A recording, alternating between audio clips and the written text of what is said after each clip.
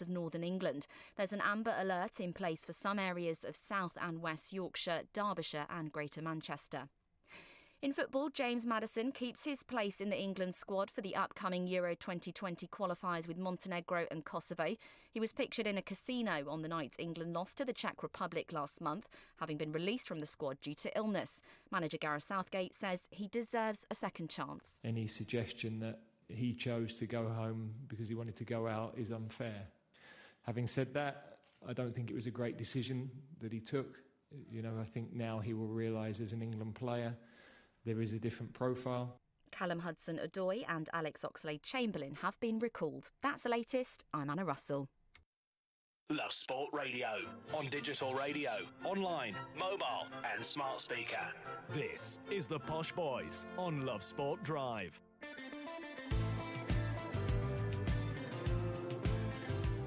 Good afternoon, it's the Posh Boys on Love Sport Drive. You're with me, Johnny Burrow, and Guy Watts, who is back. Praise be, the big man is back in the building. An incredible relief. Guy, delight to see you smiling through the glass. Johnny, it's great to be back. Sorry not to have been with you the last 2 days. Been really enjoying the shows, though. I should have played Slim Shady, shouldn't I, rather than a bit of the Blossoms, but there we go. There we go. Well, we've got lots to discuss together for the next 4 hours, not least your big talking points this afternoon. John Stones, Alex Oxlade-Chamberlain and Callum Hudson-Odoi have been recalled to the England squad for the final 2 Euro 2020 qualifiers, while James Maddison has also been included, but there's still no place for Dele Alli or Jesse Lingard. Danny Kerr has called for Saracens to spend the next 3 years playing in the Championship. That's one season for every year they allegedly broke the salary cap rules. Good on you, Danny. We'll be asking if that would be a more appropriate punishment than the fine and points deduction they've been given. I know Guy Watts was sitting at home listening for the last couple of days going, Burrow, you're too soft on them. So he is going to come swinging in like a wrecking ball. Blood was boiling. That was just my illness, though. And former England captain Dylan Hartley has retired from rugby at the age of 33. The hooker, who won 97 caps for England, hadn't played since last December due to a knee injury. Lots to get our teeth into. Yeah, sad story, that, actually. I mean, we'll talk about it later in the show for sure. It's a big talking point. Obviously, retirement early again in rugby, seeing a lot more of it. And a retirement, not on his own terms, but if you think what he's been through the last year, he's seen the England team move on, do brilliantly without him, a team he's done so much to help create. Our second most ever cap player. It seems slightly strange. You don't think of him in the terms you think of Jason Leonard or Johnny Wilkinson, but in many ways he should be right up there. And we're going to be joined later by Ian Hunter, a former Northampton and England man himself, to get his thoughts on that career as a whole. A bit of Saracens with him as well, I'm sure.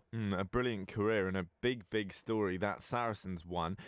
First, we got to start with England, and if you were missing Guy's dulcet tones for the last couple of days, the reason why he wasn't here is he was indisposed. He wasn't very well. We won't go into the gory details of quite what was up with him. But that was all well and good. It was all above board. And Guy texted me the day before. We were in touch. It was all very professional. He was kind of doing the cue for James Bond. You know, he was at a remote location doing all of the tricky technical stuff. And he said, Johnny, sending you pens that would actually fire bullets. Yeah, exactly. That, yeah. Anyone walks through the studio door, a dart straight to the neck. That's what's had to Martin Allen. That's why he's not with us today. He'll be with us tomorrow. We've been communicating left, right and centre, and it was all good. Guy said, not quite well enough to come in. Don't worry, you are still doing everything you can and we will settle the shit without you. And then I was sent a photo of him in a casino. Now, I'm sure Guy didn't take the decision to go home to go out, but I think it wasn't a very good choice that he made. Well, Johnny, look, it was a mistake. I'll hold my hands up now. It's something that I've let myself down over, and I didn't quite realise the added scrutiny that comes with being, you know, one of the posh boys on Love Sport Drive. And I know that now. I've learnt my lesson the hard way. I won't do it again, and I would just dearly love to be given another opportunity to show what I can do, show that I've learnt my lessons. Well, it's an important lesson to learn. You are still young. How did it go, by the way? All on black? Did you win? No, all on red. All on red, and how was it? Not good, Johnny. Not good. Gamble responsibly, everyone, for very, very good reason. Don't do what I did. Don't do what James Maddison did either. James Maddison is a very lucky boy. You might have heard Gareth Southgate on the news just there talking about him, saying he deserves another chance. Look, he definitely deserves another chance. I'm not saying that this guy, I don't think anyone was saying this guy should never play for England, never be selected by Gareth Southgate again because of one mistake he made, which he made last month when he went to that casino watched the game, possibly didn't even watch the game, but was there when England lost to the Czech Republic in an important qualifying match. A bad mistake, a very sloppy piece of decision-making, I think it's fair to say at the very least. But I don't think anyone was saying he should never play again. But to be recalled straight away, to be called up to the very next squad, that wasn't something Gareth Southgate had to do. No, it wasn't. And I think while you were, of course, joking about your own casino escapades, there is an important detail in there, which is this distinction or link up between being brilliant and being responsible. Because actually, if you are that good a radio show producer, you can misbehave and you will still be brought back because the quality of the show gets better. Is that what's going on with James Maddison here? He actually showed, for me, shocking attitude. I was really not a fan of that casino trip, but his form has been so good that Gareth almost doesn't have a choice, does he? Johnny, look at the Premier League table. Leicester City, third place. Absolutely not a false position at all. No games in hand anywhere. They haven't had easy fixtures. They're third place. They are 2 points behind Manchester City. There have been, well, I say several players. The whole team has been performing excellently, but James Maddison has been right at the heart of that. Assists, a few goals, setting the tempo for the team, driving at opponents, and improving as a player all round. He's not just the sort of slightly flashy highlights reel player I think we saw maybe at the start of last season when he came from Norwich, but a raw talent. But he's a guy who is starting, I think, to leave more of an imprint, more of a real kind of mark on games now. It's a sign of a player who's growing as a player and hopefully as a person as well. Hopefully something like that casino trip will improve him overall in years to come. And I think it's right that he's in the squad. He's certainly in the best 27 players in the country. He's probably in the best 10 at the moment. And it's right that he's in there on merit. But I think Gareth Southgate, my own point is he would have had every right to leave him out for one squad.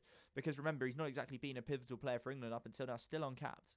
If you are brilliant, are we willing to just overlook bad behaviour? I mean, if James Maddison is England's best creative midfield player, will he be able to have a career of indiscretions, of going to the casino when he shouldn't, and still play for England because we need him? He's that good. No, probably not, because I don't think he is that good yet anyway. He could turn into a phenomenal, world-beating player, which makes things slightly different.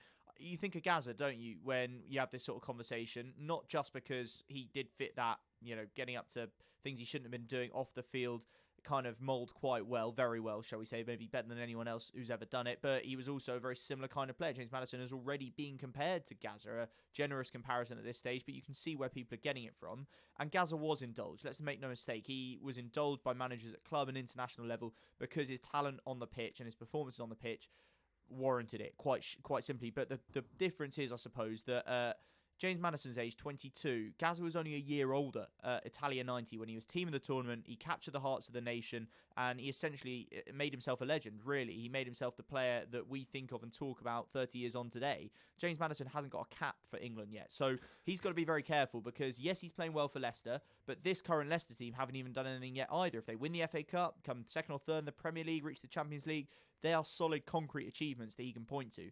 At the moment, what's he done? Scored a couple of nice free kicks. Great. We want to see even more of that. And let's focus on the football first and the off-field stuff second. For me, the fact that he doesn't have a cap yet makes that casino thing so much worse because I'm not ashamed to admit there's a jealousy aspect here, right? Where we all grow up looking at that England football team going, that is the dream. I don't care if you want to be a radio presenter. I don't care if you want to be an astronaut. For a huge number of little boys in this country, you grow up going, I want 3 lines on my chest. He's got that opportunity and he's gone, I'm so good, I can't be bothered. And that, for me, rankles.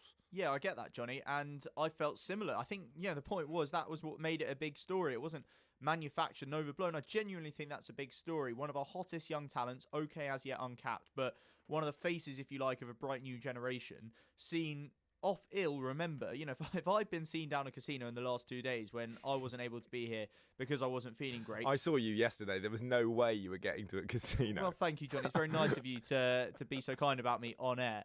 But the point is, I'd have been in trouble. I'd have been in hot water. I don't earn X thousands of pounds a week. I am not in the position that, as you say, every little boy and increasingly little girls around the country want to put themselves in. And that was why it was such a big mistake. All we can hope, Johnny, is that he's learned from it. Because while that was the most noticeable one, there are little other bits and pieces you hear. And I think particularly of that under-21 championship in Italy in the summer, right? Where England as a whole underperformed. We had a load of already established Premier League players of the future in that side. On paper, it was one of the best in the tournament. They rocked up, their attitude by all accounts was wrong, and sure enough, out in the group stage, I think 1 point from 3 games, it wasn't good enough, and Maddison was arguably the best player in that team on paper, and therefore he was one of the biggest disappointments. So I think what you hear is that Gareth Southgate got feedback from that and was told that Maddison wasn't quite where he needed to be mentally as much as physically. And I think he will have borne that in mind. So when he went to the casino, it was, if you like, another strike against him. So I think Maddison's got to be careful now because, yes, I like him as a player and I think everyone enjoys watching him. But this is a position that we are now blessed in, Johnny. And let's just run through some of those other names involved in the squad. You've got Mason Mount, had a knock in the Champions League game in the week, but obviously hopefully going to be fit enough to take part. Alex Oxlade-Chamberlain back in the squad, which is great to see. Ross Barkley divides opinion a little bit, but Gareth Southgate has great faith in him. He's got over 30 England caps now. He's an established international. Out of the squad, 3 players we'll talk about later in the show. Dele Alli, still not in it. Jesse Lingard, no recall for him, both semi-finalists at the World Cup last year. And Jack Grealish, who's becoming something of a people's champion, something that not just Aston Villa fans, I think, want to see in the squad too. So you know we've what? got I'm not lots of having choices. him. I'm not having him. I know he's quite good, but it's the short socks. It's the socks around the ankle. Jack, if you want to Short socks, represent long your hair. nation, mate, cut your hair, pull your socks up, stop messing around. Yeah, I get where you come from, Johnny, but haven't, through all the years of the Davids, James and Beckham and some others besides, The Davids. we've got to a stage where you can probably get away with any blooming haircut. That The you want to. haircut isn't the issue, it's the socks. Oh, it's the socks, for yeah, me. sorry. No, I he's was not thinking playing of the haircut. FIFA Street. No, he's not, but you know what, Johnny? If it works for him, it works for him. I think he's not overhyped because I think the general acceptance is that he is a very good player already, has the potential to be even better. Is he going to be as good as Maddison or Mount are going to be? Well, it's impossible to say right now, but they've edged slightly ahead of him. And while they continue playing well for their clubs, then it's right that they stay ahead of him in England terms. But I suppose that's where the reminder to Maddison comes in. He only needs to look at the players who aren't in the squad to think, I'm lucky to be here because there is a lot of competition around at the moment. It's exciting for England fans. It's also cause for James Maddison, if he hasn't already, to kick himself into gear. You're very right, but the flip side of the coin is the kind of player he is, and you mentioned it already, that ability to be a kind of show-reel player. If he bangs in one of those free kicks, which he does a lot, if he gets one of them against Montenegro, that will be the highlight reel. We will all have our new Beckham. You know, the back pages are going to overdrive. James Maddison will have done the job. He'll be in that team. Another man who's still in this squad, and I think you probably heard a huge sigh across the nation. It wasn't the wind, it was just us all being relieved at the same time when this squad was released, because Michael Keane is no longer in He's it. not in it, after no. that horror show against the Czech But Republic. one of his Everton teammates, Fabian Delph, Yeah, what is Delph doing there? What's the point? He is passionate. He is a leader. I don't give a- We see him on the pitch going, no one's good enough. Fight for the shirt. Football All of that. basics. Football basics. I come from Leeds. Is he worth having just to drive the team on? No. Well, he can't drive the team on from the bench, can he? And that's where no, I'm not being funny. I'm not having a dig. We've just but changed his he's- role. No, his role should be changed from being out of the squad altogether and back on club duty at Everton. Look, I'm being harsh on Fabian Delph, who is actually a really good pro. Obviously, respects everywhere he goes. He's a leader in most of the teams he's been at. Even Man City, where he's clearly low down the ordering list of quality and talent, he managed to be an important part of that squad. But if you look at the other players we've got in those sort of positions, Jordan Henderson, obviously ahead of him. You've got Declan Rice and Harry Winks, both ahead of him as well. And I just think that there's not a lot of point in having Fabian Delph there. I don't think you're going to learn an awful lot. He's 30 years old. He's not the Is future. Yeah. That makes me feel ancient. Yeah, well, he's older than you, so don't worry. It's worth for Fabian. But yeah, I don't know. Like maybe he does add leadership in a way that we're not aware of. But also, I think we're likely to see either Ross Barkley or the Ox getting a bit of time in centre midfield as well. So we've got lots of options. That's before you mention Mount and Maddison. Quick word on Barkley. What I would say for Delph is he can play left back as well, so you get that versatility. But Pick left backs if you want left backs. He's picking 27 players in the squad anyway. It's not No, like he's fair trying enough. to squeeze everyone in. Am I the only person, and I want you to get in touch on this, 0208 70 20 558. Guy, am I the only person who thinks Ross Barkley's not good enough? He just, No, I don't think you are. I don't think he's close to good enough. You go out into that office, and I think that more people would agree with you than agree with me, which is that A, he is a good player, not maybe the player we hoped and wanted him to be when he burst onto the scene at 17, 18 and was really exciting at Everton.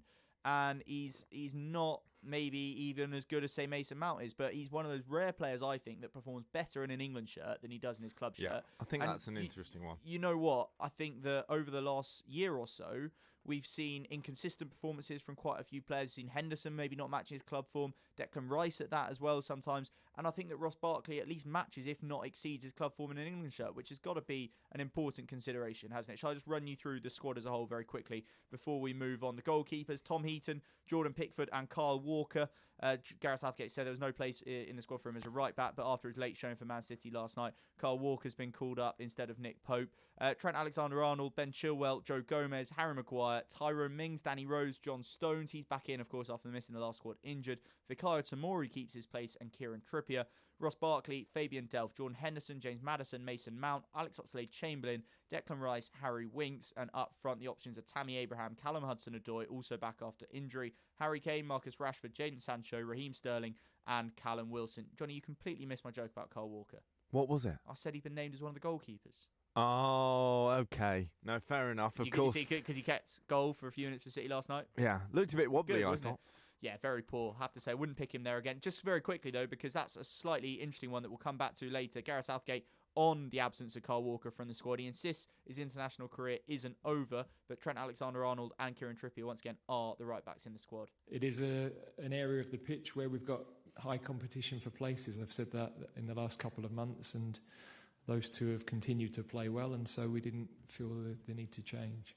Yeah, you worry for Kyle Walker from an England point of view, I have to say. Coming up, we're talking Saracens. Love sport. It's cancer, they said. My first thought, let's just say it wasn't money, but time off work for treatment and trips to the hospital, paying the mortgage, and the cost of living doesn't go away just because you're living with cancer, and Macmillan can help with that too. My advice? Take their advice. Soon as. I did. Macmillan, right there with you. Call 0808 808 0000 now. I love my brother. We do fun things like playing together. I like having hugs with Freddie. Freddie gives the best hugs. Freddie used to be very poorly, and the doctor said he might need a new liver. Then one day, a very nice person gave their liver to Freddie. It was amazing. We were so happy. Now he's around to give me more hugs than ever. Tell your family you want to save lives. To find out more, visit organdonation.nhs.uk. If you're driving on a motorway and you see a red X sign overhead, you need to change lanes safely. Driving in a red X lane is an offence. Red X's are there for a reason, to protect you and others from danger. The lane may be blocked by a broken down vehicle or road workers, or the lane may be needed for the emergency services. So if you see a red X, change lanes safely. Highways England, connecting the country. My mum and dad say that I don't need lots of sugar. I'm sweet enough already. So we used the Change for Life food scanner app to find out how much sugar is in our food and drink. It's surprising how much we found. So I put my detective hat on to find the healthier choices. Woohoo! Found one, Mum! You can be food smart too. Download the free Change for Life food scanner app today. This is Love Sport. Well, this Saracens story is going to run, and Danny Kerr, the England and Harlequins player, has weighed in, saying he doesn't think their trophies should stand. He's saying, listen, if you win a trophy in a season where you're found to have been breaking the rules, that just shouldn't count. He said if you've been caught cheating and then lifted it, that's tainted. I don't think they should stand. What do you reckon, Guy? I think it's a bold call, bold claim, and it's not going to happen is, I think, the important thing to stress. The punishment that's been given out, right, is already the maximum that could have been imposed.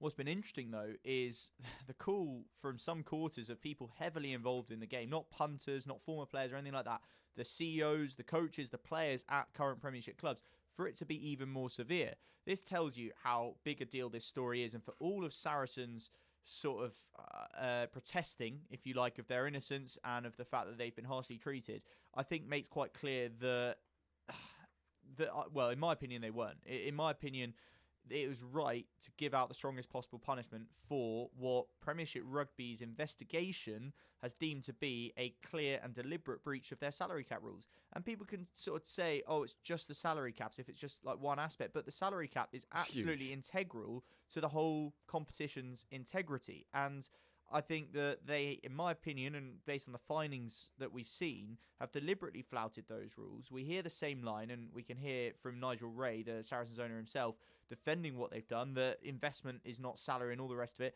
But I don't know, just have a quick listen to Nigel Ray talking about what Saracens have done, see what you make of it. Just to repeat once again, we do not believe that we have breached the wage cap. Investment is not salary. It's a soundbite that I think he is using and other people at Saracens are using to convince themselves that they've done nothing wrong. But let's remember here that there are other things that they have been deemed to have done as well. There are other ways in which they have breached the rules. The investment, the co-investments that the owner has been in with the players are just one aspect of it. So I think that to bang on about that is a slight diversionary tactic. I think that they would do best to, and I can't remember who put it this way, but I thought they put it well, to take their medicine, to accept the punishment and move on. You could argue that they are quite lucky to be getting away without a relegation that is what all those clubs fear, because the financial penalty, if you think dropping from the Premier League to the Championship, for example, is a big financial penalty in football, then going from the Premiership to the Championship in rugby is even bigger, relatively speaking. We spoke to former England and Saracens hooker George Shooter on Monday. George was really interesting on this. He said that Premiership rugby wouldn't allow them to be relegated. He was saying they'd bring that ring fencing of the division forward because the commercial pull of Saracens is so big that it's not just Saracens you'd be punishing, it's the competition as a whole. It's an interesting one, and they are two-time in the last 2 years European champions, remember, as well. So, 3 of the last 4 years, in fact. So if you take an equivalent, you wouldn't ban Real Madrid from the Champions League. I completely get that. And you wouldn't kick them out of La Liga either. It's an interesting suggestion, and I'm not saying necessarily that they should have been relegated. My point is that the fact is they haven't, even if their appeal isn't successful. So maybe they should accept that they've done it. Remember, they've been done for it before, and it kind of got swept under the carpet a little bit. But the point is that it's been something of an open secret. And some of the comments from people like Danny Kerr, from Chris Robshaw, for goodness sake. I know you spoke about this yesterday, but this is one of the most mild-mannered, reasonable men anyone's ever come across in life, let alone in rugby. And here he is saying that the pinnacle of English rugby is illegal and it puts our sport in a very dangerous place. If he is saying things like that, you've got to sit up and listen. And he's not saying this because it gives him a kick. He's not saying this because it's good for the sport. He's saying it because these players are hurt. Players from Harlequins, players from Exeter, and every other team in the country feel like they've been cheated. Well, this is the thing, and what I've been really struck by is the amount of almost glee that's coming from other people. There is real schadenfreude, and you can tell from some of the comments that people have felt that they've known about this and they've wanted to say something. Danny Kerr said, I hopefully speak for every other player in the Premiership. I know for everyone at Harlequins that everyone kind of knows this has been going on for years and no one's ever been able to say anything about it. It's as if they're all going, thank you, now we can have a pop at them. Yeah, I think there is an element of that, and it's never nice. Schadenfreude is something we've all indulged in. It's not the sort of emotion, I guess, that you would encourage people to have, because it does revel, obviously, by definition, in other people's misfortune.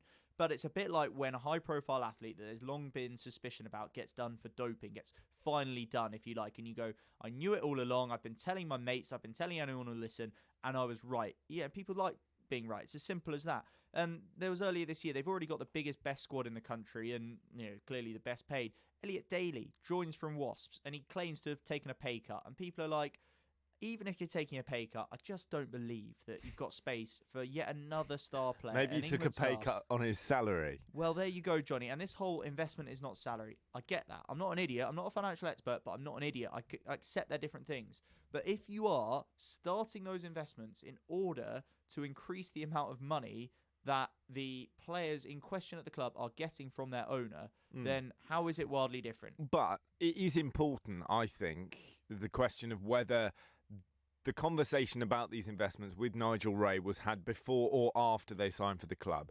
If you're going to someone like Owen Farrell and you're going, well, at Saracens, we do this thing with the investments and that'll work quite nicely for you.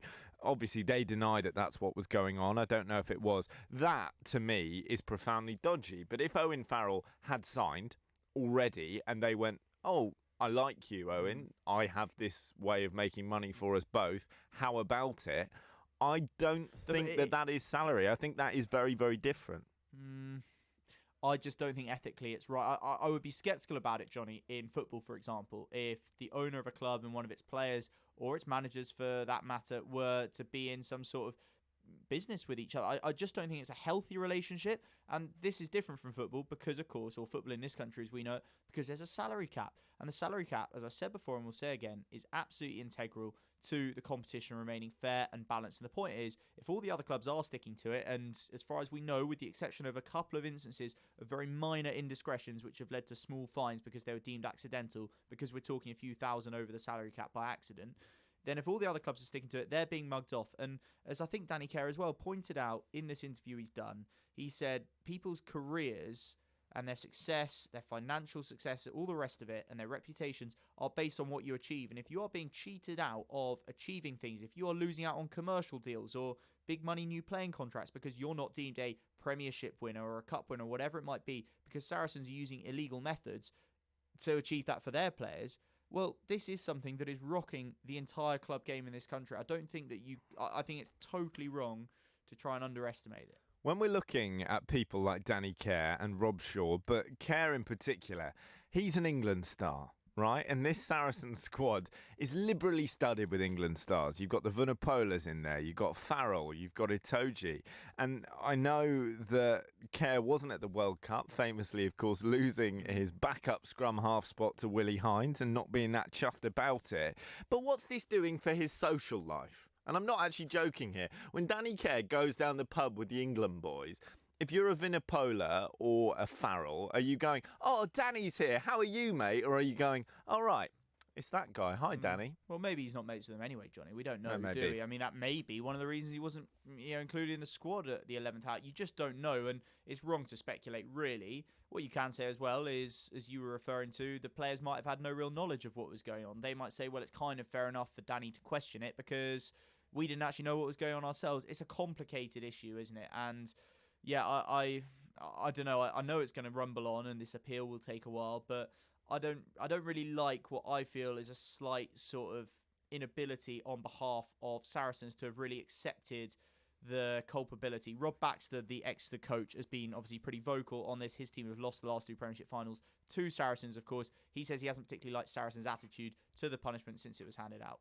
The reaction seems to be that, well, we should be okay because the payments or inducements or investments, whatever it was, that we made outside the salary cap aren't captured by the wording of the cap. And I think that's probably his biggest frustration.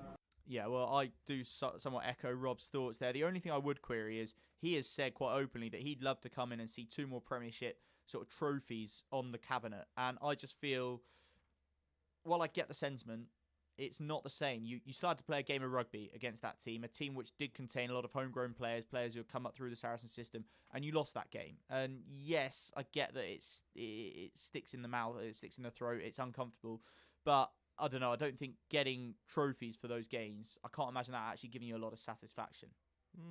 No, maybe. I think a trophy's a trophy. You offer me a trophy, I'm going, yep, it's a trophy, I'll take it, whatever happens. One man who, of course, was no stranger to winning a few of them was Dylan Hartley, who has retired very sadly because of injury. An incredible servant, really, both of Northampton and of England. Yeah, definitely, Johnny. 97 caps. I mean, what a player he's been. Our most capped ever hooker, our second most capped ever player, full stop. 30 caps as captain, lifted a Grand Slam and another Six Nations, won the Premiership with Northampton, captained them to it as well. He's been a fantastic player, and it's easy, I think, to have the memories of him spoiled somewhat by his last maybe year in an England shirt when I'm not sure he was fully fit.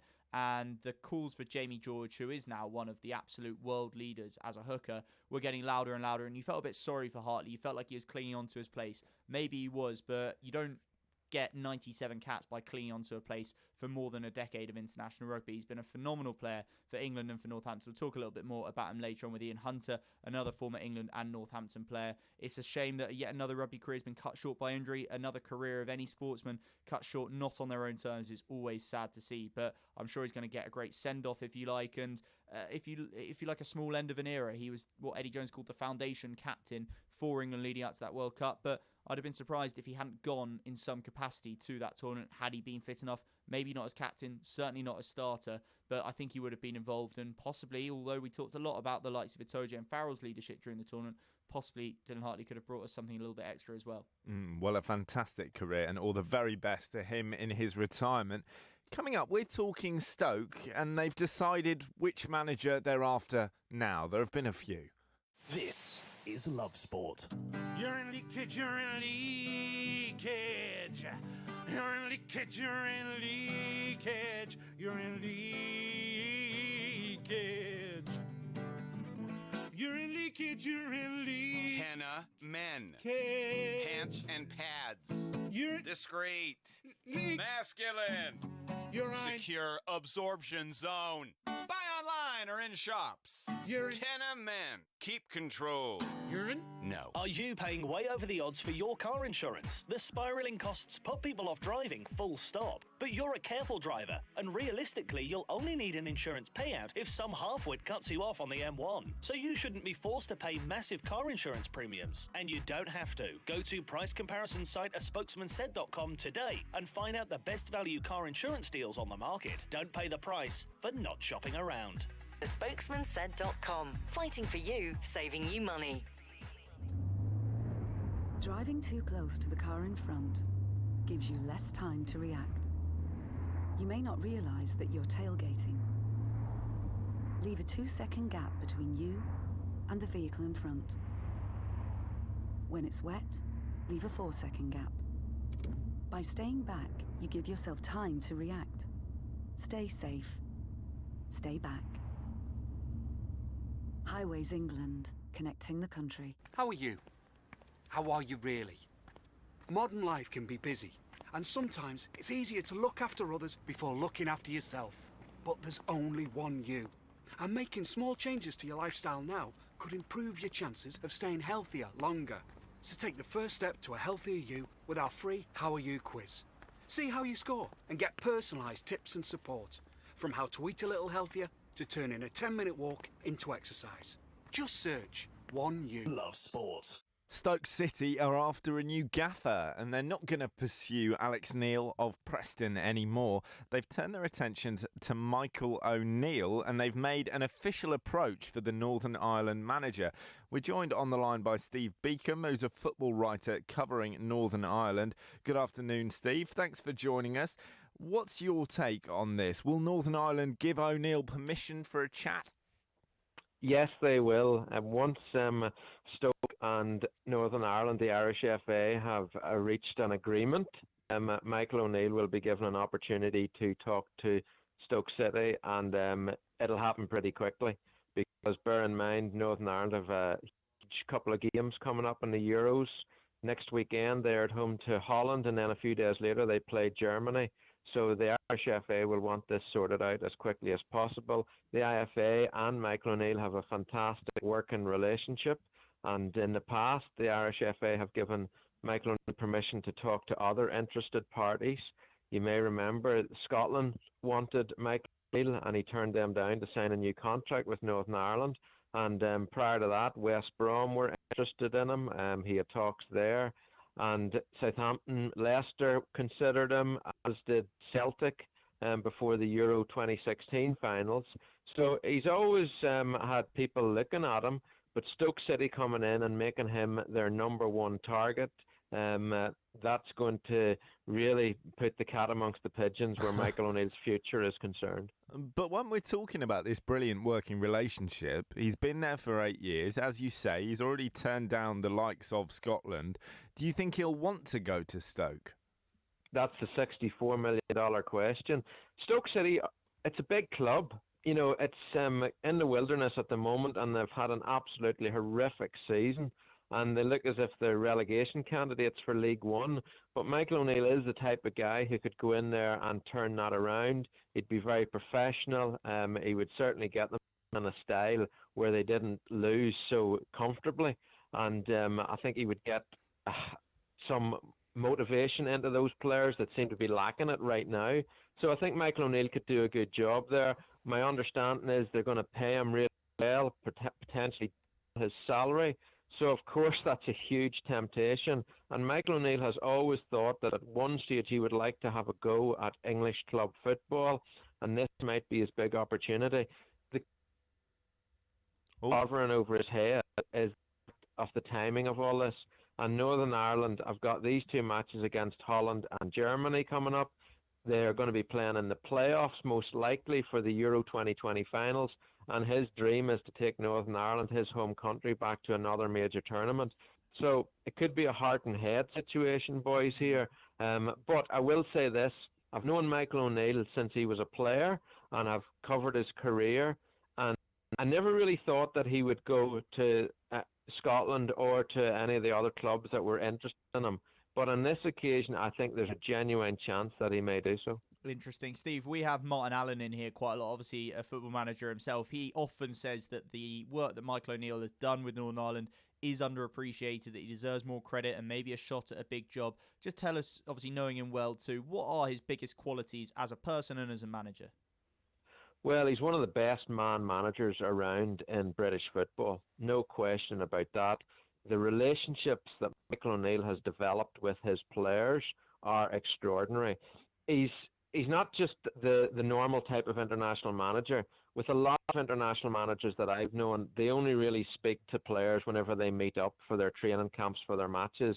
Michael O'Neill will keep in constant touch with his players, and that has developed a trust, it's developed a relationship, and it's developed a desire for those players to go out and perform for Michael O'Neill because they see him as a friend as well as a manager. Now, whether he can do that in club management, it's a little bit different because you're seeing these guys day in, day out, and of course you're going to have arguments with them because you might leave some big hitters out of the squad. But I do believe Michael O'Neill is capable of handling a club like Stoke City. It all comes down to whether he wants to make this jump from Northern Ireland at this point in time. What he has done for Northern Ireland is absolutely staggering. Whenever he came in, Northern Ireland were at rock bottom, and he has taken them to a place which no one could have dreamed about whenever he entered the job 8 years ago. Took them to the European Championship finals in 2016. That was the first major tournament in 30 years for Northern Ireland. But even more to that point, he kept that sort of run going. Northern Ireland were incredibly unlucky not to qualify for the last World Cup. And against Germany, although Northern Ireland lost 2-0 last month, it was an absolutely thrilling performance from Northern Ireland. And had they had their finishing boots on, they probably would have beaten Germany on the night. So he's taken Northern Ireland a far way. Has he taken them as far as he can go with them? Only he can tell you that, but I do believe it would be a crushing blow to the Northern Ireland fans if he left. But if he does go to Stoke, he will go with the thanks of a nation. And if he does go, who would replace him? Well, again, that's up for debate. Ideally, the Irish FA would like to appoint a Northern Irish man, but then that is going to limit their choices straight away. You have someone like Grant McCann at Hull City, who's doing a fantastic job there. You also have managers in the Scottish Premiership, Stephen Robinson from Motherwell, who's been touted recently for the Hearts and Hibs job. Tommy Wright is another one at St Johnstone, who has got a good reputation. So I don't think there'll be any shortage of takers, that's for sure, because Michael O'Neill has turned the Northern Ireland job into an attractive one. And that's going to be really interesting. And you know what it's like, boys, whenever you get a manager leaving, there's always excitement about who's going to come in. And the likelihood is, even if Michael O'Neill goes and says, right then, Stoke City, let's do this, he will be managing Northern Ireland against Holland and Germany in the next 2 Euro qualifiers. I don't think there's any way that he would like to jump ship and leave Northern Ireland in the lurch. I think he would take over those two matches, and then if he does go, he'd say thank you very much and good night, and now I'm away to try and create something special at Stoke City. I do believe that if Michael O'Neill becomes manager of Stoke City, given time, he can take them into the Premier League. He is that good a manager, and his qualities are known and loved by the Northern Ireland people. And I'm sure if he gets a shot at Stoke, they'll soon respect him as well. Well, given time is, of course, the crucial phrase there, Steve, but it sounds like he is top draw. Great to talk to you. Thank you for your time. Steve Beacom there, football writer covering Northern Ireland. Steve, Guy. Johnny, I've been away for 2 days, all right, mate? I know. Don't forget well, my you were name. in the casino. It was a betrayal. Do you reckon they like Michael O'Neill? Who, Northern Ireland? Yeah, because in the course of that interview, I couldn't work out whether they like him. He's a sort of a mixed figure, isn't he? Yeah, I wasn't a sure. Marmite figure. I have genuinely, joking aside, I have never heard an international manager be loved in the way that Steve seemed to love Michael O'Neill. He has done incredible things. He really, really has. And 8 Steve years, just took a us long through. time. It's a long time, and it is another reminder of how longer managerial terms are nearly always more successful. Obviously, slightly by definition, but the point is it pays off, whether it's at international or at club level. And I would say, look, the Stoke City job, I'm not going to say it's a poison chalice, but it's one that any manager would do very, very well to think very carefully about before they take it. But it is a big club. It's a recent Premier League club. It's still going to be in a strong financial position for now with the parachute payments that are still going to be in place, I think, for another year. It's got good players there. If he is the good man manager, the outstanding man manager even that Steve was just telling us about, it's hard not to believe that he could go in, given what he's done, the background he's got in Northern Ireland, and not make something of an impact. You know what? I actually don't think it's a poison chalice at all.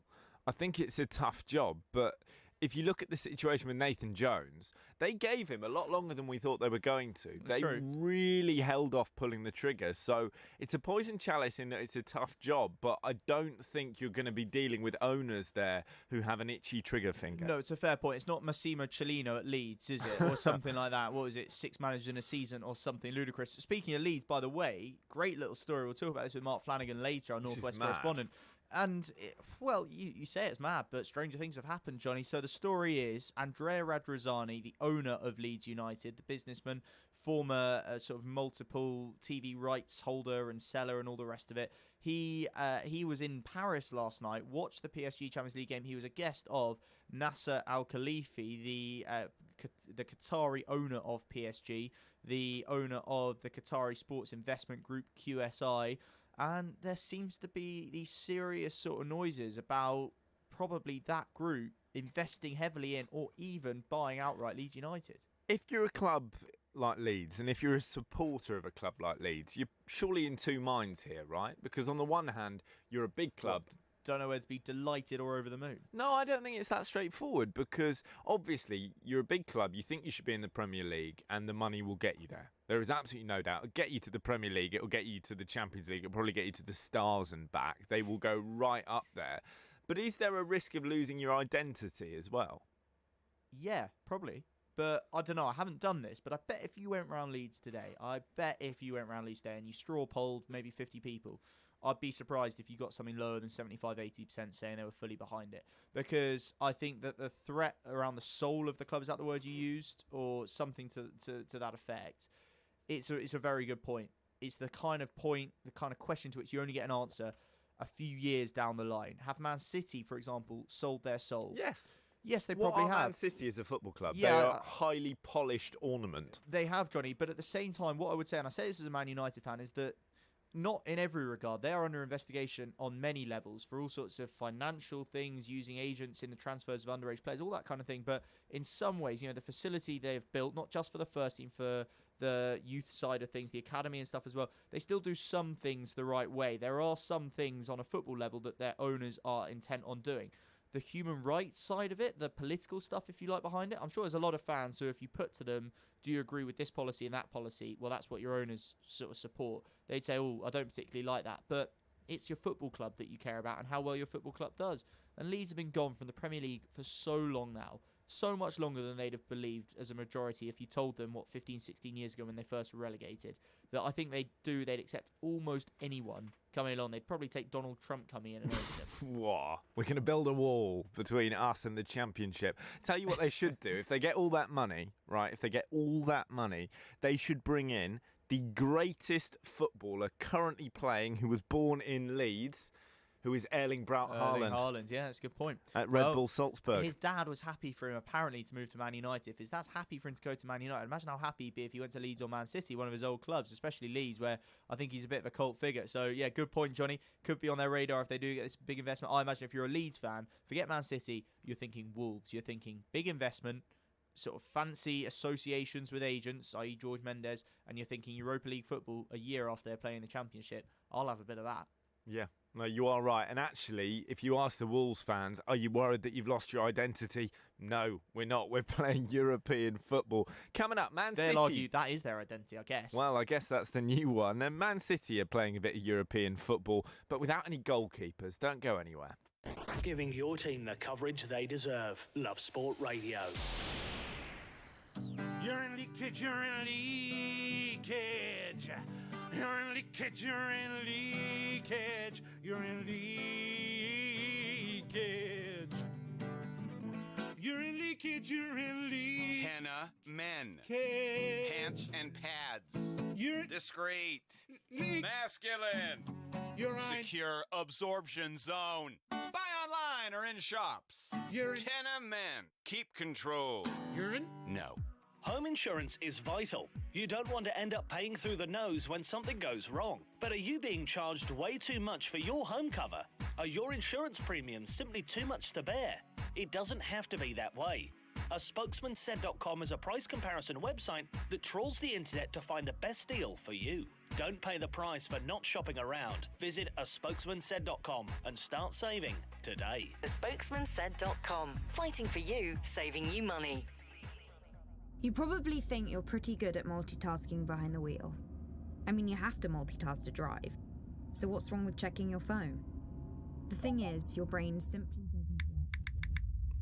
Even a quick look at a message, or firing off a quick reply, affects your concentration and makes you less able to react to hazards. If you use a mobile phone while driving, you're 4 times more likely to crash. Think. Put your phone away. Before you set off on a long journey, remember to check your vehicle.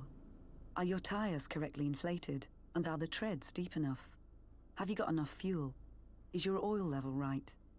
Checking your vehicle doesn't take long, but can prevent a breakdown or accident. And save you money. So, before you set off on a long journey, check your tyres, fuel, and oil. Highways England, connecting the country. This is Love Sport. When your first choice keeper gets injured, it's a pain. And particularly when that first choice keeper is Ederson, for my money, the best goalkeeper in the world. It really is quite annoying. But Pep Guardiola, in the enviable position of having Claudio Bravo on the bench, a brilliant stopper in his own right. So what could go wrong? You bring him on. Hang on a minute. When he then gets sent off, you are in a bit of a sticky situation, aren't you, Guy? What on earth do you do then? What a thing it is when an outfield player goes in goal. It's got to be the single most exciting thing in football. Johnny Sharples, who is, I believe, a football journalist, but mainly a Twitter expert, tweeted that in response to a tweet questioning what would your business idea be if you went on The Apprentice for Lord Sugar, and he said it would be an app that sends a push notification every time a game of football either goes to penalties or in which an outfield player goes in goal. And he was absolutely spot on. They are the two things that make you stop what you're doing and saying, I must watch that. I was watching the Spurs game at the time, and obviously they were playing quite nicely, racking up the goals, and you're sort of following what's going on in the other game. You think, what? Outfield player in goal? Yes. Fantastic. This is exactly what I needed. I didn't know I needed it, but I do. It's the same with shootouts. I have a very, very clear memory. The day before my final exam of my finals at uni, being in a packed library, and it was the African Cup of Nations, and Senegal-Cameroon went to a penalty shootout in the semi-final. Huge derby.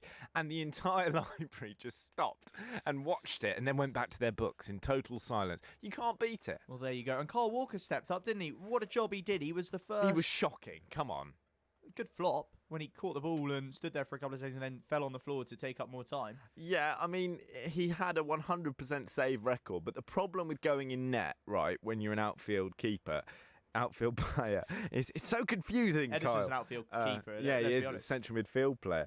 You are almost certainly going to have to make a save straight away, right? Because if the keeper's been sent off, you got a penalty or you got a free kick. Well, he had a free kick. Harry Kane let in a free kick back in the day. And I have to say, Kyle Walker did his best to spill this one. Do you remember Rio Ferdinand did it for Man United all those years ago? I was watching the video of that earlier against Portsmouth in the FA Cup. Indeed, it was a penalty. Didn't save it. Dived the right way, though, to be fair. Sully Mansari hit it pretty well, but Rio guessed the right way. Fair play to him. Here's Pep Guardiola, on why it was Kyle Walker that stepped up. Because for his courage, because it's quick, and, it was in the goal. We were lucky that we could see one shot on target. He's in goal, but congratulations for the courage, for the desire to help the team and going in that position. Yeah, well done, Kyle. You may not be able to get in the England squad, but you are Man City's third choice goalkeeper. So there is something to say for that. How about this for a stat, Johnny? How about this? Get ready to have your mind blown. If you're listening at home, if you're driving along, maybe slow down to a walking pace just so you don't cause any incidents. Kyle Walker became the first English keeper to make a save in the Champions League since 2016. How about that? That is actually quite worrying. It's bizarre, isn't it? It says a lot about why Jack Butland is about to lose his place as well. Yeah, I mean, I'm just trying to think who it would have been. Might have, Rob Green wasn't at Chelsea back in those days. He wouldn't have played.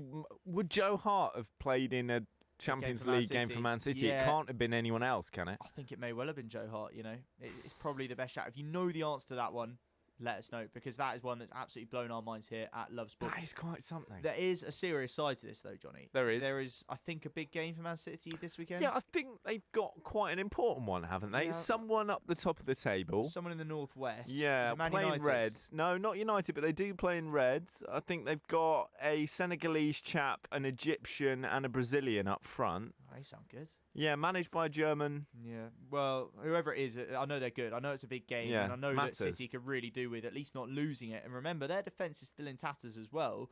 Rodri, who was stepping in for the other emergency centre-backs, he's injured with a hamstring problem. You've got David Silva out. You've still got other defensive injuries to the likes of Laporte. Nicola Otamendi is failing to convince anyone. Sane out with a long-term injury. They are, as far as they can be, injury ravaged at the moment, Man City, and this Ederson one won't do them any favours. Here's Pep Guardiola talking about how serious that injury may or may not be after last night's game. I don't know right now. It's a muscular problem. It was not big, but to avoid more risk, he didn't feel comfortable the last minutes of the first half, and that's why we decided to make a substitution. A muscular problem? That doesn't sound great, I've got one of them. I haven't got any. Yeah, that's true. I think we can both fit into that profile. But we aren't often asked to play top-level games of football, are we? No, we're not, very fortunately. And when Kyle Walker you mentioned his flop there. I think there is a problem within the flop for Pep Guardiola. Hear me out. It's not the fact that Kyle Walker slumps to the ground to waste time. It's the way that Ben Mendy tells him to do it. Have you seen the footage? Yeah, so he's like sort of pointing quite... But he's joking. Oh, he's on the wind-up. Yeah, for me, the kind of character Ben Mendy is, right, where he's on Twitter and he's taking the mick out of everyone, all of this. He's going, Kyle, lie down, lie down, lie down, because it'll be funny. I don't think he's going time-wasting. Kyle Walker then lies down and there's a little smirk and they're sort of all going, banter, Kyle's in goal, isn't it funny? And we saw Riyad Mahrez tweet him afterwards, weirdest substitution ever. Raheem Sterling tweeted a picture of them laughing, going, sorry, this is too funny. I like them having a laugh, and as a neutral, I couldn't care less. But if I was Pep, who in the past has told Ben Mendy off for having a laugh and a joke on social media, I'd be thinking, we're 1-1 in the Champions League. We've had 2 goalkeepers come off the field. Can you stop messing about, please? I get that, Johnny, actually. I get that. And he's a guy that, let's be honest, takes his football very, very seriously, to put it mildly. I thought, though, on balance, I get where you're coming from, but overall, that flop was the smart thing to do, if we're honest about it, because it took up time. And I thought that Man City, having turned over to watch those last few minutes, hoping for fireworks, I got a damp squib, but I didn't mind it in a sense because it gives us something else to talk about, which is that they did manage that expertly. They were playing against a team who, by the way, have scored 30 goals in 11 league games in Serie A. They're far and away the top scorers, even though I think they're 4th or 5th in the league. They're a dangerous side who had much improved in the second half. And Man City did need to be careful, and the way they managed that game with 10 men on the pitch and no proper goalkeeper in goal was quite impressive. It's only small things, but it's little bits like that that I think are without going over the top about Pep Guardiola unnecessarily, which we don't need too much more of, but I think it's testament to the coach because it is demonstrating skills that you've practiced. They will have practiced. How do you keep the ball in the corner? How do you see out a game? How do you use throw-ins to make sure that you look after the ball as best you can? And they demonstrate that expertly. There were 7 added minutes, and for the last 10 minutes or so, they didn't really let Atalanta too near their goal, which was exactly what they needed to do. So, yes, maybe Ben Mendy won't have amused Pep Guardiola as much as he amused himself. But you know what? It's becoming increasingly clear that Ben Mendy is not just a pretty entertaining, appealing kind of character because he is very laid back and enjoys life, but that he's not going to be changed. You know, he's been working with Pep Guardiola for more than 2 years now. If he was kind of hanging on his every word, like you hear about some players or some managers doing everything he was told to, he'd have cut that out by now. But he hasn't, and fair play to him, that's who he is. If Pep doesn't like him, he'll stop picking him. But that's he's the by point. far and away his best left back. That is the point, right? And Ben Mendy clearly has the quality to be one of the best left backs in the world. There's an interesting interview with Zoran Tosic, the former United wonder kid, in the Daily Mail today. Kid. Well, 21. He was rated as a wonder kid, 7 million quid back in 2009 for a Serbian 21-year-old. That is wonder kid territory. 2009, Johnny, not 1979. But 7 million, quite a lot for a 21-year-old lad. Decent outlay for a young Decent Serbian outlay player. for a random Serbian winger. He turned up and he said, I realised I wasn't ready to play for United because in Serbia I was used to turning up, training for an hour and a half and going home. He said, I got to United and it was a culture shock because there was Ronaldo and Giggs, who was 36 at the time, getting there 3 hours early to go to the gym. That is the difference between the Ronaldos and the Zoran Tosic's, frankly. And Ben Didn't he say I'd never been to the gym before? Yeah, I hadn't heard of the gym, he said. Whatever football club he plays for, Johnny, we could probably fit in. But Partizan Belgrade, so not exactly bad club, rich history. Ben Mendy, I think, has got the quality to be a world-class wing-back. But if he messes about on the pitch, he's going to be a Zoran Tosic rather than the Cristiano Ronaldo. I'm sorry, but he is. He's already achieved a little bit more, hasn't he? World Cup winner, Premier League winner. You're doing Tosic down there, mate. He played for CSKA Moscow for many years. Did he? He did. Oh, that's where he went. Benjamin Mendy, he plays with a smile on his face, Johnny. Isn't that I'll what we give ask him that. everyone? I love it. I love it. There's a smile on my face, so don't go anywhere. Love sport. It's cancer, they said.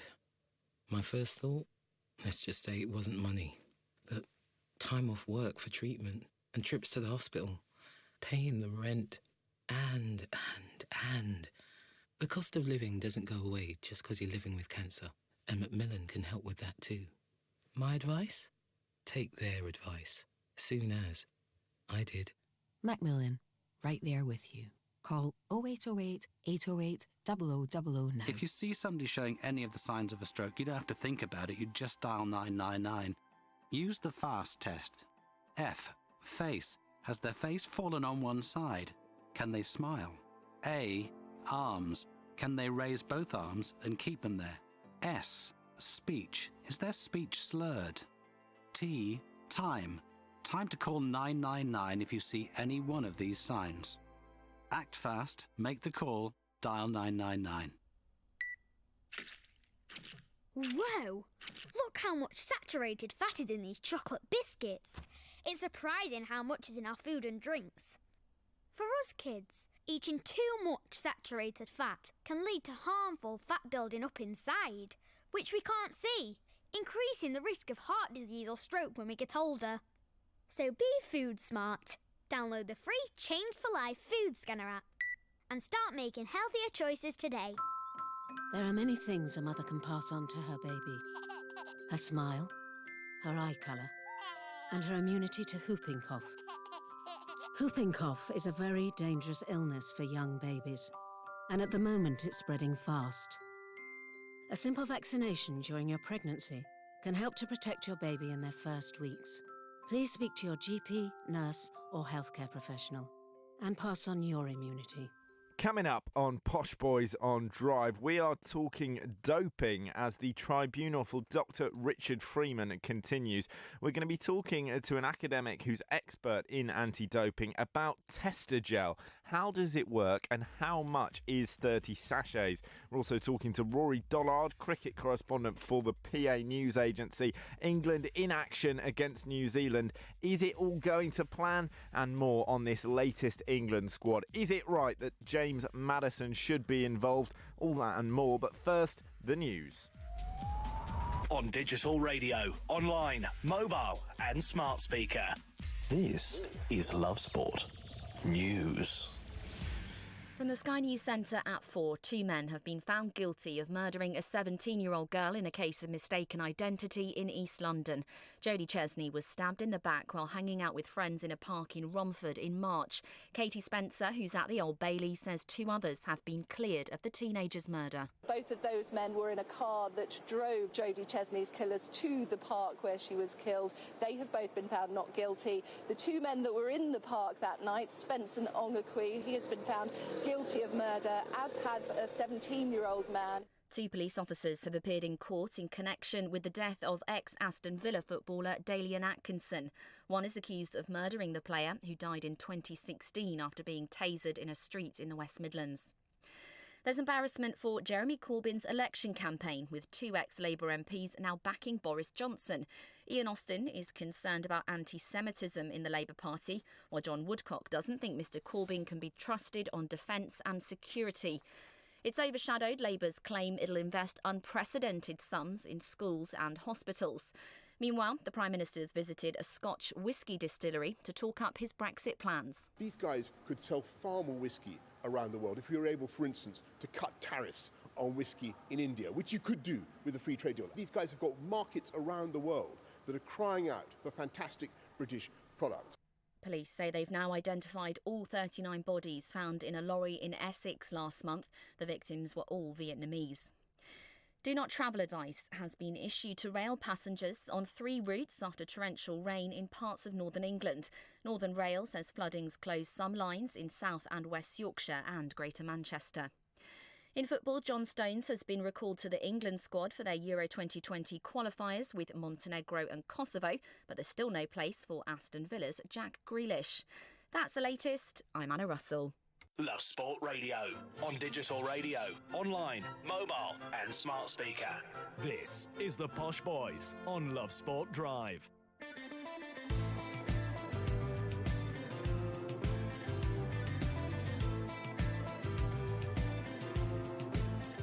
Good afternoon, it's the Posh Boys on Love Sport Drive. That's me, Johnny Burrow, and the wonderful Guy Watts. Your big talking points this afternoon.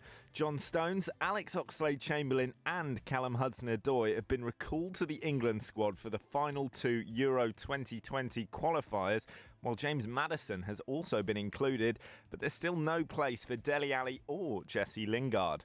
Danny Kerr has called for Saracens to spend the next 3 years playing in the Championship. That's 1 season for every year they broke the salary cap rules. We'll be asking if that would be a more appropriate punishment than the fine and points deduction they've been given. And former England captain Dylan Hartley has retired from rugby at the age of 33. The hooker, who won 97 caps for England, hadn't played since last December due to a knee injury. This is Posh Boys on Drive. And I want to talk about Dr. Richard Freeman, Guy. This is an extraordinary story. His tribunal is back underway today, and he's been allowed to function as a kind of under-pressure witness. He's not having to face the court in the traditional matter. He's giving evidence behind a screen.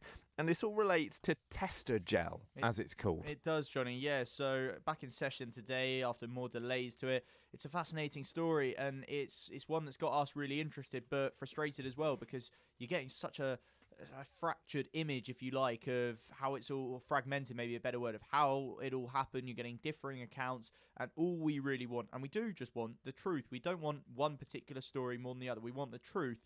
But what we also want to know as well is a little bit more detail about why it is such a serious accusation that he may have ordered testosterone in some form, in this case Testo Gel, for the use of athletes at that British cyclists who were right at the top of the world of cycling back in 2011. Well, let's see if we can find out exactly what's going on. Mark Thompson is an academic who's conducted International Olympic Committee and WADA-funded anti-doping research.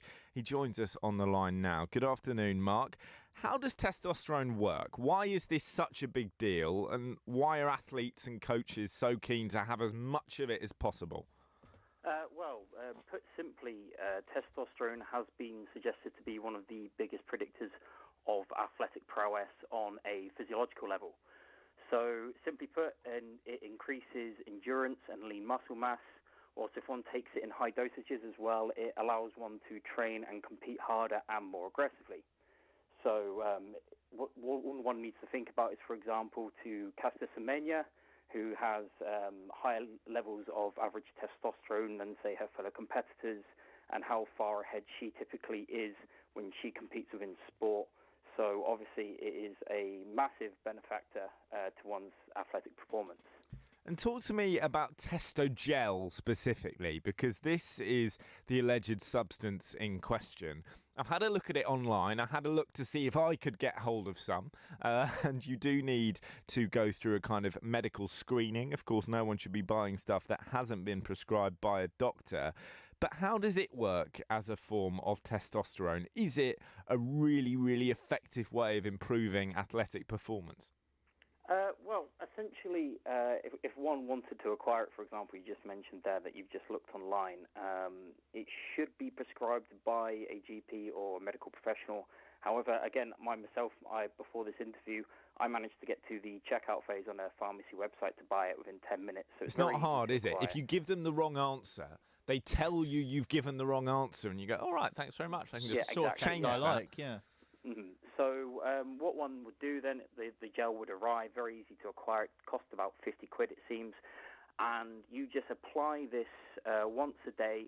It's around 5 grams of gel, and you apply it to your shoulders, your arms, your stomach. And typically within around 3 months, you could probably expect to see a reasonable increase in your testosterone levels, which, as we discussed earlier, is going to have an improvement on your sport performance. And Mark, part of, in this specific case, Dr. Richard Freeman's defence is that he was ordering it at the request of and for the purpose of a member of staff, a member of the non-athlete staff, if you like, at British Cycling, Shane Sutton in particular, who was performance director of British Cycling at the time, a top coach as well, to the likes of Bradley Wiggins. Shane Sutton denies this, but what in principle could an ordinary person, you or me or Shane Sutton, have wanted testosterone for? I mean, I suppose possibly to improve his performance in an amateur cycling race, but beyond that, what other impact can it have? So typically, Testo Gel for non-athletic populations can be used for people who are suffering with hypogonadism, so essentially low testosterone levels. So if one was to use a gel, then that would obviously help treat that. However, if you didn't have low testosterone levels, then taking this gel would very easily allow you to build up excessively high testosterone levels. Now, the useful hypothetical application of this gel is the fact that if you, say, took a steroid injection, now this would probably administer around 400 milligrams of testosterone. Now, that would be quite the significant increase upon your body. There will be quite harsh side effects as well. You're going to be, you're going to be high up for a few days, and across the rest of the week, you're going to be lower down. However, use of this gel is typically around 50 milligrams. So it's a lot easier on your body, and you can help build up those testosterone levels far more steadily through like a drip feeding system. So what one can then do if they were so inclined, hypothetically, is that they could monitor their testosterone levels using this gel, and then be able to keep it quite high so you get the sport performance, yet still within normal parameters so that you don't arouse suspicion with anti-doping agencies. So the amount of Testo Gel that has been ordered allegedly is 30 sachets. What's that going to allow you to do? Because the cynic in me was looking at the length, for example, of one Tour de France, and if you were using the recommended 1 sachet per day for a Tour de France, that would, hypothetically, be quite a convenient amount. Yes, so it probably wouldn't arouse suspicion. Again, you're going to want to, 30 sachets will probably last you around a month. You're going to want to really, if you're looking at a significant performance improvement, be taking it anywhere from 3 months to 12 months. However, that doesn't include, say, like a placebo effect as well. So you would be able to get some level of performance improvement, if not, you're going to need more than 30 sachets, however. And Mark, we're talking, you say it's about a month's worth. That would be for one athlete, is that right? Yes, I would imagine so, yeah. Okay, and if you did, just hypothetically, if you did start taking it sort of on the spot, it wouldn't have an instant impact. You say there'd be some sort of placebo effect as well, but it's not like you take this today and tomorrow you're out shaving a minute off your personal best or whatever the quantity might be. No, absolutely not. No. You're more likely to, again, even if you were injecting high levels of steroid or testosterone, you're probably looking at then anywhere from 4 to 12 weeks to have a truly significant impact, and it's going to be the same with the gels as well. Okay, and just lastly then, Mark, I know you know a lot about how they go about the testing side of things as well. You say that there is that limit, I suppose, of where you can push it to, where you can get away with a certain amount, but not obviously above a certain amount either. How kind of fine a margin is that, and how carefully administered would it have to be? And would, for example, a whole sachet at a time prove to be too much to trigger a doping or a negative doping test? Well, that firstly is going to relate to as well what the athlete's natural testosterone levels are as well. If they've already got quite high levels of testosterone, then it's going to take less of the gel for them to then be I guess, offence of a doping violation. Typically, these tests are very accurate. They've got an accuracy ratio of 1 in 1 billion. So that's the equivalent of, about a teaspoon of steroids within an Olympic-sized swimming pool full of water.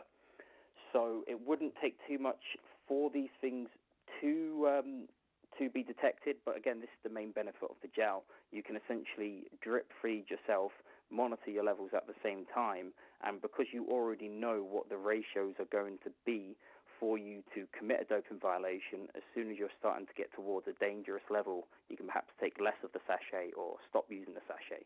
Now, if you were using injections, you wouldn't be able to do this because those are typically administered once a week. So for all you know, then you could take an injection and you'd go beyond the levels, and if you got tested within that time, then you would be caught doping. That is fascinating. Mark, great to talk to you. Thank you for your time.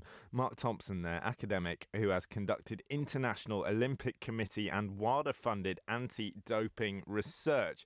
That last answer there, Guy, about the gel allowing you not to cheat, not to go over the levels of testosterone, but carefully make sure... Well, hang on, Johnny. There's a difference between going over the levels that are allowed and cheating, if you see what I mean, because Is there? The World Anti-Doping Agency do not allow testosterone as a specific substance to be used, to be bought for or used on artificially any athlete. Is a banned substance. So if it had been used on an athlete, which of course Dr. Richard Freeman is denying, that would still be cheating. Exactly. But it just might have been that they weren't caught. The first comparison that springs to mind for me is Alberto Salazar, where not just the doping he was doing, but so much of the nefarious stuff he was up to at the Nike Oregon project. Experimentation. Exactly, and centred around getting as close to the line as you can without going across it. And that seems to be potentially what might have been going on in this instance. Well, possibly, Johnny. Look, who knows? Because there are many different possibilities, and that is why we just want to know what was going on. But we're still not getting, it seems, straight stories, straight answers out of someone anyway. Matt Lawton from The Times, who has been at the tribunal throughout. He's been there today. Earlier on, he tweeted, which I thought was very interesting, Dr. Richard Freeman's QC, quote, very disappointed that the MPTS panel have agreed to a rewording of the GMC, the General Medical Council charge. Now reads, he ordered Testo Gel, quote, knowing or believing it was to be administered to an athlete to improve their athletic performance, unquote. It also now says he, quote, knew it was not clinically indicated for the non-athlete member of staff, unquote. He claims asked him to order it. That was Shane Sutton. So basically, the charge has been changed to suggest that essentially Freeman knew exactly what he was doing all along, that it wasn't actually for Shane Sutton, and that he knew it wasn't for Shane Sutton. Obviously, he contests that, and that is at the heart of this whole thing. But Shane Sutton, the whole situation with him in this trial is bizarre, right? Because he's the person who Freeman is saying had a big hand in this. But Freeman is also saying he's so distressed by the sight of Sutton that he doesn't want to have to face him in court. He's asked to not have to see him in the tribunal when he gives his evidence. How can that be? It just doesn't quite stack up is the problem. As Matt Lawton goes on to say, the GMC, the General Medical Council, have a doctor who says Sutton would have had no medical need for testosterone, and we just heard, of course, from Mark the reasons that you might, as an ordinary person on Civvy Street, need a bit of testosterone. He says that he had no medical need for it, and that they have a doctor who can prove that. In Matt's words, if that proves to be the case, it's a big problem. So, look, it's a big hypothetical. It's yet to be proved. It may not be provable, even if it was the case. It may not have been the case.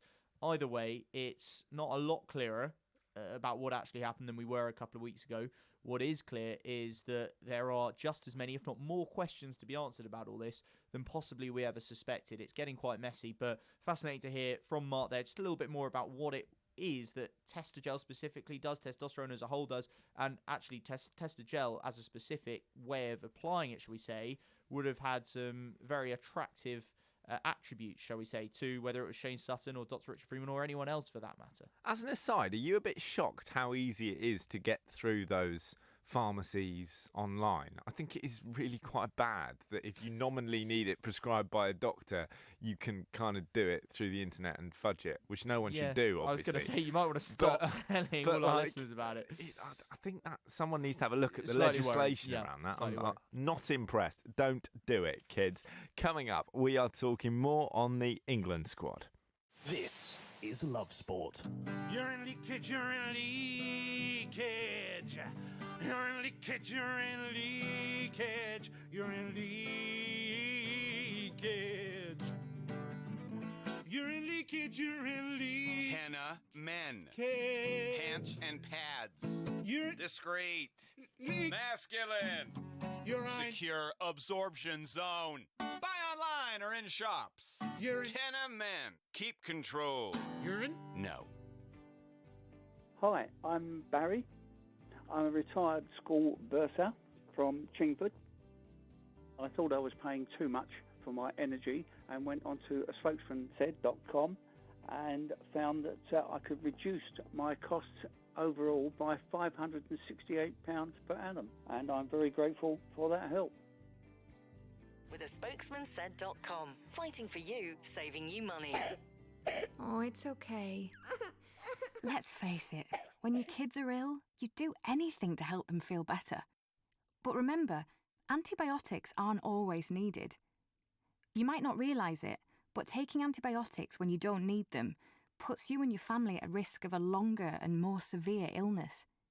Help keep your family well. Always take your doctor's advice on antibiotics. Search NHS antibiotics. All better.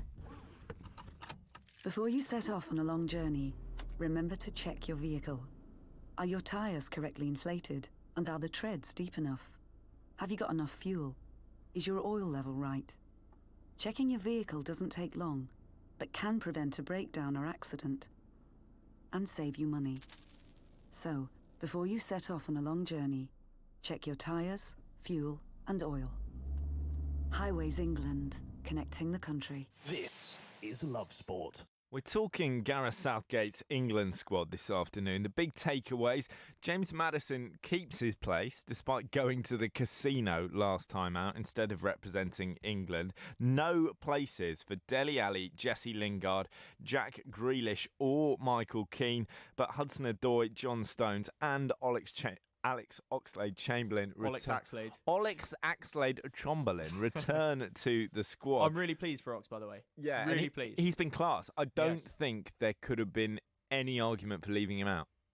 No, probably not. And he's named a 27-man squad, the significance of which we'll come on to in a moment, but it's allowed a couple of extra players to come in, and hopefully that was with someone like Ox in mind, who was a key part of Southgate's squads before he got that horrible injury, and probably deserved to be under consideration anyway. But 4 goals in 4 games sort of does the talking for him, really, doesn't it? So yeah, great to see the Ox back. But we want to focus here a little bit, don't we, Johnny, on a few of the players that didn't make it, a few of the players competing maybe with the Ox and some of those other guys for the attacking midfield berths. We talked so much last time, we felt the headline really was Dele Alli missing out, having gone from being the great hope at Spurs, the great hope really with England as well, scoring for goodness sake in a World Cup quarter-final as he did against Sweden, to now being behind those 27 players along with Jesse Lingard, who also was in that World Cup campaign, and possibly now Jack Grealish too. The irony here is that Spurs versus Everton at the weekend was the first time Dele Alli has looked like Dele Alli for about 20 months. Well, I thought that as well, Johnny, and he scored twice, hasn't he now? He got the Watford goal too, slightly controversial one, but that is 2 goals for Dele Alli. I know it's not just about goals, but he was a guy who did kind of build his reputation at Spurs on, what was it, a 15 Premier League goal season? With Dele Alli, I think it is all about goals, actually. I think midfield players, you're right, it's about offering more to the team. But the whole point of Dele Alli when he broke through was that he was playing as that kind of 10 where he was more than a 10 because he was making those deep runs in behind Harry Kane and getting on the end of the knockdowns and flick-ons and so on. For me, he doesn't set the tempo of the team No, in that's the not what way he that does, no. Henderson does. So if he's not scoring goals, get rid of him. And I wouldn't say he's as creative as even a Mounts, certainly not a Maddison, probably not an Oxlade-Chamberlain, probably not even a Ross Barkley, to be quite honest. But you look at that season he had 3 seasons ago, 18 Premier League goals in 37 games. That is a phenomenal record. A lot of strikers in the country would have bitten hands off to have that record. And here was a guy who was just 20, 21 years old at the time, doing it in a really, really good Spurs team. It was seriously impressive. He got 10 the year before and 9 the year after, but only 5 last season. He's got 2 in 4 league appearances this season, so possibly trending back towards the right sort of direction. I want to hear from Gareth Southgate on this, though, because he was asked specifically about Jack Grealish, who I think possibly slightly unfairly on some of the other players has become a bit of a flavour of the month recently. But Southgate was asked about Jack Grealish, who didn't make the squad today. Let's hear what he had to say. The competition in that area is really high level. They're all good players. I think Jack's a very good player. Worked with him with the under-21s, so I know all about him. He's very close. He's just got to keep playing the way he is. And if we had issues over the weekend, I wouldn't hesitate to call him into the squad. It's that last bit that I think is most significant, because it shows 2 things. It shows that Grealish really is on the cusp of it. He is almost the 28th man in the squad, or certainly the first choice cover for where he plays. And there are quite a few players, by the way, in that position in the squad already. It also says to me, and I think probably everyone else, how far down the pecking order both Dele Alli and Jesse Lingard have fallen. And I don't know, do you feel, Johnny, that they're being slightly unfairly treated by Southgate? Who's No. being so loyal to, wait for it, someone like Joe Gomez, who's barely played for Liverpool, is very much 3rd choice, if not 4th choice centre-back there, but is still making the squad. It's about how many players England have in those positions, right? If Joe Gomez was an attacking midfielder and he was 4th choice at Liverpool, he wouldn't be getting in. He's a centre-half. Do we have strength in depth at centre-half? No. And when we're talking about Jesse Lingard has had fewer shots on target this season than Ben Foster, who plays in goal for Watford. Over the last 6 Premier League seasons, he has got 10 Premier League assists. Adam Johnson has 11, and Johnson has been in prison for the last 3 years. Jesse Lingard is not good enough to play for England. Well, when you put it like that, yeah, fair enough, I suppose, when you put it like that. But look, stats don't tell the whole story. I defy anyone who watches England regularly to tell me that in, say, the years of 2017 and 2018, that Lingard wasn't one of our most consistent, reliable performers who came up with the goods, assists and goals, in the big games. And remember, it was only a hair's breadth of an offside that denied him the chance to give England what could have been a winner in the Nations League semi-final. He got the equaliser against Croatia in that crucial game at Wembley a year ago, probably roughly to the day, in the Nations League group stage game. He scored that beautiful goal against Panama in the group stage of the World Cup. Not as important, but a reminder of his quality. He's a guy that has been, like I was talking about with Ross Barkley earlier, probably better for England than he has been for his club. And Southgate, I think, is probably almost more loyal to him than he is to Dele Alli, because Ali's England record, for a guy who's got such a good goal-scoring record at club level, is absolutely appalling. 3 goals in 37 games. Yes, one was in a World Cup quarter-final, but that is absolutely nowhere near the form he's been showing for Spurs in the last few years, even when he was playing better for them. That is true, but when we're talking about goal-scoring form for England, look at Raheem Sterling, right, who had 3 goals in something like a huge number of caps, and now has got a vast number of goals in his last 10 games. It can click into gear. It can, Johnny, but Sterling had the weight, and the very, very heavy weight, of relentlessly good club form in one of the best teams in Europe behind him. Dele Alli had that for a short period, but for the last year or so, Spurs haven't been at that level. A run to the Champions League final probably papering over a lot of the cracks that were there. And Dele Alli hasn't even been at the heart of that himself. I often think back to when I last saw him live, which was against Chelsea in a very impressive Spurs performance at Stamford Bridge last April 2018, the first time Spurs had won there in 28 years, and Ali scored a beautiful goal. Eric Dyer, by the way, also not in the squad, having been a real leader, one of the captains at the World Cup, not in the squad either, played a great ball over the top, one touch from Dele Alli and finish past Thibaut Courtois, and it was around that time that Pochettino said he's the best 21-year-old in the world. You know what? You'd have been hard pushed to prove him wrong. But since then, he's had injury problems. He's had, I think, a new contract, a big money contract. He's been maybe linked with moves away. He's had clothing deals, boohoo man, etc. And you just wonder... You're the first person who I've ever heard say boohoo man. Boohoo man. Is that how I meant to say it? I don't know how you're meant to say it. Maybe you are, but it's... How else could it be? I thought people said boohoo man. What did I say? Boo-hoo, man. Is it say as it if? like that. Yeah, you did. Boo-hoo, man. As if I a did. kid was complaining in a class, and you went, "Oh, boo-hoo." I'll tell you what I thought, Johnny. The first time I saw those ads were about a year and a half ago. They were shortly before the World Cup, and I thought, what are the chances of Dele Alli, quite high, missing a penalty in a shootout, England going out and crying? Wouldn't have been shameful, but it wouldn't have been clever. He'd have been the boo-hoo man. He would, Johnny. That's exactly my Sorry, point. I mean the boo-hoo man. Right, stop nicking my punchlines. Stop taking the mick out of how I pronounce certain clothing brands. There are, of course, others available. I guess my point, if anything, is I wonder, and everyone's got a right to have off-field interest, etc., etc. But what do Lingard and Ali have in common? Maybe they've both had a little bit too much involvement with off-field stuff as a whole in the last year and a half. Maybe they have, maybe they haven't let certain success, plaudits go to their head. Maybe the whole emotion of the run to the World Cup semi-final, in which they were both, key parts, maybe it was just a bigger toll on them than we realised. Yeah. And it's difficult to replicate that. Some players have, but the likes of Kane and Sterling are truly special players, whereas Ali and Lingard maybe are just a level below.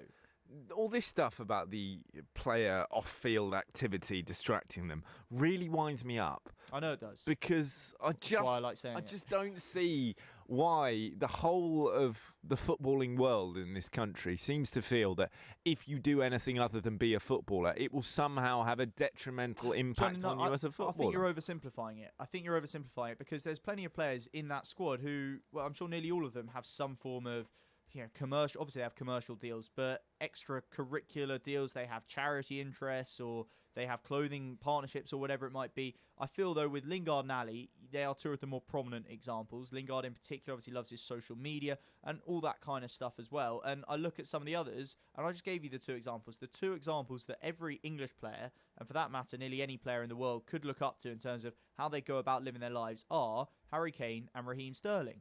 And yes, they have off-field interests, but they do not let it affect their football. They never let it become the focus or a distraction. And on the field, they've produced consistently high performances for a long, long time now. And they are getting the balance right. Others aren't. It's as simple as that. But isn't there a causation-correlation argument there, right? Where the fact that Jesse Lingard has got worse isn't necessarily because he started a clothing brand, right? It might just be that he started a clothing brand and he's gone off the boil. If he'd started a clothing brand, what's it called? Like J Ling's Industries or something absolutely bafflingly awful. If he'd started that... What's yours called? Mine is called J Buzz. No one's asked you for one, have they? That would be quite a good one. Well, his, to be fair, has lost 200 grand in the first quarter, so I'm quite glad I haven't followed up on that kind of industry. If he'd started it, and then gone on an incredible goal-scoring run. I've got no problem, by the way, Johnny, with radio presenters having outside interest. Well, thank you, guys. But that is a point, right? I could go home and be completely focused on something else, and it wouldn't mean that I was incapable of coming in every day. Can we talk? Can we get some calls on this? Would you buy a leather jacket made and designed by Johnny Burrow? You shouldn't. With J Buzz on it. But on the J Ling's front, right, if he starts J Ling's Industries and he then goes on an incredible run of goal-scoring form where he scores hat-trick, brace, hat-trick, you would not have Roy Keane sitting on those Sky Sports sofas going, well, it's because he started that clothing brand. It's really energised him. It just so happens that he's got worse, so we're blaming the clothing. What if, whisper it, Jesse Lingard just isn't very good at football? Well, that's partly what I'm saying as well, Johnny. I'm not for a second saying it's only because of his social media content that he's gone downhill. I think it's entirely possible, and actually it is the fact, I think, that Lingard and Ali are not on the same level as footballers as Sterling and Kane. And I think that if you combine it with all sorts of things, and these are complex issues, why a seemingly top player either loses form for a prolonged period or turns out not to be the player we thought. It's injuries, it's off-field distractions, it's maybe getting too much too soon. Both of them, I believe, Ali and Lingard earning in excess of 100 grand a week, possibly given to them at times where they weren't quite meriting it for their performances on the pitch. It all contributes, and I'm not even blaming them for necessarily doing it. It happens so often, and they're still ultimately playing for two of the biggest clubs in England, and sometimes for their country as well. Their careers have not gone to the doldrums. They've not gone down the drain. They're just not quite at the levels they were a year and a half ago, not quite at the levels we hoped they might have reached by now. It's not the biggest sin in the world, but not everyone turns into a world beater either. I think that complacency point about the money is a very interesting one. When we're talking about poor taste, I've just been sent 2 photos of Nicolas Otamendi after the Manchester City game last night, where he took his top off and revealed his tattoos. And even in the scale of footballers' tattoos, Guy, they are terrible. The front is just stereotypical and not that bad. He's got right shoulder, he's got acacia trees, then right pec, he's got a roaring lion, then he's got some kind of leaves in the middle, and then his left pec is a roaring grizzly bear, and then he's got pine trees on the left shoulder. That's quite cool, actually. That's quite cool. Yeah. Then he's got the Virgin Mary on one arm and a rose on the other. So all, fairly standard. You've seen worse. Fine, crack on. It's, well, quite possibly. But the back is shocking. He's got his right shoulder is the main character from Breaking Bad. It's Heisenberg. Right. Oh, in the middle of the back, yeah. Yeah, So it is, yeah. And then on the right shoulder, he's then got Tommy Shelby, and then he's got the main character from Vikings. He's gone, I like Breaking Bad, I like Peaky Blinders, and I like Conor Vikings. McGregor. No, it's the guy from Vikings. He's gone, I like these 3 TV shows, I'm going to get them put on my body. Why? What's he doing? I like Breaking Bad. I think it's a great piece of drama. I'm not going to get it on my back. This might get steam coming out of your ears, Johnny, but you know what? While he's defending so poorly, he should not be getting elaborate TV show-themed tattoos on his back, or anywhere for that matter. I think it's because of the tattoos, guy. Yes, I think what he does is every time there's a cross coming in, he's looking at the ball, and then he goes, oh, isn't my tattoo good? And he loses his man. Footballers should be robots. That's what I say. Footballers shouldn't be allowed to do anything other than play football, and I blame them. Coming up, we're talking cricketers. They're perfect. Love sport. Hi, I'm Dean. I work for a successful shipping company in Suffolk. Ever since I heard about people's success with the spokesmansaid.com, I knew I had to investigate for myself. Every time I need to compare car insurance, home insurance and energy bills, I always contact a spokesmansaid.com. This year alone, I saved over £260 on my car insurance and also £585 on my energy bills. I saved big through a spokesmansaid.com, and you could too. With a spokesmansaid.com, fighting for you, saving you money. If you fall asleep at the wheel, you'll put your life in danger, and the lives of others as well. Before you feel tired, pull off the road into a services or other safe area. Drink some strong coffee, and take a quick nap while the caffeine kicks in. If you're having a nap, you've left your lights on, sir. Right, cheers. Think. Don't drive tired. Exercise. It doesn't have to mean Lycra or a fancy gym membership. All you need is 10 minutes and you. Because a regular 10-minute brisk walk is a great way to get more active. Whether that's walking to the shops or getting off the bus to stop early. Picking up the pace and getting your heart pumping can make a real difference to your health. So, to see how much brisk walking you're doing and how you can fit more into your day, download the free Active 10 app, because there's only one you. I love my brother. We do fun things like playing together. I like having hugs with Freddie. Freddie gives the best hugs. Freddie used to be very poorly, and the doctor said he might need a new liver. Then one day, a very nice person gave their liver to Freddie. It was amazing. We were so happy. Now he's around to give me more hugs than ever. Tell your family you want to save lives. To find out more, visit organdonation.nhs.uk. This is Love Sport. I say I don't like cricket. Oh no. I love it. This song came on in a bar the other day, and I thought I was at work. I was like, what's going on? Then I remembered England are the cricket world champions, but you wouldn't have known it in the last week or so. We're away in New Zealand. We've got a T20 series, 5 games with 2-1 down. The debutants, a little disappointing. We need more. We need a win. And we need to talk to Rory Dollard, cricket correspondent for the PA News Agency. Good afternoon, Rory. Thanks for joining us. What's your take on this? Where's it all going wrong? Well, I'm not entirely certain England, when they selected this squad, were expecting sort of a 5-0 sort of lap of honour from the World Cup win. As we all know, a lot of the senior men have been left at home to recharge the batteries and get over the summer. So I really got the impression that they viewed this as a bit of a learning exercise. And although it's near enough a year away till the World T20, it's not that many matches. So it was a case of getting a fresh look at some new faces, which they have done. But as you say, they probably would have liked one or two more of them to step up with their best foot forward. And we're in a situation now in terms of the series where tonight's a must-win game, or sort of early tomorrow morning, isn't it, UK time? And I hear that we're going back to, or plans go back to, a pretty much first-choice team. Firstly, is that what you understand the likely selection policy to be for this upcoming game? And is that a bit of a disappointing direction to be going in, given that it was very much a developmental, experimental tour as a whole? Yeah, I mean, I'm not certain there is a really straightforward pecking order in this squad, because it's never been convened before, really. So I think, as well as it being a learning exercise, I think they're sort of working out the pecking order on the hoof to some extent. But yeah, I mean, I think we expect Johnny Bairstow to come back at the top of the order. Certainly, we know that adds experience. Definitely, that's a World Cup winner there, and a guy who's played a lot of cricket for England. So we can certainly expect to see him come back.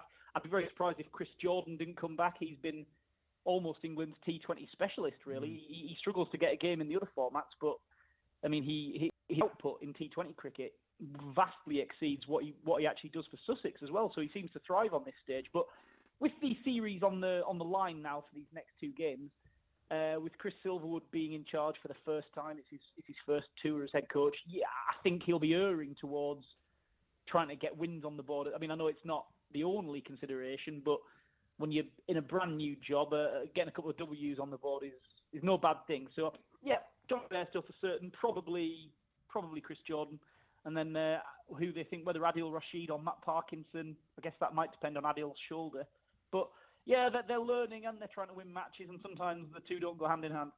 Of those new players involved, who are of course learning, who's been good, who's been a little underwhelming? Well, I think Saqib Mahmood seems to have gone around the park a little bit. Is it 95 in 8 overs or something he's gone for? Yeah, it's a little bit pricey. He's the most expensive England bowler on tour.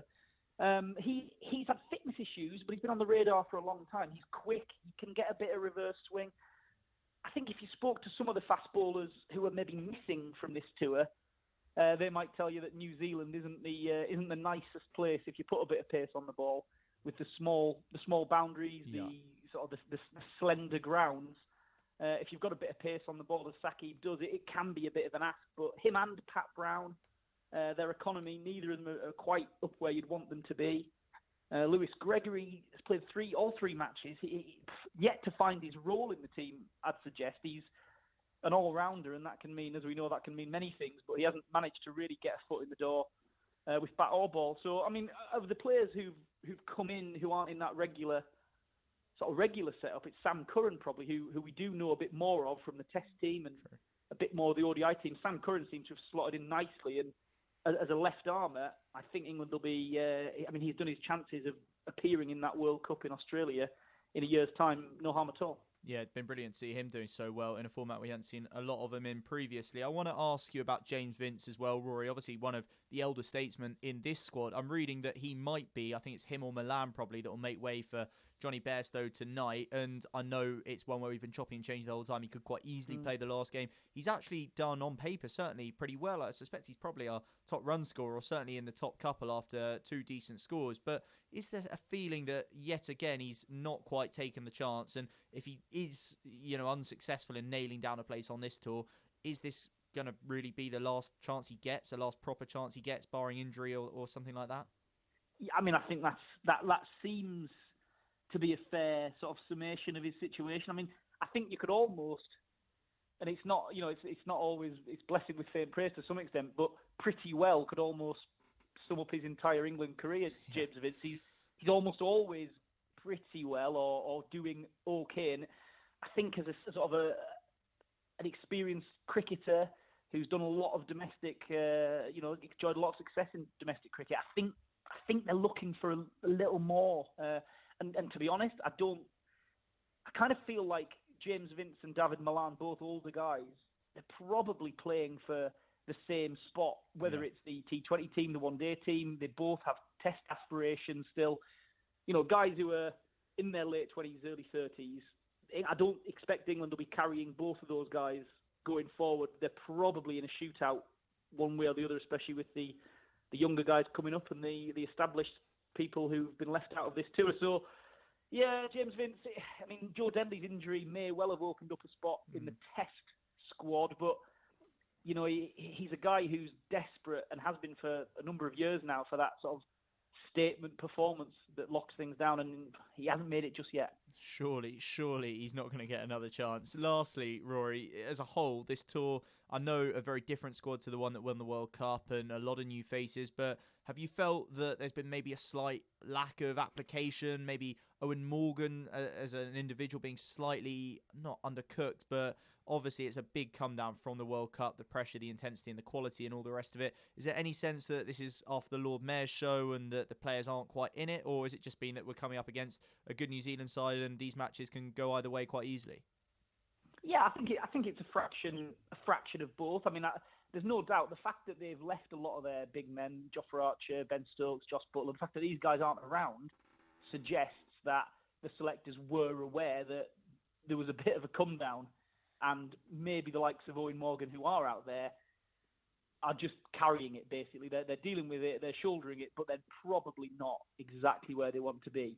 Equally, New Zealand, really, really, really competitive team. I mean, they drew with us twice in the final, so they're a pretty decent side as well. But in their own conditions, they know those, certainly the dimensions of the ground. England, in this series, they've almost misjudged the dimensions of the ground in where they've been hitting and how the shots they've been looking for. So it's a tricky one, and there's 2 games left in England. In a few days' time, we could be talking about them winning the series with a bold young squad. So the story's not told yet, but it feels like this is one where we won't necessarily have seen the real England, to be honest, until maybe the South Africa series. Well, fingers crossed for the rest of this one for now. Rory, great to talk to you. Thank you for your time. Rory Dollard there, who is a cricket correspondent for the PA News Agency. Interesting, Jofra, of course, not involved, but we've had a whole host of cricketing legends on the show this week. We have. Spoken to Andrew Strauss, Sir Andrew Strauss, Sir Viv Richards, yeah. Sir Garfield Sobers, and little old Desmond Haynes.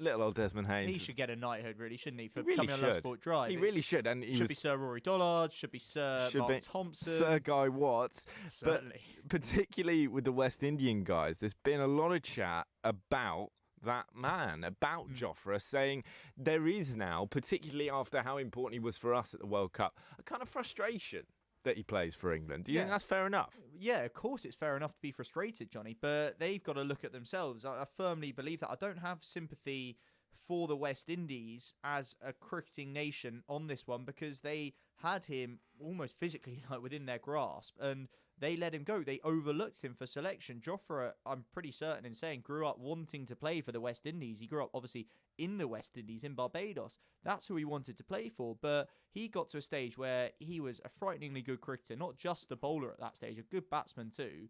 They got to an under-19 World Cup. He wasn't selected, and he said, you know what?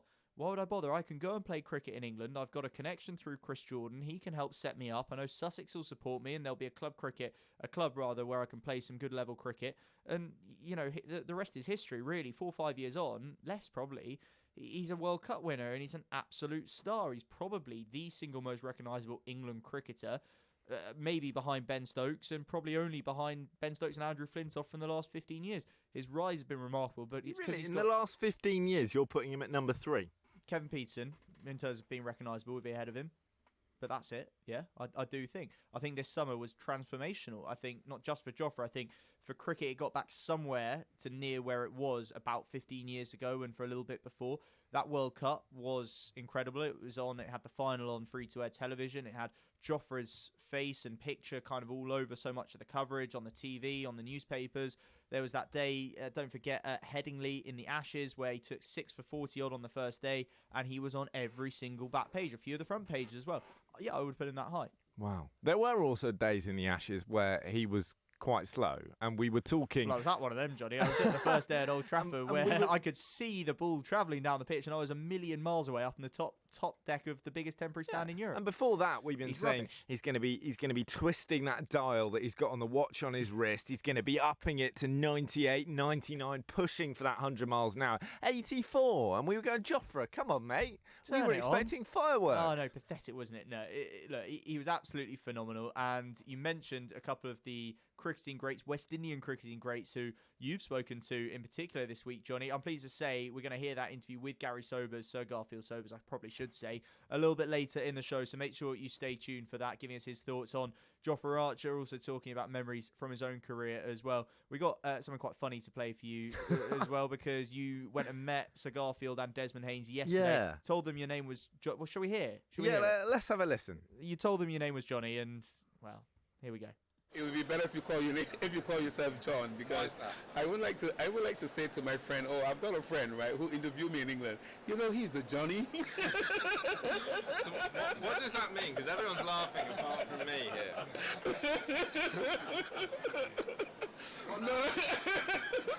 No, I think it's a long story. I don't think we've got enough time. Right, we'll have to be careful. It's being played on the radio. Just to make sure that you say your name is John, no? Okay. Because you hate to think that you're a Johnny in Barbados, you know? It's not a good thing. Right, so the worst thing about that is that was the final 30 seconds of what was about 4 minutes of laughter. And this was as soon as I met them, right? So I was there feeling, quite nervous. Going to meet Sir Desmond Haynes, going to interview some of the biggest names in cricket of all time. Shake Desmond Haynes' hand, lovely guy. And he goes, what was your name? Sorry, I go, Johnny. He goes, do you mind if I don't call you that? Okay, why? Well, it means something rather different in Barbados. Who'd have thought? Who'd have thought a name as innocent seeming as Johnny would be that apparently offensive or amusing or both? I think a bit of both. I think. Do you think it's offensive because of you? Do you think they listen to this show and since then? That Burrow. I'm joking. Yeah, joking. no, Otherwise, I wouldn't want to hear what they have to say about people called Guy. Tell you what, they were lovely guys, and Garfield Sobers had some fairly extraordinary things to say. So we'll be hearing from him later in the show. He did some pretty extraordinary things, didn't he? He did. Really? He was incredible. And when I told my old dad I was going to be interviewing him, he just went, Sir Garfield Sobers is a god. And I have to say, in person, he did have that kind of aura about him. Coming up, we're talking boxing with Love Sport's very own Charlie Hawkins. Love Sport Radio, the station giving fans a voice. Hi, my name's Bob. I'm a retired civil servant from Durham. I used the advice that a spokesman said gave me to haggle with Sky to reduce my monthly payments from £86 per month to £43 per month, which was a saving of £774 over the 18-month contract. A nice little result, if I say so myself, but it was only due to a spokesman said on his brilliant advice that I was able to do a deal for the new contract. With a spokesmansaid.com, fighting for you, saving you money. If you're driving on a motorway and you see a red X sign overhead, you need to change lanes safely. Driving in a red X lane is an offence. Red X's are there for a reason, to protect you and others from danger. The lane may be blocked by a broken down vehicle or road workers, or the lane may be needed for the emergency services. So if you see a red X, change lanes safely. Highways England, connecting the country. My mum and dad say that I don't need lots of sugar. I'm sweet enough already. So we used the Change for Life food scanner app to find out how much sugar is in our food and drink. It's surprising how much we found. So I put my detective hat on to find the healthier choices. Woohoo! Found one, Mum! You can be food smart too. Download the free Change for Life food scanner app today. Driving too close to the car in front gives you less time to react. You may not realise that you're tailgating. Leave a 2-second gap between you and the vehicle in front. When it's wet, leave a 4-second gap. By staying back, you give yourself time to react. Stay safe. Stay back. Highways England, connecting the country. Love Sport. Are you throwing away your hard-earned money on expensive energy bills? Keep the price down when you turn the heating up. You could be saving hundreds by switching to a cheaper deal. A spokesmansaid.com compares all the best deals on the market to find you the one that saves the most cash. Find the cheapest energy tariffs for you. Go to a spokesmansaid.com and start saving today.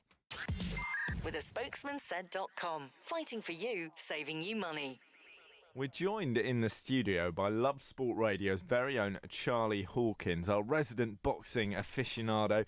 Charlie, great to see you. And we just saw, well, was it the fight of the year? It was quite something.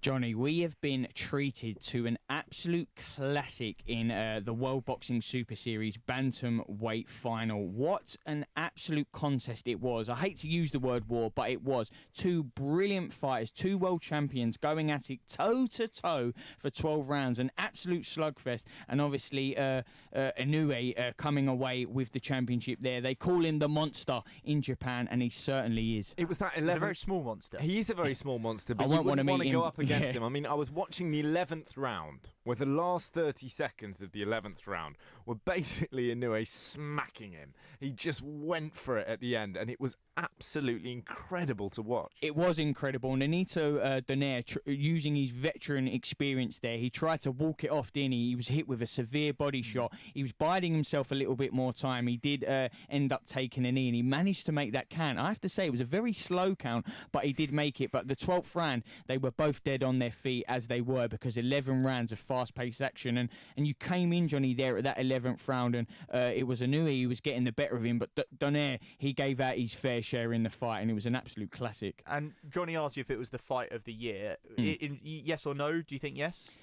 I think it's certainly up there. Because, just to butt in, the reason I think that's more significant than usual is in the last couple of months alone, we've had two that stand out to me, Taylor Prograis, but also Campbell Lomachenko, that were captivating fights to watch. Obviously, what they've all got in common is being lighter, smaller men, which I don't think it's a surprise to anyone, makes for the better fights than actually the bigger, hyped, heavier men. But they've been fantastic. So for this one to top them is saying something, isn't it? Well, this is it, guy. This was my next point, because if we wouldn't have had the fights that you just mentioned, a guy would have come in here, hands up, and said best fight of the year. But when we've just had, a couple of weeks ago, Josh Taylor vs Regis Prograis, which was an absolute stormer, again in the World Boxing Super Series. Let's not forget, this World Boxing Super Series was designed for the best to be pitted against the best. None of this unfair contest, boxers coming at 10-1, journeyman, we know what we're going to get. We don't want to pay for box office when we nearly know what the result is going to be 9 times out of 10. But there is a romance of that mismatch, because for every 1 in 1,000, you get an Andy Ruiz Jr. versus Anthony Joshua, and those are then the best stories of all. 100%, and we get to talk about it for 5 days running completely, and it dominates all the airtime, and we love that. Who doesn't love an underdog story? But you don't have to take that away, do you, Charlie? I wanted to ask you about these Super Series as a concept, because in my opinion, as a more casual fan than you, they've given the sport, I think, a bit of a new lease of life, because you're getting these big fights made, you're getting a meritocracy where if you win the fight, you go through and you get a shot in the final. It's called the Muhammad Ali Trophy. Is that a nice little detail? Maybe, maybe not, but it's added something to boxing, isn't it, the last few years? 100%, guy. I couldn't agree more. You've put it beautifully there, because it's so true. Let's forget all this. Who has what promoter? Who has who behind them backing them? Doesn't matter what belt you have. We're putting all the world champions and all the relative, because they're 8 seeds. So we have the 4 world champions if they've not got 2 belts, and we put people that are very good in their division. Let's forget all about money. Let's forget, they had an advantage because it was over in America. They're American. We're putting you all together here. We are truly finding out who is numero uno here. This is the best. And yes, it's called the Muhammad Ali Trophy, but it represents more than that, guy, because whoever wins it, you truly are number one. You've won the Premier League. You've won the Champions League. You are the best in your era. And we know on social media, everyone says, I'm the best, I'm the best. Well, let's prove it. Well, talking of social media, talking of throwing your weight around, and talking of really elite level athletes, we've got to talk about KSI. We've got to talk about Logan Paul. This is the big social media fight. The two massive YouTubers, 40 million subscribers between them. Who are they? Well, is KSI the bloke who I had mates at uni used to watch him play FIFA in his bedroom? Yeah, so these are two blokes who sound off on the internet for a living. Logan Paul rose to prominence on the now defunct app Vine, where you could share... Oh, I remember Vine. Vine was good fun. Vine's great. Oh, right. My respect for him's gone up a bit. What? Never has anyone ever said, oh, he did Vine, he must be sound. What? You think so too? Yeah, obviously. Yeah. Vine was 6 seconds, 7 seconds, and Logan Paul rose to prominence on that. Then when Vine went bust, he sort of slid over to YouTube, took his following with him. He's a controversial bloke because he previously has made videos like making fun of a forest in Japan, which is notoriously a suicide hotspot. He's actually not a very appealing bloke. KSI equally has got his own share of serious backstory, not least this week, where he used a slur normally aimed at disabled people to describe rather Logan Paul. So obviously charming individuals, but most importantly, not boxers. They've gone professional. They're going to sell out a fight that's going to make tens of millions. And we've got world-class boxers on the undercard. It's LA. It's in LA. I hate it. I think it makes a mockery of the sport.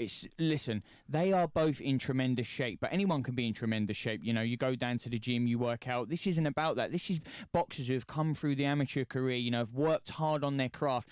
Let's be honest about it, and I know people disagree with me. They're doing it solely for money, and they're very wealthy guys already, right? Yeah, and you can't blame them. Everyone want to go out and earn money, and if it's there for the taking, I suppose people want to pay to see it. I wouldn't pay to see it. I want to see, you know, Inui versus Donaire at 12 p.m. on a Thursday lunchtime in Japan. Bizarre timing. Well, it was Japan at the time. I think we should see more Thursday lunchtime fights. Well, if they're all that good, I'll certainly be happy with that. But I heard David Hay earlier talking about this. He says it's you get this logic in anything, I suppose, maybe with like the T20 or the 100 in cricket. If it brings new fans in, I don't care how much it eats away at the traditions of the sport. What do you say to that? Well, I disagree. I understand, and I think it will, by the way, bring massive fans in, right? It will, these guys but have do those followings. massive fans, if you go to them, did you watch Donaire and Inui on Thursday? No. When this fight's over, do they carry on watching next week? Are they going to start tuning into 24/7? They've got a better chance of it, haven't they, if they've watched and enjoyed one fight? Oh, I'm really not sure. They just go back to watching YouTube and KSI. You're spot on. I don't think this is going to do anything positive for the sport of boxing, but is there still the argument that they're going to make a load of money, and ultimately boxing, as with football, as with virtually every other professional sport, is about money. You follow the money. That's why Anthony Joshua and Andy Ruiz Jr. are going to be fighting in a place with a fairly dodgy human rights record. If it makes no boxing history whatsoever. Yeah, if it makes you millions, you're going to do it. The one thing I do like about it, obviously it does put boxing into a more mainstream commercial map. We've got undefeated world champion from these shores, Britain, Billy Joe Saunders on the same card. Yes. No one is talking about him. No one cares. You couldn't even tell me. You couldn't even tell me his opponent. No one cares because why? We're talking about KSI. And this is the problem. This is a guy, an Olympian, you know, someone who's won medals, an undefeated world champ. No one's talking about it. Doesn't seem quite right, does it? Well, I don't think so. Well, Charlie, you are an expert on all of these things. Great to talk to you about them. And if you ever want to do a charity boxing match, we can work. We're not pros, so we'll wear our helmets on our heads. We could sell out an LA stadium, go toe to toe. I think you'd batter me. But no there we chance. go. There we go. Well, we'll put it to the test. Stay tuned on Love Sport Drive. Sounds like it's going to be a rather livelier couple of hours than we expected. This is Love Sport. Hello, I'm Tim from Bolsover. I'm a retired teacher. I was looking for a better electricity deal from my parents when I got an email from a spokesman said it was a fixed deal for 2 years, which was better for my parents, less for them to worry about. And when I had a look at the sums, I had to recheck because I couldn't quite believe it. They were going to save over £900 each year they were on that deal. Needless to say, we signed up pretty quickly. With a spokesmansaid.com, fighting for you, saving you money. How are you? How are you really? Modern life can be busy, and sometimes it's easier to look after others before looking after yourself. But there's only one you. And making small changes to your lifestyle now could improve your chances of staying healthier longer. So take the first step to a healthier you with our free How Are You quiz. See how you score and get personalised tips and support. From how to eat a little healthier to turning a 10-minute walk into exercise. Just search One You. You probably think you're pretty good at multitasking behind the wheel. I mean, you have to multitask to drive. So what's wrong with checking your phone? The thing is, your brain simply doesn't work. Even a quick look at a message, or firing off a quick reply, affects your concentration and makes you less able to react to hazards. If you use a mobile phone while driving, you're 4 times more likely to crash. Think. Put your phone away. Before you set off on a long journey, remember to check your vehicle. Are your tyres correctly inflated? And are the treads deep enough? Have you got enough fuel? Is your oil level right? Checking your vehicle doesn't take long, but can prevent a breakdown or accident. And save you money. So, before you set off on a long journey, check your tyres, fuel, and oil. Highways England, connecting the country. Charlie Hawkins has sprinted out of the studio. As soon as the microphones went off, not interested in that charity boxing match, saw me flexing my muscles, wasn't having any of it. And we've got lots of topics to discuss this hour. We're talking Spurs with Ricky Sachs from The Last Word on Spurs and the Spurs Fan Show. They won 4-0 away from home last night. If they played Partizan Belgrade every week, Red Star I should say, if they played Red Star Belgrade every week, it would go rather better for them. And we're going to be talking to Ian Hunter, former England and Northampton wing. After Dylan Hartley retires aged 33, we're going to have a bit of a testament paid to him. But first, it's the news. On digital radio, online, mobile and smart speaker. This is Love Sport News. From the Sky News Centre at 5, 2 drug dealers have been found guilty of murdering an innocent teenager in a park. 17-year-old Jodie Chesney was stabbed to death in a case of mistaken identity in East London in March. Jodie's friend Clarice Sharp says they were minding their own business when she was attacked. We wasn't doing anything wrong, we wasn't bothering no one, we didn't have no arguments. Everyone was laughing, joking, listening to music. Yeah, then it just, I don't know, out of nowhere it just changed. A police officer has appeared in court charged with murdering a former Premier League footballer. Ex-Aston Villa star Dalian Atkinson was tasered in a street in Telford in 2016 and died after going into cardiac arrest. A second constable has denied a charge of assault. A radio presenter who once had to apologise for comments he made about rape has been selected as a Tory election candidate. Nick Conrad said women should keep their knickers on during a debate about high-profile allegations. Labour say he's not fit to stand in the Norfolk Broadland constituency. Business Minister Kwasi Kwarteng says the remarks were reprehensible but defended his selection. If he's apologised for them and is deeply regretful and sincere in his apology, I think we have to move on. We can't keep beating him up for something that he's apologised for. Police say they've now formally identified all 39 bodies that were found in a lorry in Essex last month and told their families all of the victims came from Vietnam. Heavy rain has forced 3 rail lines to close in parts of Yorkshire. Northern Rail is advising passengers not to travel between Sheffield and Gainsborough, Sheffield and Lincoln, and Hebden Bridge and Manchester Victoria. In football, it's a big night of Europa League action for 4 British clubs. Celtic get underway soon against Lazio in Rome, looking to extend their 1-point lead at the top of Group E. Rangers could go to the top of their group tonight by beating Porto at home. That's the latest. I'm Anna Russell. Love Sport Radio. On digital radio, online, mobile and smart speaker. This is the Posh Boys on Love Sport Drive.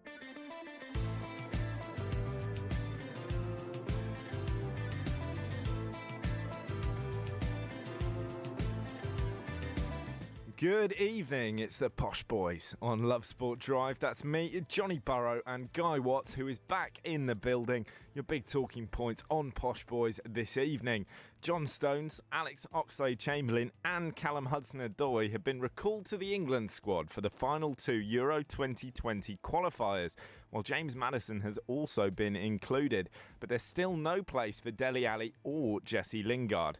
Danny Kerr has called for Saracens to spend the next 3 years playing in the Championship. That's 1 season for every year they allegedly broke the salary cap rules. We'll be asking if that would be a more appropriate punishment than the fine and 35-point deduction they've been given. And former England captain Dylan Hartley has retired from rugby at the age of 33. The hooker, who won 97 caps for England, hadn't played since last December due to a knee injury. This is Posh Boys on Drive. Guy, the prospect of that relegation for Saracens reminds me of Juve back in 2006-07 with the Calciopoli scandal, which of course was much worse. They had been match fixing, which is significantly more extreme than any of the allegations against Saracens. But when you talk, they both cheated. Yeah, but come on, match fixing is a different scale of magnitude. Oh, come on. It's what? I know you're upset. I know you think that the Premiership has been compromised and it's your baby. But match fixing is a completely different kettle of fish. I'd like to state on record, for the interests of balance and fairness, that I have no blood relation to the Gallagher Premiership. But, it probably is, Johnny. It probably is. But the fact that it's even being kind of talked about in the same sentence, if you like, isn't a good reflection, is it? It is bad. And when we're talking about a potential relegation, I personally don't think it's that likely. But people are going to look at those star names, right? They're going to look at like Owen Farrell, Itoje, the Vunipola brothers, and go, well, would they hang around? Well, look at that Juve squad, because Pavel Nedved, Ballon d'Or winner, he stuck around. Buffon stuck around. Del Piero stuck around. That they kept the players they did. Because David Trezeguet in Serie B. Yeah, crazy. They won it by about 100 points, even with a minus 12 points deduction at the start of the season, unsurprisingly. Yeah, key differences being, and I know you guys talked about this the last couple of days, I've been listening, and the difference is, and it goes back to what the heart of what Saracens have done wrong, which is that there's a salary cap, and the salary cap is lower in the Championship, so you almost physically can't, as it is, they're apparently going over it, and they will have to get rid of players probably as it stands, even if they stay in the Premiership, let alone if they were to drop down to the Championship. So it'll be less a question of loyalty and more a question of legality that they'll have to pay a little bit more heed to. I don't think it's going to happen. The punishment has been given out, and it is the harshest possible one. I've been maybe not surprised, but it's been interesting to see the calls from everyone from Danny Kerr and Chris Robshaw to people like Tony Rowe and Rob Baxter at Exeter for even stricter punishments. And you think, oh, blimey, that's brutal. But I guess if you are among, and Harlequins and Exeter at the forefront of those clubs who have been arguably wronged and cheated out of titles, silverware they might have won themselves, you're going to feel like you want the book thrown at them. There's a very practical, realistic level that says it's not that easy. You can't just have that. As you said, Johnny, you'd heard someone saying earlier, I think it was George Shooter said on here the other day that the Premiership wouldn't want to relegate Saracens because they're too valuable to them. They are the European champions. You wouldn't relegate Liverpool from the Premier League. You wouldn't relegate Real Madrid from La Liga. It just doesn't make sense. You're cutting your nose off at that stage to spite your face. Bad as this is, ultimately would that cause more damage to rugby than even this already has, the game in England? Yes, it would. Yeah. You wonder whether this point deduction has been kind of carefully calculated. If they'd knocked 35 points off them last year, they'd have finished third bottom. Only one team goes down. So in practice, you're punishing them stringently. You're damaging their league form. You are not actually relegating them. Although if Tottenham's home form doesn't start to be matched by their away form, they could be looking at a little spell in the second division. Joined on the line by Ricky Sachs from The Last Word on Spurs, and of course the Spurs fan show on Love Sport. Evening, Ricky. Thanks for joining us. It looked a bit better last night, didn't it? A 4-0 win. Starting to click? I hope so, Johnny. I hope so. I think the most pivotal part will be seen on Saturday is that if Maurizio Pochettino keeps the same kind of team. I think, that was a decent team selection he put out last night. He kept a lot of the players that we were wanting to see, the likes of Giovanni Lo Celso, Ryan Sessegnon obviously getting minutes as well, Tugan Mbele.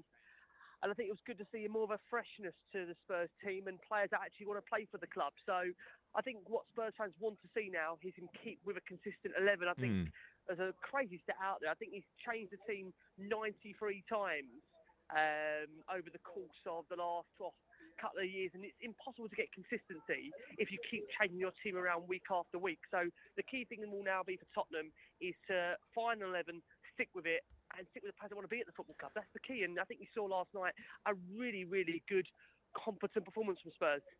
Well, the last time Spurs played Belgrade, you thrashed them again, and we had the same conversation. Spurs fans saying, that was a brilliant lineup, that was the players who want to be at the club, stick with them in the league at the weekend. Pochettino did chop and change, and Spurs were beaten by Liverpool. Are you worried the same kind of situation could happen this weekend?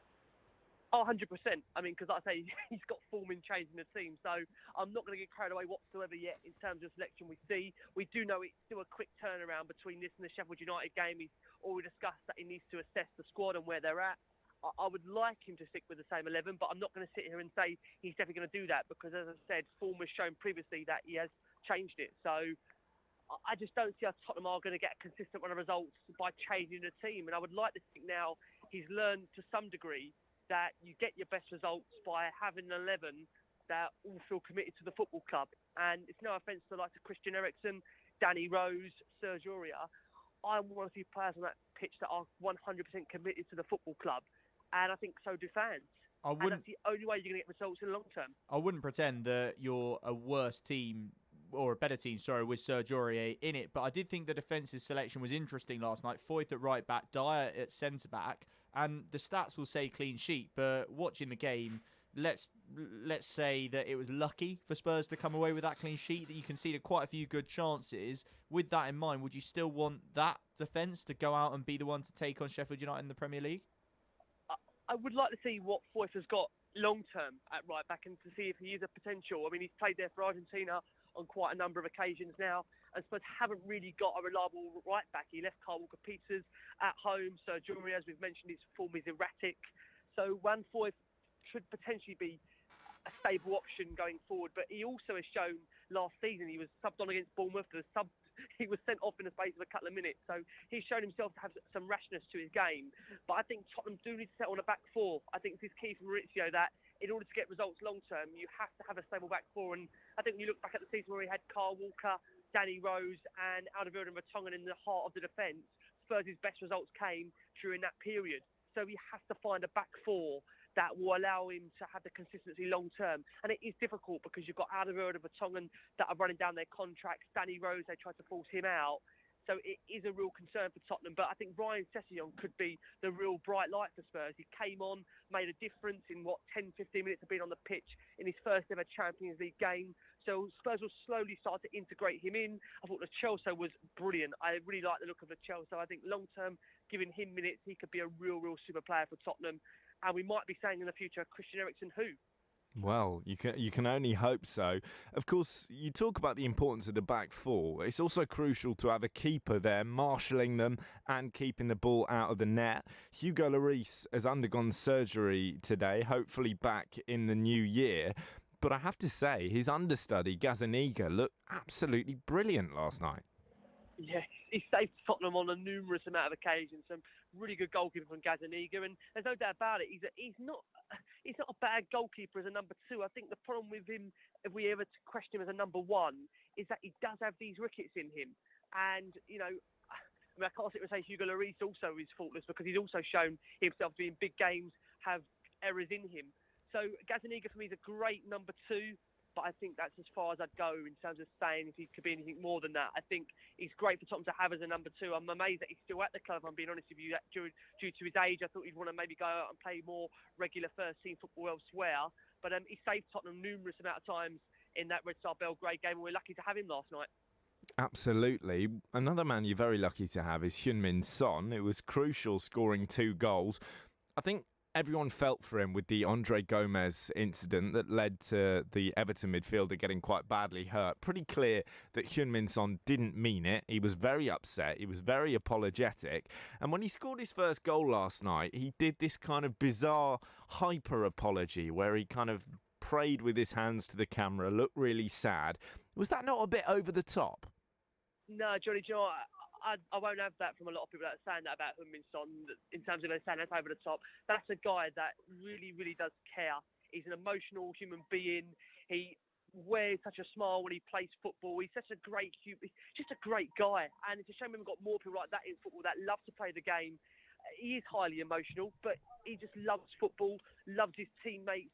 And he wouldn't hurt a fly, and that was the hardest thing about the weekend. That, of course, it was a horrific challenge, I've just got to say, on Andre Gomez. In terms of what actually happened, I'm not saying Heung-min Son inflicted it upon him, but the challenge itself, the way he fell, was horrific. And obviously, best wishes and thoughts are with Andre Gomez. But I think Heung-min Son, the character he is, he felt personally responsible for that incident. And I think what you've seen afterwards, that he's actually texted him. He's obviously taken it to heart. And Sonny is just one of those characters that when you support Spurs, he really does wear his heart on his sleeve. And he's just a caring someone. He would not hurt a fly. So I don't think it was too over the top. He meant it in the best possible way. And I'm sure Andre Gomez would have appreciated Sonny's celebration. Amazing to see him come out and play so well. Scored 2 goals, I think, given the circumstances, to be fair. I just wanted to ask as well, Ricky, obviously the England squad's been announced today, and fewer Spurs players than we've been used to over the last couple of years involved. Notably, once again, no place for Dele Alli, even though, okay, only 2 goals in the last few games, but 2 more than he'd scored in a while before that. Are you a little bit surprised that he hasn't been rewarded with a place back in the squad, or overall are his performances still a long way down from what we know he can do? Well, I'm selfishly going to say I'm really happy the fact that he hasn't been called up to England, because I still feel for Tottenham he hasn't really had a regular run of games since his last couple of injuries. And I think it will benefit him long term to not be with the England squad, to actually get back to playing his best football with Tottenham. At the moment, you would argue that he's not back to his very best, but I think he has been showing signs in these last couple of weeks. The goal against Watford, he had the assist last night. I think he's showing signs that he is getting back to the Dele Alli we know. And I keep saying this with Ali, you can't forget he's still a young guy, still of a young age. He's a quality player. For the stats out there, he's scored as many goals or more, the likes of Lampard, Gerrard, Beckham, his age. You can't forget just how far Dele Alli's come in such a short space amount of time. And, it's natural for footballers. They do sometimes have a drop-off. But this is where supporters have to get behind the player. And he's got a manager in Mauricio Pochettino that absolutely adores him, wants the best for him and believes in him. And he'll ensure that he does integrate him back into that Tottenham team in terms of the right way. And I've got no doubt Dele Alli will come back again to be a fine player. And this is just at the moment for him. I think this is going to benefit him long term, not being in the England squad, because he needs games for Tottenham on a regular basis to find his best form. And I've got no doubt he will find that best form again. Well, Ricky, let's hope he gets back to it. Great to speak to you. Thanks for your time. Ricky Sachs there from the Last Word on Spurs podcast. And, of course, Love Sport's very own Spurs fan show. You can catch that every Thursday night from 7 till 9 p.m. A bit more Ricky later. Yeah, a bit of Ricky tonight. Sounds like a line out of Mambo number 5. As soon as I said it, I was like, the Son celebration. You were going to say something else. I was. Well, no, I've now got it in my head. I just want to start doing that terrible dance. Have we got Mambo number 5? I'm sure you've got it somewhere. Son celebration. I clearly struck a nerve, didn't I? And I genuinely, I'm not trying to have a go at Heung-min Son, because he clearly wasn't trying to hurt him, and he clearly is really sorry. But that celebration was a bit much. I think it was a bit cringe. It was a bit virtue signally for me. Johnny, what I thought watching it was, blimey, did he mean to do it and now regrets it? The lengths Sorry, he's lads. going to. By the way, I think actually let's hear from Marco Silva. We'll come back to this in a sec. Let's hear from Marco Silva, the Everton manager, because there's been some good news on that front today. He says it's not impossible that Andre Gomez will actually play again this season after that successful surgery that we heard about a couple of days ago. Let's have a listen. All of us, we saw that moment, and he's really serious injured and looks really serious. Of course, after the surgery and after all the exams they did, everything went really well, and we hope we can see again Andre playing this season. Of course, it's not something we're 100% sure, but we have the good possibilities to do that. This is going to sound a bit harsh on Heung-min Son, but if you're apologising to Andre Gomez, apologise to Andre Gomez. If you send him a text, if you give him a phone call... He did do that, apparently. I know he did that, but once you've done that, why is there the need to do anything else, right? Once you've rung him, you've apologised. You've done that for him. You're saying this was because it was for the cameras. I think this was not just for the cameras. I think this was for Heung-min Son, showing the football world that he is really sorry. And you think, Son, we know you're sorry, mate. Bench it. Was it not a dedication? Was it not sort of saying, that's for you almost? That's for your ankle. Well, I'm trying to give him the benefit of the doubt, Johnny, because I think he's a good guy. It's not a bad thing to do, and he will have meant it well. I just think it's a bit cringy. Yeah, I think maybe you're right. Can we talk about quickly Giovanni Lo Celso, who got his first Spurs goal last night? Slapstick. Although I think it was something that had been lifted straight off the playground, wasn't it? Yeah, fully Benny Hill. It was, a good old-fashioned goalmouth scramble, but of the best possible sort, because the ball was in the air. It seemed to be kind of hanging in the air. It was like they were playing with a beach volleyball. It was like pinball, wasn't it? Yeah, it was absolutely incredible. And it wasn't just for 5 seconds. We got a good sort of 25 seconds of failed clearances, failed shots. They could have scored about 8 times. Someone suggested it was like an elaborate sort of set play routine to especially be finished by Giovanni Lo Celso to get his first Spurs goal. Dummy after dummy That's how good those after Spurs dummy. players really are. They really are superb. Do you not think, just quickly, Johnny, I know he's been out injured a lot, and that is something you can't help, but the end of the transfer window, there was massive speculation around Spurs. They were linked with Lo Celso, who ended up coming heavily. Dybala, heavily. It was, is he going Spurs or United? Neither in the end. And Philip Coutinho for a little bit as well. And Bruno Fernandes. And they got Lo Celso, yes. But he'd been linked with them all summer. We'd heard about a £50-odd million move, and they did it in such a Spursy way with some big loan fee and an agreement at the end of the season to pay another 40 million. I think it was 14 up front, 40 at the end of the season, if they qualify for the Champions League. And at the time, we were like, well, Spurs will definitely Is qualify. it if they qualify? I thought it was they are just required to buy him. I thought it was if they qualify. I think it's if they qualify for the Champions League, they have to buy him. I think there'll be an option to buy either way. But I just feel a little bit by not making him your permanent player, if not his heart won't be in it, but if you don't feel part of the club in quite the same way. And I just wonder, maybe they couldn't afford the whole whack up front, and it was literally a case of this is the only way we can do it. But if it was Daniel Levy being a little bit like, if I can just scrimp and save a little bit there, then, maybe that will be something that helps us next year. I just think, that was one of 3 signings he made this summer. Sessegnon was another, who's an 18-year-old and came injured. You needed to be bringing in players, proper players for the long term. And I just feel like they sort of made a bit of a hash of it by bringing him in that way. I think with those loan moves, they work and they're a good idea if the option you have is exclusive on the player, right? If you can go, we'll buy him if we want him, but we can say no. That's great. That's his kind of risk-free. We can have a look at him, and if we don't like him, fine. We haven't taken the financial risk. If you loan him and you don't have that option, you risk him getting poached. And if Lo Celso comes in, scores 20 goals, and he goes to United, you end up looking pretty silly. But interesting to see. I think Spurs will end up with him full time. Coming up, we're talking to Ian Hunter, the former England and Northampton wing. Dylan Hartley has retired. We're going to be paying a bit of a tribute to him. This is Love Sport. Hi, I'm Marilyn from Oxfordshire. My current insurance company quoted £245 and 8 pence to reinsure. And a spokesman said, obtain me a price of £173.49 for the same cover. This was a fantastic saving for me. And next time my car insurance comes up for renewal, I will be going through what a spokesman said. No doubt about that. With a spokesmansaid.com. Fighting for you, saving you money. If you see somebody showing any of the signs of a stroke, you don't have to think about it. You just dial 999. Use the FAST test. F. Face. Has their face fallen on one side? Can they smile? A. Arms. Can they raise both arms and keep them there?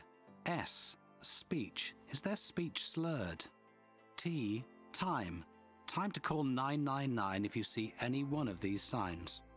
Act fast, make the call, dial 999. Whoa! Look how much saturated fat is in these chocolate biscuits. It's surprising how much is in our food and drinks. For us kids, eating too much saturated fat can lead to harmful fat building up inside, which we can't see, increasing the risk of heart disease or stroke when we get older. So be food smart. Download the free Change for Life food scanner app and start making healthier choices today. There are many things a mother can pass on to her baby. Her smile, her eye colour, and her immunity to whooping cough. Whooping cough is a very dangerous illness for young babies, and at the moment it's spreading fast. A simple vaccination during your pregnancy can help to protect your baby in their first weeks. Please speak to your GP, nurse, or healthcare professional and pass on your immunity. Love Sport.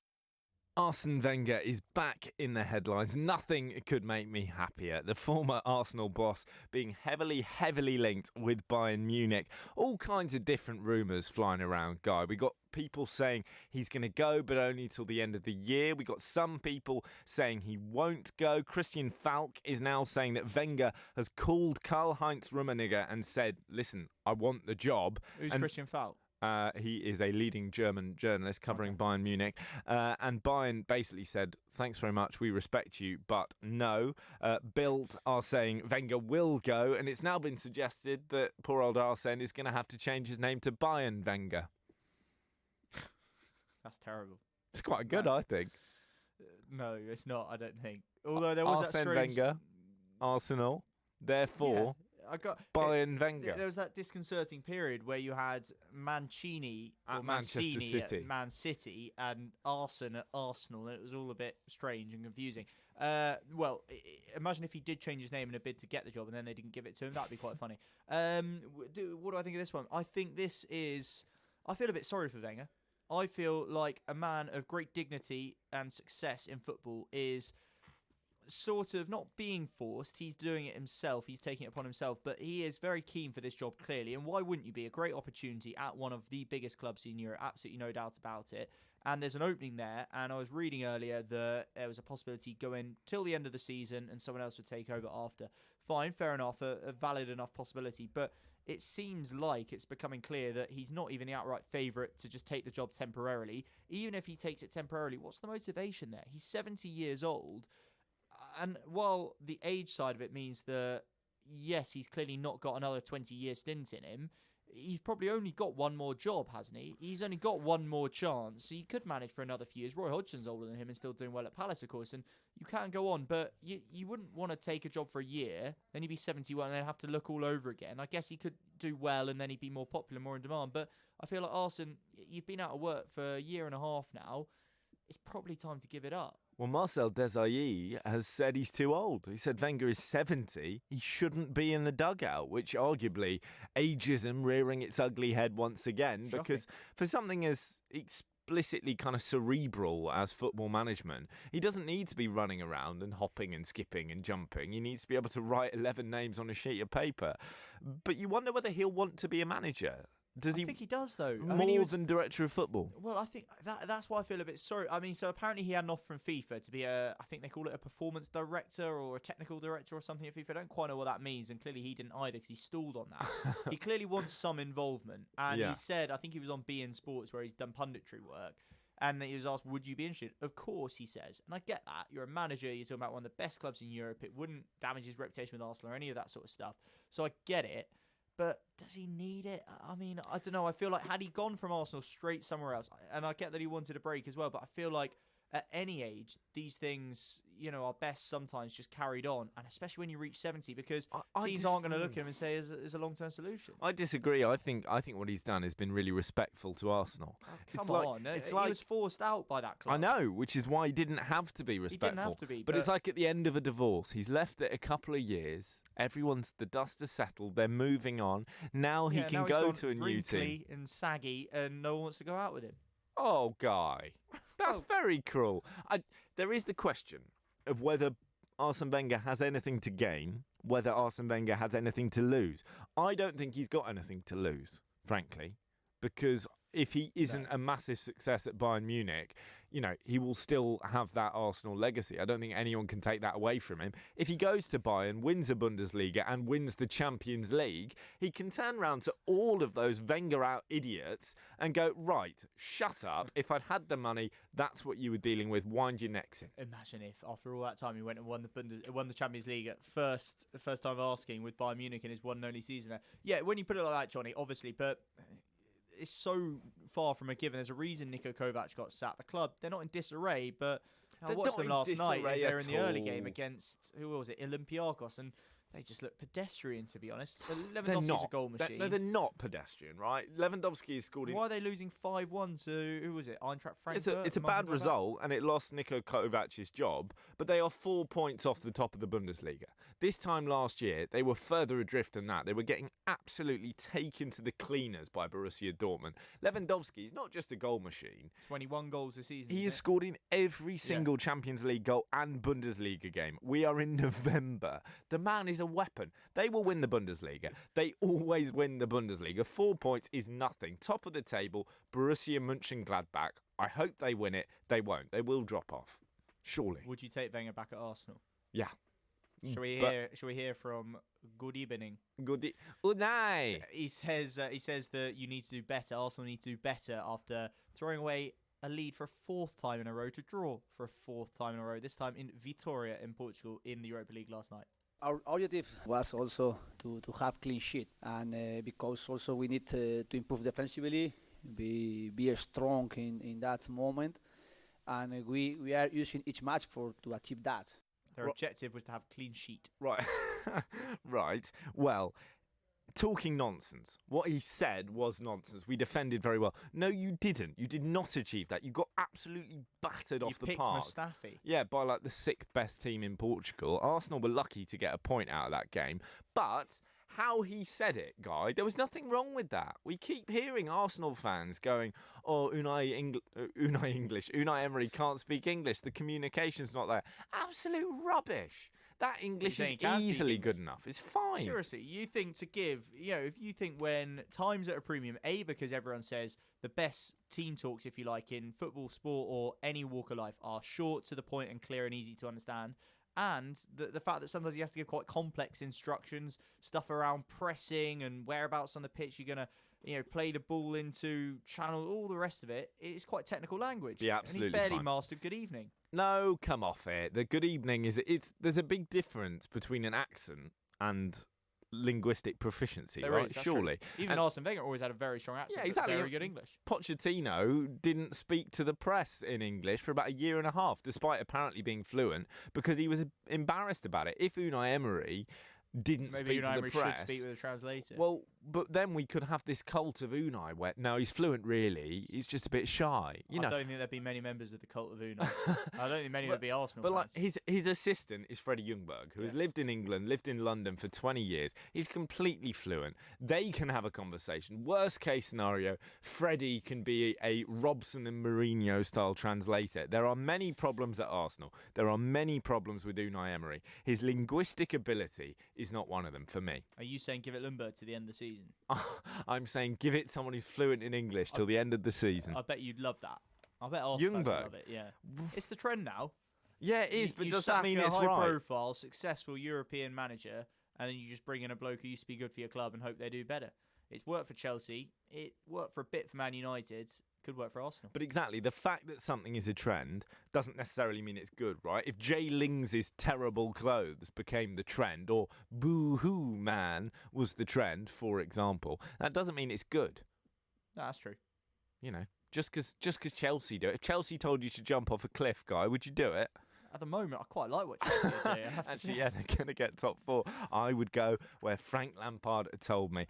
Ian Hunter coming up next to talk a little bit of Dylan Hartley. Ian Hunter, of course, former England and Northampton rugby player. We're going to get his thoughts on the former England captain Dylan Hartley, who's announced his retirement from all rugby today, age of 33. A knee injury has laid him low for the last year. He's hung up his boots today. We'll talk a little bit more about all that with Ian Hunter in just a moment. Stay with us. This is Love Sport. Have you had enough of extortionate energy bills? A spokesman said could help you find the cheapest energy deals on the market. Don't take our word for it. There's hundreds of spokesman said customers who've saved big. Brian from Derbyshire saved £400 on his energy bills, and Tony from Northampton saved a massive £2,800 on his gas and electric. A spokesmansaid.com, the leading price comparison site where you can switch to the cheapest energy tariffs on the market in just minutes. Thespokesmansaid.com. Fighting for you, saving you money.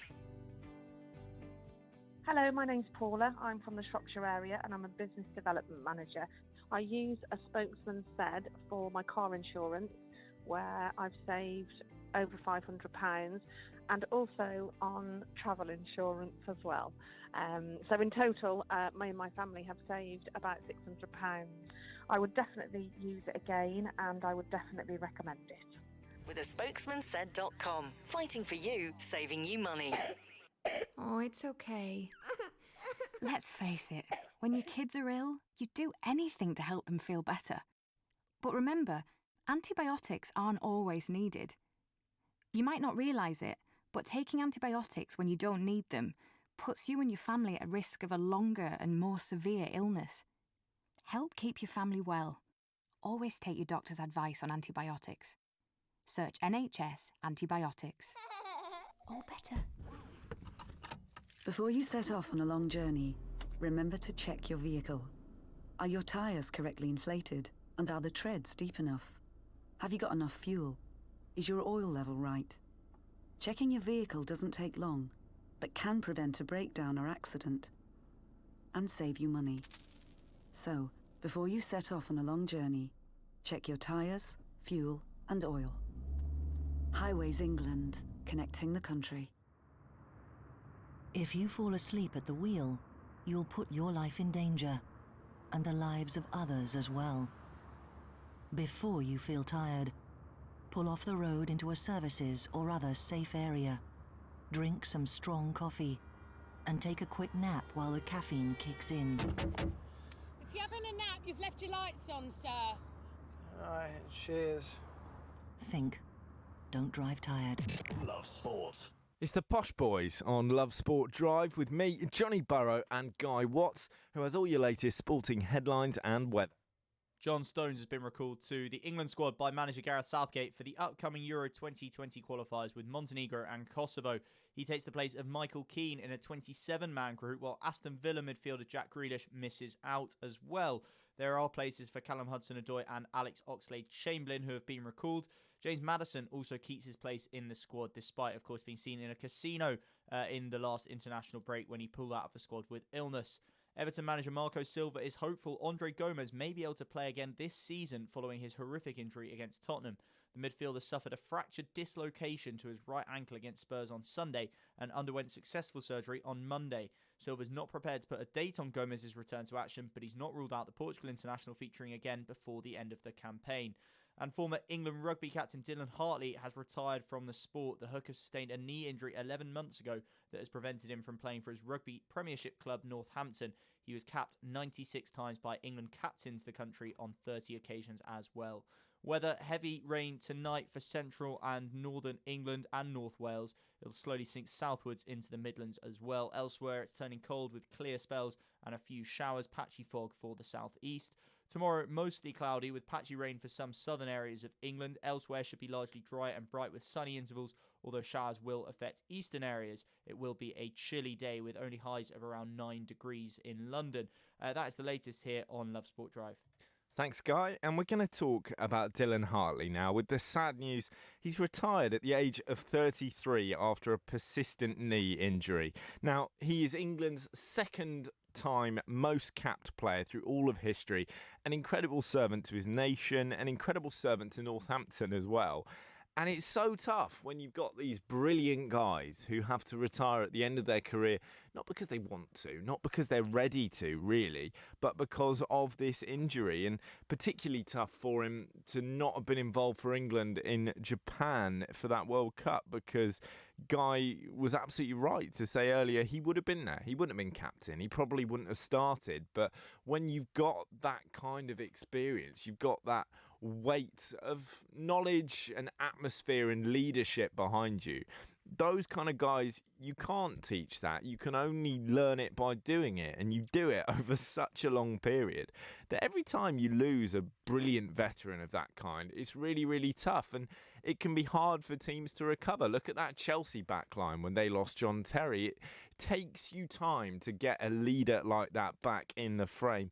We're joined on the line now by Ian Hunter, the former England and Northampton wing. Good evening, Ian. Thanks for joining us. What's your take on Hartley? How's he going to be remembered? Well, I have to say it's a bit of a bolt out of the blue. I obviously from Northampton, my club, so I'd heard a few rumours around. He's certainly had a torrid sort of last 12 months, missing pretty much all of last season. So it's I suppose a big moment in the club's history. He's 33 years of age, but he's played 251 times for the Saints. He's been there 14 seasons. He's been a massive presence at that club, and will certainly go down as one of the great players to have put the Saints jersey on. And Ian, talk to us a little bit. I don't know exactly the circumstances in which your career ended, for example. I'm sure you will have known many friends and teammates whose careers didn't end on their own terms. They were ended by injury, as Dylan's has been. How difficult is that to come to terms with when that last moment, if you like, is taken out of your hands? Dylan's a little bit older than I was when I retired, so he's had that period of time. I suppose it's going to be a kind of strange reflection for him. In many ways, he's had an incredible career. You look back at the England appearances he's had, I think it's something 96, 97 caps over a long period of time for them. I think he's second highest out of all time for caps for England players. So he's an incredible career, but it's been tarnished, unfortunately. If you look back over a period of time, I think the stats are something like since 2007 he spent 60 weeks on the touchline from bans of various sorts, and unfortunately those have cost him back in 2007 an appearance in the World Cup. If you go to, I'm trying to think now, I think it's something like 2013. Yeah, the Lions. He got sent off in the Aviva final for Saints against Leicester, and that meant he missed the Lions tour. So, it's had its highs and lows with it. Having to retire for any player and it being forced upon you is never easy. I'd imagine the last 12 months has been particularly tough for him because he's missed, not only a great season for the Saints, it's also put him out of contention for going to the Rugby World Cup and being a part of that. So bittersweet, I would say, but I think he's got the rest of his life in front of him, and I think he's probably made the right decision if he feels that he can't continue. Ian, looking back on his career now, what's your favourite kind of Dylan Hartley moment for either Northampton or England? I think any Saints fan will say this. I think it's got to go back to the 2014-15 season where they won the Premiership title. That was just absolutely incredible for so many different sorts of reasons down at the club. But I think that's got to go down as one of the highlights. And I don't think we should ever forget that, Dylan came to the club from Worcester as, I think, a 19-year-old player joining the academy. And, by 23, he was the club captain.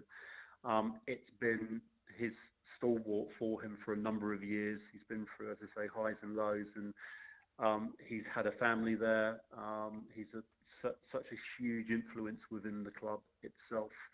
And so, for me, taking it from where it was when he joined, which was when they were in the Championship, all the way through to, as I say, 2014, has got to be for me the highlight of him, and watching him obviously hold that trophy up.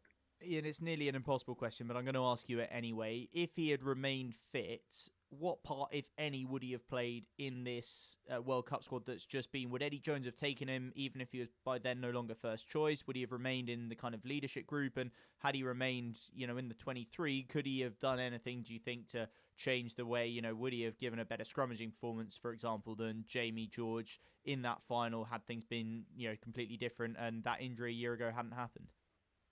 Difficult. Again, I think you're right. Difficult questions, and a number of questions really. So yes. I suppose would he have made? Let's start with would he have made the squad to go over there?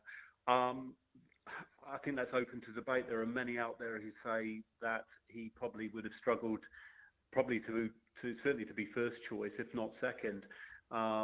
Jamie George, I think, has just grown in stature all the way through of it. He offers a different dimension, as does Luke Cowan-Dickey, to his play. So I think it was a tough ask already for him. Certainly, obviously having the England captaincy was a benefit to him. I do believe that he probably would have gone out of there, certainly a part of the leadership group. I think, yes, he definitely would have had an influence on there. Going back to whether that influence would have come onto the pitch and influenced the outcome of the final, I don't think so. I think if we look at the way that South Africa played in that, as good as England were the week before, they were equally good in just a different way the following week. They just mentally were so much more prepared and physically so much more prepared, and England had no answer for it. I don't know. It's kind of trying to get that crystal ball and seeing what could have been, but I don't believe he would have made an influence in the ultimate outcome of the World Cup final. Ian, I'm keen to get your thoughts on this whole Saracen situation. We've seen Danny Kerr come out today and say, listen, they should have titles stripped from them. They should have to play 3 years in the Championship, one for every year of so-called alleged bad behaviour. What's your take? Has this punishment, the fine and the points deduction, been strict enough? It's weird, isn't it? You kind of look. I've been obviously, like most people, on social media, looking around what people are saying. If you look at the statement from the club, Chris Ray's statement from the club, it goes little to really offering an apology in any shape or manner. And if you look at the supporting tweets from club supporters, they're almost in denial themselves about what's going on. I'm very much in the Rob Shaw and Danny Kerr bracket. it's kind of one of those dirty little secrets that it hasn't really even been a secret. I think anyone who's been involved in the Premiership or supported it has known for donkey's years that Saracens have been bending the rules. It's just that no one's been able to legally be able to put it up there or challenge that. You cannot have that squad of players. I mean, a good example is I turned up at Saracens a number of weeks ago to watch Northampton Saints play against them, and there are very few sides that can field, to start with, 15 full internationals and 2 British Lions, whilst a significant group of players are away at a World Cup. So it kind of shows you the strength and depth, and there's no way you can have a squad of 30, 32 players and still keep under the salary cap in the legalities of it. That's come up for me. And as I said, my firm belief is they've had a slap on the wrist in the past, they've ignored it, they've gone out and done it. And if I suppose for me, I agree. I believe that, I think retrospectively, I think they should have the Premiership title removed from them. I don't think it can be awarded to anyone else because there's too many teams who've been involved or played against them in that process. So I think they should have the title stripped, including the European Cup.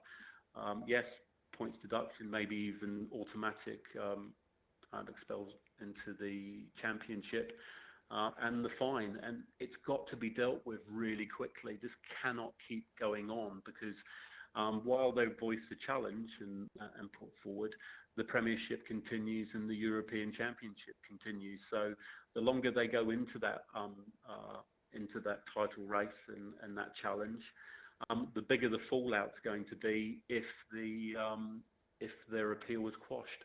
Ian, great to talk to you. Thank you for your time. Ian Hunter there, the former England and Northampton wing, not pulling any punches on the entire Saracens situation. And Guy, we're seeing this with a lot of people from within that kind of Premiership rugby world. Yeah. The response from any non-Saracens person is, we knew that this was going on, we couldn't say anything, and we're very, very pleased they've been caught. I think what makes this story, another of the things that makes it interesting, is it's showing club rugby, to be a little bit different, I think, to what a lot of people who don't follow it at all, maybe some people who even follow England rugby, international rugby, but not club rugby, it's showing it maybe to be a little bit different to how they think it is. And that's not to say it's worse, it's in a negative light. But I think what you're hearing there from Ian, who, yes, is a former England rugby player, but he's a Northampton Saints man through and through. And Chris Robshaw and Danny Kerr have been speaking in their capacity as Harlequins players, Rob Baxter and Tony Rowe from Exeter.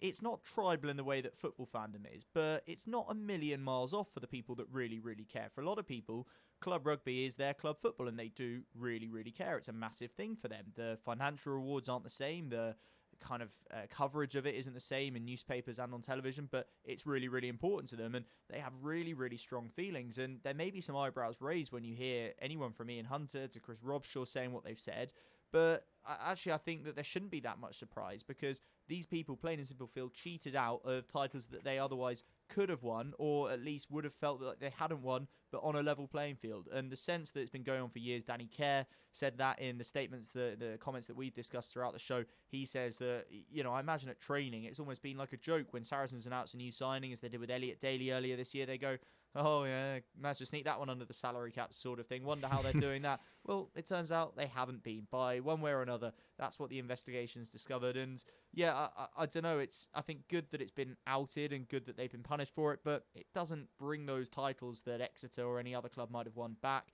It doesn't make you feel better about your own club. It just makes you feel more annoyed about one that you had suspicions about all along. It's an uncomfortable feeling to have. Highly emotional story. We'll have more on this in the show and through the week as well as it develops. Coming up, a little bit more on that Gareth Southgate England squad. Giving your team a voice. Love Sport Radio. Stop paying too much for your energy bills. Brian saved money on his at aspokesmansaid.com. Can you? I'm Brian from Swadlincote, South Derbyshire, and I saved about £400 on my energy bill with a Spokesman Said. The iSpokesman Said website was very easy to use, and the money I saved I put towards a holiday. Compare home energy quotes from the UK's biggest suppliers in just a matter of minutes with aspokesmansaid.com. fighting for you, saving you money. Exercise. It doesn't have to mean Lycra or a fancy gym membership. All you need is 10 minutes and you. Because a regular 10-minute brisk walk is a great way to get more active. Whether that's walking to the shops or getting off the bus to stop early. Picking up the pace and getting your heart pumping can make a real difference to your health. So, to see how much brisk walking you're doing and how you can fit more into your day, download the free Active 10 app, because there's only one you. I love my brother. We do fun things like playing together. I like having hugs with Freddie. Freddie gives the best hugs. Freddie used to be very poorly, and the doctor said he might need a new liver. Then one day, a very nice person gave their liver to Freddie. It was amazing. We were so happy. Now he's around to give me more hugs than ever. Tell your family you want to save lives. To find out more, visit organdonation.nhs.uk. If you're driving on a motorway and you see a red X sign overhead, you need to change lanes safely. Driving in a red X lane is an offence. Red X's are there for a reason, to protect you and others from danger. The lane may be blocked by a broken down vehicle or road workers, or the lane may be needed for the emergency services. So if you see a red X, change lanes safely. Highways England, connecting the country. This is Love Sport. James Maddison is in the England squad, despite last time around not actually showing that much interest in playing for England. Oh, boss, I'm ill. Can I go home? Are you really ill? I feel really bad. Boss, I'm ill. Oh, lads, I've done him. I got the night off. What should we do? Oh, I don't know. Let's go down to TGR Fridays. Oh, come on. We can do better than that. How about the casino? All right, fine. Do you reckon that James Maddison turns up at England training and he's got his clothes on for going out on under the tracksuit, so he can just turn up for training? Ooh, my hamstring's feeling really tight. Ooh, okay, see you in string, fellas. That's not a casino, Johnny. No, it's not. Be very careful. You can guess who runs the card school in the current England camp, can't you? Yes, exactly. Brendan Rodgers, though, his club manager, he's been asked at his press conference today ahead of the weekend's game against Arsenal on James Maddison and whether or not he has a lot to offer England. This is what he had to say. He's a fantastic player and wonderful talent who's improving and getting better all the time, and he's working very hard, both for Leicester first and foremost, and then ultimately to earn a place in the England squad. He can do no more. Yeah, he's probably right. He's been arguably the standout player, or one of the standout players in the surprise package of the season, in a good way, not in a Watford way. And I think the only surprise, and I'm surprised by this, that he hasn't got a cap, and I was surprised by that. But that's before the casino thing. That is the point, though. He could have a cap if he bothered. If he wanted to have a cap. There's been 2 international breaks this season, Johnny, and indeed there was one last year when he was called up as well. That was probably a little bit premature. I think there was a bit of an injury crisis going on there, but it was the first international break of this season when he and Mason Mount have been 2 of not just the standout English players, the standout players in the whole league. And I can't remember exactly who the 2 games were against. It was Kosovo and it might have been the first Montenegro game. I can't quite remember. We won them both, and Mason Mount came on as a substitute with roughly kind of 10, 20 minutes to go in each. And I thought, that's very interesting. And I didn't begrudge him it because he seems like a good kid and he's certainly been playing very well. But I thought, I do think that's a little bit harsh on James Maddison because I think he's been playing equally well and he's a couple of years older. He's been in a squad before. I just feel like he was maybe slightly fractionally ahead of Mason Mount in the pecking order. For Mount to come in both.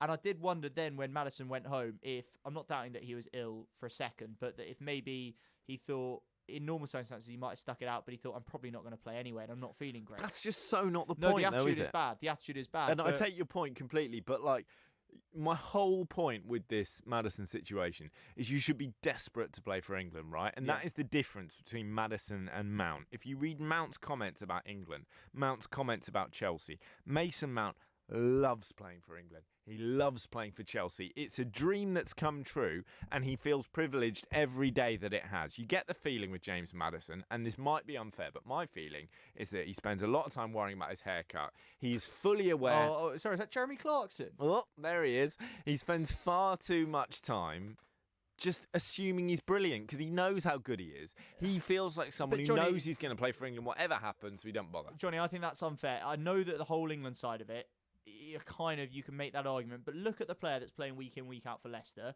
turning in those performances, improving, I think, in front of our eyes under Brendan Rodgers, helping a team that people didn't expect to do quite this well to third in the league table, 2 points behind Man City after 10 games, 11 games in fact. You can't tell me that that's a player that is resting on his laurels, that isn't taking things as seriously as he might. There have been 1 or 2 instances where, you think he spent too much time choosing a rucksack or calling someone out on Twitter, but ultimately, he's developing as a player. He's still just 22. We talk about Dele Alli being a young player still. He's older than James Maddison. And it's a reminder of how competitive that area is. Maybe Maddison's lucky to be given a second chance, but as we talked about earlier, managers have always been and always will be prepared to take more risks on talented people. Southgate clearly sees something in him, and I think he's right to. If he messes up again, different story. Well, the thing that frustrates me most about the Maddison situation is that I suspect he can mess up almost as much as he likes because he gives England something completely different. I don't think he's that good. I'm not saying he's that good. I'm saying he's different. What's different about He is a different kind of creative attacking midfield player to a Ross Barkley or a Mason Mount. I think he's cleverer with his movement. He is much better at dragging defenders out of position. He sets the tempo of the team, as you said earlier, in a way that neither of those players do. And I think he has got that very kind of South American cosmopolitan, totally brilliant touch that Ross Barkley doesn't have. He's got that wow magic factor somehow that I don't think we have in that midfield. Interesting. I think one of the standout features of Maddison's game is his passing, and I think that playing with Jamie Vardy is really, really helping that. And I don't particularly mean the Hollywood-style 50-yard passes. He's probably capable of that, but you don't see them that much these days. It's those little intricate passes where it is just about breaking a team down, often if they're sitting deep or if there's a bit more space to play with, you can do it in either situation. It's just timing that last pass through. And when you're playing with Jamie Vardy, and it's the sort of thing that makes you think if Maddison does establish himself in the England team, it's an even bigger reason to try and get Vardy out of retirement for the Euros next summer, which I know Dom here in the office follows England home and away, is desperate to happen. It's a really interesting one because when Vardy retired, I was like, right decision, getting on a bit, we're good for a bit. And then Brendan Cheers, Rodgers came Jamie. to Leicester. Yeah. And 19 goals in 21 games. You can't argue with that. And he is terrifying. He's better than ever. Absolutely terrifying. As soon as you play those Maddison-style passes that let him run in behind, he is lethal. And it's so frustrating as an England fan that we don't have him. One of the criticisms, Johnny, of Gareth Southgate has been his maybe poor substitutions, or certainly the lack of impact that his substitutions have had on games. I don't have the stats to hand, but I think it's a long time since a sub he brought on either scored a goal or assisted a goal in a game. And that doesn't reflect particularly well on a manager. I'm not saying he's under pressure, Johnny, don't worry. But what I would say is it's an area he could improve. And I just think, even if neither of them are going to start, if you're needing a goal with 15, 20 minutes to go in a key Euro game next summer, and you bring not just James Maddison or Jamie Vardy, but the two of them on together, then straight away defences are going to think, trouble's coming here, because those two are producing chances every week, goals every week, one feeding the other, both of them scoring, whatever it might be, and you're going to think we're in for a rough, tough last 20 minutes here. And that's the sort of thing that I think we need to take this England team from a good team to one that actually can contend. You need more than just an 11. You need to have everyone contributing. It's a really good point. I remember the Croatia semi-final in the World Cup. We bring on Eric Dyer, weren't we? Yeah, exactly. And in those dying moments where we needed something, you were thinking, go on, change it. And nothing changed. There was no way of changing it. There was no plan B. You can't take Harry Kane off. You're not going to take Sterling off. And what was there else? Answer, Jamie Vardy in an ideal world. Well, I think he did come on in that game, didn't he? But he wasn't quite fully fit, and there wasn't actually a different plan or different system to suit him, and it obviously didn't do an awful lot of good. But I wouldn't be that surprised at all. We've seen much more unlikely international retirements reversed around major tournaments than this one would be, in my opinion. Well, lots to come on Posh Boys on Drive. Should Vardy come back out of retirement? Get in touch. 02 08 70 20 558. This is Love Sport. It's cancer, they said. My first thought, let's just say it wasn't money, but time off work for treatment and trips to the hospital, paying the rent, and the cost of living doesn't go away just because you're living with cancer, and Macmillan can help with that too. My advice? Take their advice, soon as. I did. Macmillan, right there with you. Call now or search Macmillan Money Worries. My mum and dad say that I don't need lots of sugar. I'm sweet enough already. So we used the Change for Life food scanner app to find out how much sugar is in our food and drink. It's surprising how much we found. So, I put my detective hat on to find the healthier choices. Woohoo! Found one, Mum! You can be food smart too. Download the free Change for Life food scanner app today. Driving too close to the car in front gives you less time to react. You may not realise that you're tailgating. Leave a 2-second gap between you and the vehicle in front. When it's wet, leave a 4-second gap. By staying back, you give yourself time to react. Stay safe. Stay back. Highways England, connecting the country. How are you? How are you really? Modern life can be busy, and sometimes it's easier to look after others before looking after yourself. But there's only one you. And making small changes to your lifestyle now could improve your chances of staying healthier longer. So take the first step to a healthier you with our free How Are You quiz. See how you score and get personalised tips and support. From how to eat a little healthier to turning a 10-minute walk into exercise. Just search One You. Coming up on Posh Boys on Drive, we're going to be hearing from the legendary Sir Garfield Sobers about his extraordinary career, what it feels like to hit 6 sixes in an over, and whether you feel sorry for the bowler in that context. And we're also talking to our Northwest correspondent. We're talking City, goalkeeper problems for them, but also Leeds. Are they close to a takeover from PSG's super rich owners? Don't go anywhere. On digital radio, online, mobile and smart speaker. This is Love Sport News. From the Sky News Centre at 6, 2 drug dealers have been found guilty of murdering an innocent 17-year-old in what police think was a case of mistaken identity. Jodie Chesney was stabbed to death as she hung out with friends in a park in Romford, East London. Detective Chief Inspector Dave Wellams says the attack was incredibly violent. The wound that Jodie suffered was horrific, and you can't do that sort of thing without thinking that you're going to kill someone. Will the family ever find out why? I don't think so. A police officer's appeared in court charged with murdering a former Premier League footballer. Ex-Aston Villa star Dalian Atkinson was tasered in a street in Telford in 2016. Another constable's denied a charge of assault. 2 ex-Labour MPs are telling voters to keep Jeremy Corbyn away from Downing Street. Ian Austin and John Woodcock don't think he's fit to be Prime Minister.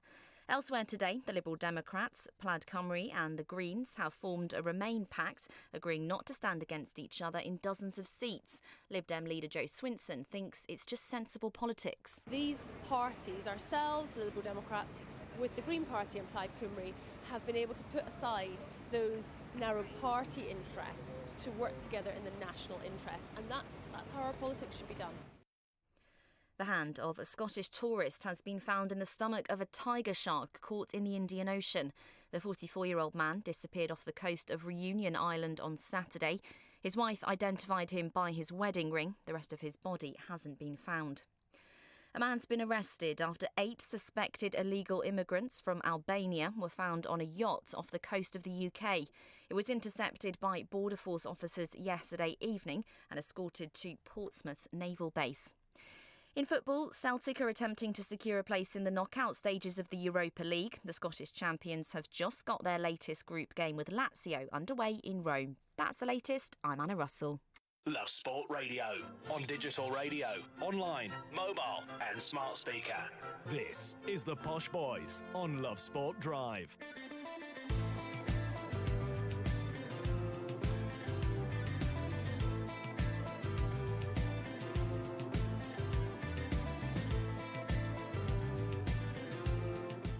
Good evening, it's the Posh Boys on Love Sport Drive with me, Johnny Burrow and Guy Watts, but we're without Guy for just a moment. I told him he'd got the call up. He said, Johnny, thank you, I appreciate it, but I'm feeling a bit squiffy. I'm off to the casino.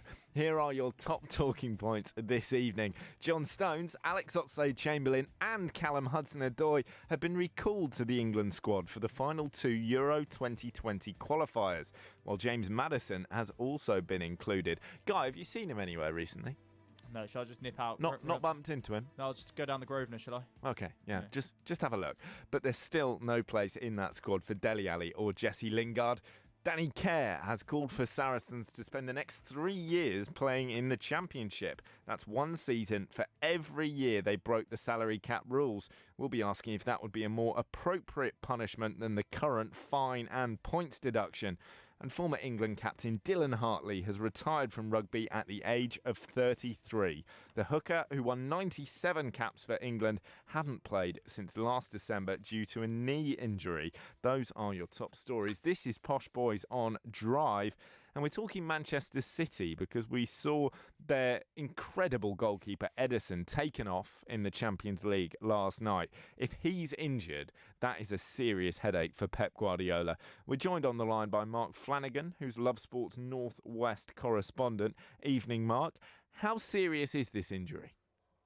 Not thought to be very serious. It's described as a slight muscle injury, and obviously with these things, it's the devil's in the detail. But I actually think he'll probably play. I think he'll be okay. It was one of those, obviously, I think he felt it in the first half. Noticeably, his distribution wasn't as good as normal. And I think he was slightly struggling on one leg. And obviously, they had a conversation at half-time and decided to not risk, because it's the further aggravation is when things get really serious. So he's just had a slight twinge, and obviously with such a massive game coming up, I think they took the right decision. But he'll be receiving intensive treatment, and I suspect he'll probably just about be okay. It's a bit like when David De Gea went off for Spain, wasn't it, a few weeks ago? That was also before Man United played Liverpool, and Liverpool must be sick of having to sort of wonder about who they're going to come up against in goal. But it would be a massive, massive loss, wouldn't it, for City to not have Ederson, as Claudio Bravo reminded us, I suppose, last night. Yeah, absolutely. His distribution is absolutely extraordinary. He's kind of redefined what goalkeepers do. I mean, talking about picking a pass, I mean, he's probably one of the best sort of 20 passes of a ball in the Premier League, never mind, in all positions. He's absolutely phenomenal. Like I say, totally redefine what goalkeepers have been expected to do. And bless him, Claudio Bravo, who's 36, who's had a great career. I mean, Chilean legend. He'll go down as a legend in his own country. Not to Arturo Vidal. Well, I think for the majority of Chileans, let's put it like that. Yeah. He's such a big name, and having played with such a great club. Clubs, I suppose, plural now. But the difference is enormous, and I think that the point is made that it's not just the effect that he has in terms of what he does. It's the kind of worries that he creates for the defence, which then you've got defenders starting to second guess when you don't have to do that with Ederson, and that is a critical thing. When I think Ederson played every game for Manchester City last season, so that familiarity that Ederson has with his defenders and that relationship, if it's not there, will mean that the defenders are then having to think, well, we've got Bravo and things are going to be slightly different, and in a massive game you just don't need those kind of little details to have to think about. They do matter at this level. They certainly do, and goalkeeper isn't the only area where they're having a bit of trouble. If they are without, some of these key men, the defence still problematic at the weekend. David Silva's injured, isn't he? David Silva, I think, might be out. If Liverpool then beat them, 9 points clear, can City still claw that back? Yeah, definitely. I've said it a couple of times on different shows. I mean, Liverpool have had so many wins by the odd goal. I think it's out of their last 9 wins, they've had 7 by the odd goal. I just feel like they've been riding their luck. I mean, Pep was actually interviewed and said that the fact that Liverpool score so many late goals isn't an accident. It's because they have the heart and desire, and just like the great United team, they just have that sort of X factor about them. But I do feel that Liverpool have been riding their luck, and I just sense they're going to have a spell where the bad luck and maybe games where they think they should win, that they maybe draw, they'd get a couple of draws and a loss. And all of a sudden, 7 drop points and City win all those games, and it's back to 2. So we've seen so many times, haven't we, in the Premier League, 9 points isn't an enormous gap. Obviously, notably Liverpool as well in not too distant past. So yeah, I still think City can do it. If any team can do it, it's them.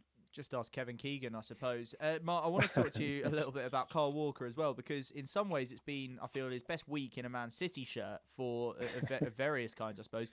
For a long time, he obviously was the match winner, I guess, at the weekend, and then stepped up. Didn't have an awful lot to do, but he stepped up. I think Pep Guardiola was quite impressed from the way he spoke about him afterwards, with the way he stepped up to replace Claudio Bravo when he was needed last night, but left out of the England squad again today. What do you make of that decision by Gareth Southgate, and do you see any way back for him in an England capacity? I just think in that position, we're so strong, aren't we? And then obviously Trent Alexander-Arnold he's just made such an enormous progress, and the options that he gives, from his ability to cross the ball, his dead ball. He's just a brilliant player who's in fantastic form, and obviously he's got age on his side as well. So, it's a natural thing for Southgate to sort of steer towards that kind of player, particularly someone who's playing in such a good side, who clearly has so many brilliant weapons in his armoury. And when you've got someone who can cross a ball like him, for the strikers like Harry Kane and other guys, you can understand why Southgate is going to be looking at the Liverpool man ahead of his City rival. And we're hearing about a potential Leeds takeover, not just by anyone, but the super rich owners of PSG, QSI. How likely is that, and what kind of impact would it have? Well, it appears that this is a serious issue. It's not a serious issue, a serious proposition. They met at the PSG game last night. Razziani actually knows this guy from both working TV. The owner of PSG owns beIN Sports, the Qatari worldwide renowned TV channel. And they're meeting again in Doha on Monday. So obviously serious conversations. It's expected that he'll start with a minor shareholding. Long term, there is an issue that UEFA rules mean that clubs owned by the same people can't play each other, but obviously that's a long way off for Leeds. But I think the quote that people are latching onto, he talked about, taking Leeds to a place that can match Manchester City, which is obviously a huge thing to say, to get to a level where obviously it's taken City a long time and how brilliant they are. But if anyone's going to do it, these Qataris have shown with the purchase of Mbappe and Neymar at PSG that they are extremely serious and have got very, very deep pockets, which will, I think, frighten the rest of the Premier League if the deal actually ends up being done. Mark, how do you think the Leeds fans will be feeling about this? Because that kind of super rich owner, that kind of investment basically guarantees success eventually. But might it also lead to losing some of the character, the identity of the club? Yeah, it's an interesting question. It did make me laugh when they were bought out about sort of 6 years ago by a Bahraini-based and a lot called GFH Capital, and they were the only Middle Eastern super rich who actually ended up not having any money, which I thought was just such a Leeds thing to happen to them. And obviously they've had a succession of owners with Bates and Cellino and Razziani, and it's just never quite happened. But like you say, this would guarantee promotion to the Premier League, and they would become competitors very, very quickly. And I just get a sense from the Leeds fans that they've been out of the big time for so long. I don't think they would actually mind. I don't think that they want to be up there with the big boys in the Premier League, like it was at the turn of the century when they had that great young side under O'Leary, and they really miss it. And I think when you've been away for as long as they have, they'll grab it with both hands. And just lastly, Mark, Man United in Europa League action tonight, of course, and they've got a chance to seal progression to the knockout stages. And Ole Gunnar Solskjaer's been talking about playing a bit more on the front foot, especially at home. 6 goals in the last 6 home games. It's been pretty poor stuff to watch from a United perspective, but I guess with that Norwich performance raising hopes a little bit. But where do you see this squad as a whole? Solskjaer's been reminding us again, it's not a quick fix, but are they going to be looking into the market in January? What areas are they going to be looking at in particular? Because for every kind of bright spot that there is, the Norwich game, maybe a couple of the other away wins we had recently, you get the Bournemouth game as well, the Bournemouth performance too. Yeah, I mean, when he says things like that, you begin to wonder what he's been saying beforehand. Are you going to play off the back foot? Yeah, it's such an odd thing to say that we're going to take risks and we're going to play on the front foot. Well, surely you should have been doing that from day one. that's what all the great teams do. And it's, the Europa League has been good because people like Greenwood and Williams and Garner, and these guys that he's going to need next year to step up, because he just don't have the depth of squad. And he's also said this week that it's very difficult to buy in January. Man United fans are desperate for buying in January. I think he's trying to lessen expectations by saying we might get 2, we might get 1, we might get none. So I think that's an exercise in taking the heat out of this expectation, because every day it seems they're linked with somebody new. But I think Ollie knows obviously better than anybody that to match the kind of the teams and where Man United want to be, they need not just 2, they need 6 or 7 new players, and that is going to take a long time, because obviously without the guarantee of Champions League football, they're going to have to take risk in the transfer market and buy players like Declan Rice and pay over the odds for him in the hope that he does actually become an £80 million player eventually, even though they have to pay that because of who they are and getting an English player. So it's going to be a difficult path back to the top for Manchester United, and obviously there's no guarantees. And then if Leeds end up with the Qataris, there's another headache for them. There's another problem for them to get back to where they want to be. So obviously a long way to go for United, but they do have the green shoots of recovery in the likes of Williams, who's been fantastic every time he's appeared in a red shirt, and Green was obviously very talented. Garner's got a lot going in his game, but they need these guys to develop very quickly.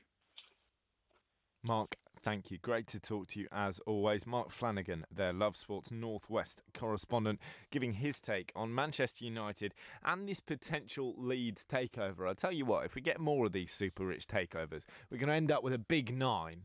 And talking of the super rich, Guy Watts, there is some breaking news into the Love Sports studio. Yeah, this is big news. Exciting news, I think, and exciting because it's going to get rugby league talked about in a way that the sport normally isn't. I'm not suddenly going to pretend I love the sport, follow it all the time, but I think it is a slightly underappreciated sport. We're down here in London, of course, Johnny, where it's almost non-existent. People, barely heard of it, let alone play it.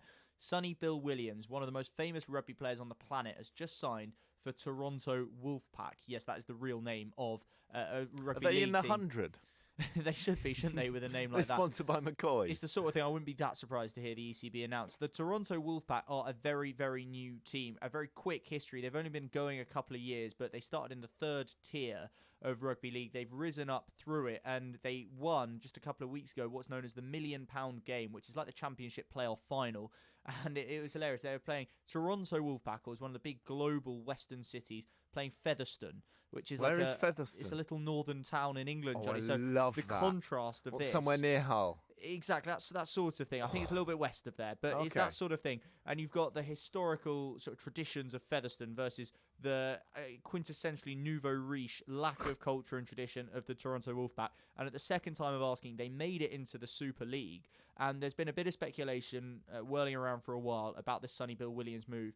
This is a guy, remember, that can chop and change between codes at will. It's remarkable. He's won 2 Rugby World Cups with the All Blacks. He's also been a New Zealand international for Rugby League as well. He's quite an incredible sportsman. Been a boxer as well because he can. And yeah, this is going to really, I think, light up the Super League next season. He's going to be playing all, obviously, the English clubs, the English grounds. And it's a really exciting signing, an expensive one. It's reported to be worth around $10 million over 2 years. They're describing it as possibly the richest ever, the biggest ever money deal in either code of rugby. So it's an absolutely massive signing, but Toronto mean business. They may be Johnny-come-latelys, but they want to make sure that they're here to stay. They've been linked with Manu Tuilagi, for example, in the last few days.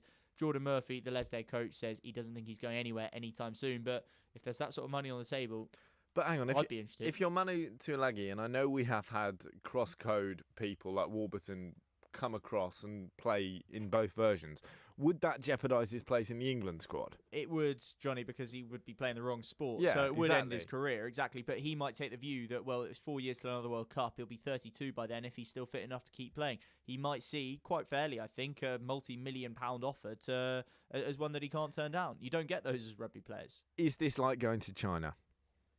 No, because Sonny Bill Williams is a top-level player in League and Union if he was dropping down to a second tier level, it would be. But they're now in the Super League. They're going to be playing St Helens, Bradford, Leeds, all the big sides. It's just bizarre. Believe it or not, they are the glamour versus teams. Toronto. They're the glamour teams. Bradford is the glamour team, yeah? Well, it was. I don't think they're in the Super League anymore, actually. But certainly St Helens, Wigan, Leeds, they're still the big guns. And he's going to be playing right here in England and occasionally Canada. And I think that's really exciting. Of course, Owen Farrell's dad, the Wigan legend, up there with Amir Zaki, no doubt, as the most loved people other than pies in Wigan. Coming up, we're going to be talking a bit more Manchester United, a bit more England, and possibly even a spot of athletics. So don't go anywhere. Love sport.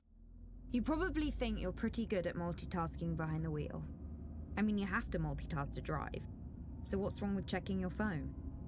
The thing is, your brain simply doesn't work that way. Even a quick look at a message, or firing off a quick reply, affects your concentration and makes you less able to react to hazards. If you use a mobile phone while driving, you're 4 times more likely to crash. Think. Put your phone away. Before you set off on a long journey, remember to check your vehicle. Are your tyres correctly inflated? And are the treads deep enough? Have you got enough fuel? Is your oil level right? Checking your vehicle doesn't take long, but can prevent a breakdown or accident. And save you money. So, before you set off on a long journey, check your tyres, fuel, and oil. Highways England, connecting the country. If you see somebody showing any of the signs of a stroke, you don't have to think about it, you just dial 999. Use the FAST test. F. Face. Has their face fallen on one side? Can they smile? A. Arms. Can they raise both arms and keep them there? S. Speech. Is their speech slurred? T. Time. Time to call 999 if you see any one of these signs. Act fast, make the call, dial 999. Whoa! Look how much saturated fat is in these chocolate biscuits. It's surprising how much is in our food and drinks. For us kids, eating too much saturated fat can lead to harmful fat building up inside, which we can't see, increasing the risk of heart disease or stroke when we get older. So be food smart. Download the free Change for Life food scanner app and start making healthier choices today. This is Love Sport. Well, it's the curse of the commentator, isn't it? Guy Watts and I start talking about the prospect of Arsene Wenger turning up as Bayern Munich's new manager. Karl-Heinz Rummenigge, I know for a fact, big fan of Posh Boys on Drive. He heard us and went, what? 9! He must have thought we made good points. Yeah, he's texted Arsene and said, listen, sorry, mate, deal's off. Well, we were questioning it, weren't we, a little bit? We were saying, what's in it for Wenger to do less than a season in charge? Yeah, it's another club on his CV and everything, but is it really going to enhance his reputation and legacy that much? It's a bit of a risk because it could damage it. And in Bayern Munich's case, they're not getting a long-term bet either, are they? So, yeah, they've decided against it, which I think is probably for the best. Does it say something quite interesting about how they're going to go about this recruitment? Because if they could have got Wenger short-term, that's the ultimate stopgap, isn't it? And is them... Why? When did he last... They're annoyed because they're, a few points off the lead in the league table. This is a guy that hasn't seriously challenged for a league title but for the best part of 15 years. He's not had the players. He's not had the squad. Yeah, because he kept signing the wrong ones. Okay, but what you're giving him at Bayern Munich is a ready-made squad of very good players. League. Exactly, and when he came to Arsenal, he had that, and won the league. He won the league and then went invincible and had a fantastic back line. I don't know, I think maybe... Did Arsenal... What, they did a whole season unbeaten? Oh, stop it. They should talk about that more. No, they should. That's great. What, 38 games? You are a United fan. Wind your neck in. You're second only to Liverpool in talking history. Does this mean, though, that Bayern Munich have their man? Do they have a better option? Because to me, Arsene Wenger seems like quite a cushy deal. Are they actually getting sort of Erik Ten Hag or someone like that in their side? Well, Ten Hag has specifically said he's not going to. Yeah, which probably makes it more likely. Yeah, exactly. Ten Hag's an interesting one, isn't it? Because they were interested in apparently taking him at the end of this season, so looking for a stopgap specifically. So when you're looking for a stopgap, I often think your standards have to be quite low because you're saying it's only for a maximum of sort of 6-7 months anyway. I wonder what's gone on with Wenger. I mean, possibly there was a big difference in opinion, difference in the amount they're willing to pay. I don't know, but maybe they're also thinking we don't want a stopgap. We do want to try and get a permanent manager in now. You know who is available, and I've been surprised there's not been more media linking of the two. is Jose Mourinho. There was quite a bit, and then it went cold, because I think the rule is apparently now whenever there is a job of any club better than Europa League standard, Jose has to be linked. I can really see why he'd want to go there, for ego reasons as much as anything else. Oh, 100%, Johnny. I think whereas for Wenger it was a little bit like, what are you getting out of it? For Jose Mourinho, after what's happened in the last 3 years for Jose Mourinho, for him to get offered a job like Bayern Munich with the squad of players they've got in the current environment where the pressure's never off, but the expectations are maybe fractionally lower than they might sometimes be at certain times at that club. Wow. I mean, I don't think he particularly warrants it. I could see why Bayern might do it. But at the same time, yeah, I don't know why Jose would hesitate for a moment. I've got a feeling they're going to go back to Jupp Heynckes just till the end of the year. He retired. That's what he does, isn't it? Periodically. Yeah, just occasionally. He's like the Gus Hiddink of Bayern Munich. Oh, okay, you need me to do it for 6 months and you give me a few million quid. Yeah, all right, go on. I think that's a decent deal, isn't it? That is the best deal for all parties. He would come back in. If Karl-Heinz is still listening, I will do that if that's what he's looking for. But I think someone like Heynckes, he would win them the Bundesliga. Probably, yeah. Definitely. From a 4 points behind with that squad, you should be winning the Bundesliga, frankly. And then you can get your man in the summer.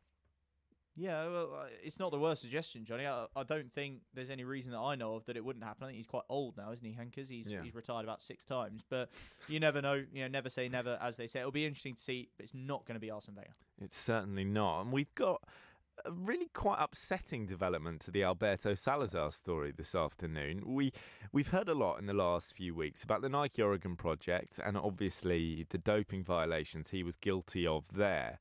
But the allegations now coming from Mary Kane, who is a 23-year-old middle distance runner, is that beyond just the doping, there was more really unpleasant stuff going on at the NOP. So Mary Kane, at 16, was the youngest American athlete to compete at the World Championships in 2013. She was the fastest girl in America. She was this teenage prodigy, sensation, and she went to the Nike Oregon project to work with Alberto Salazar.